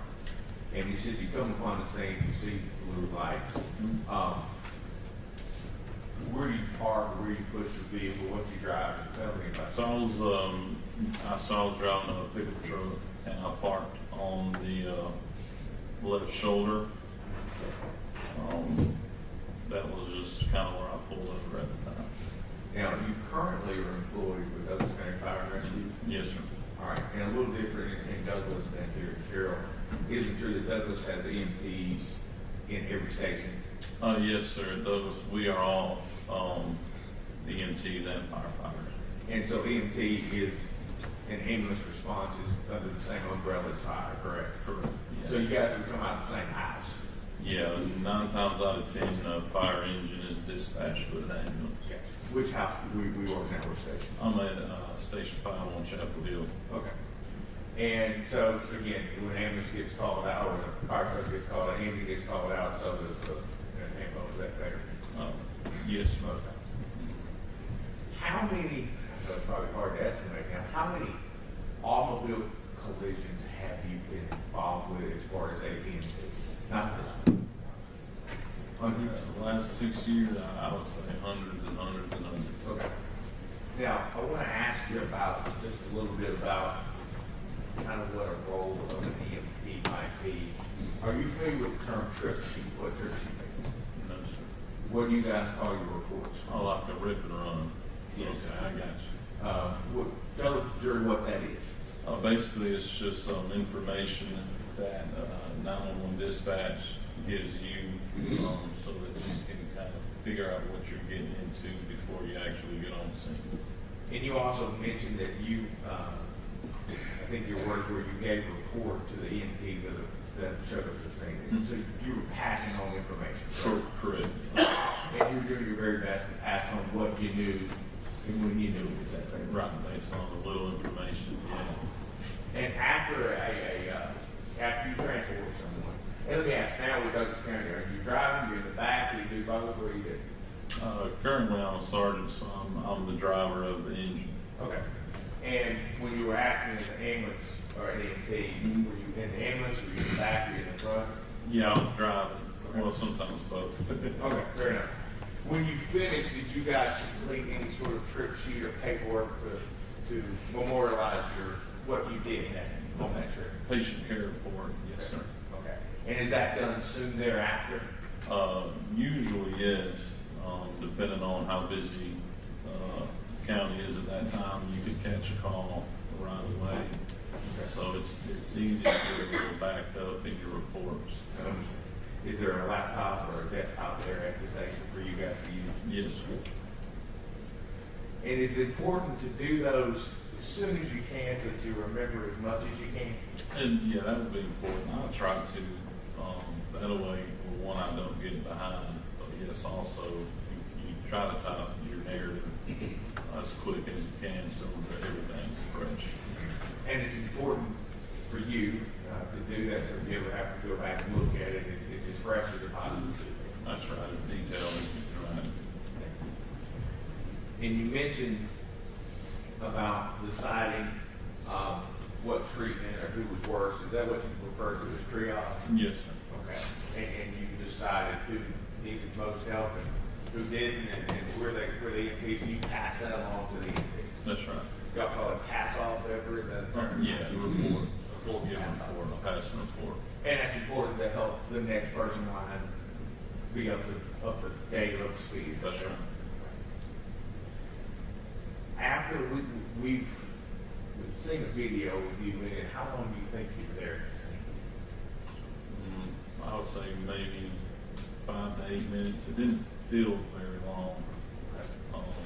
But when you're in the moment, it could have been a lot longer. I'm not sure. Fair enough. And then you got in the truck and drove home? That's right. Okay. Did you ever come back to the scene for any reason? You reason to come back that night? Oh, no. You had to pass through there, I guess, the next day. I did. I passed there the next morning, and I believe the vehicle was still out there. And what, if you remember, what was your shift after the hospital? I worked 10 to 11. 10 in the morning, 11 at night? That's right.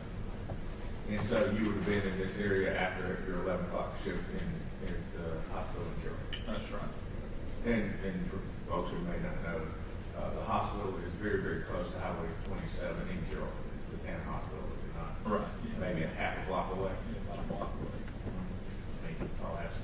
All right. Anything further? No, All right, thank you. Any objection from either party for Mr. Jackson to be excused? no. No, Your Honor. All right, Mr. Jackson, you have an excuse. You're welcome to stay in court and ask your advice. All right, thank you. Have a good day. What's the party's approach?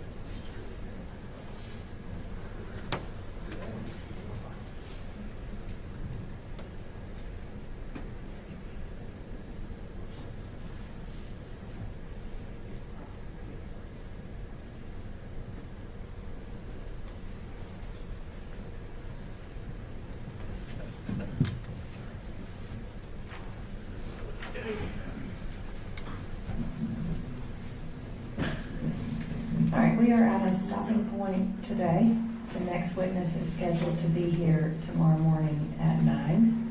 And so we're going to go ahead and recess for today. I will remind the jury the same instructions you're under and that I've already given you. And I'll see you tomorrow morning. Have a good night. We'll be in recess until 9 a.m.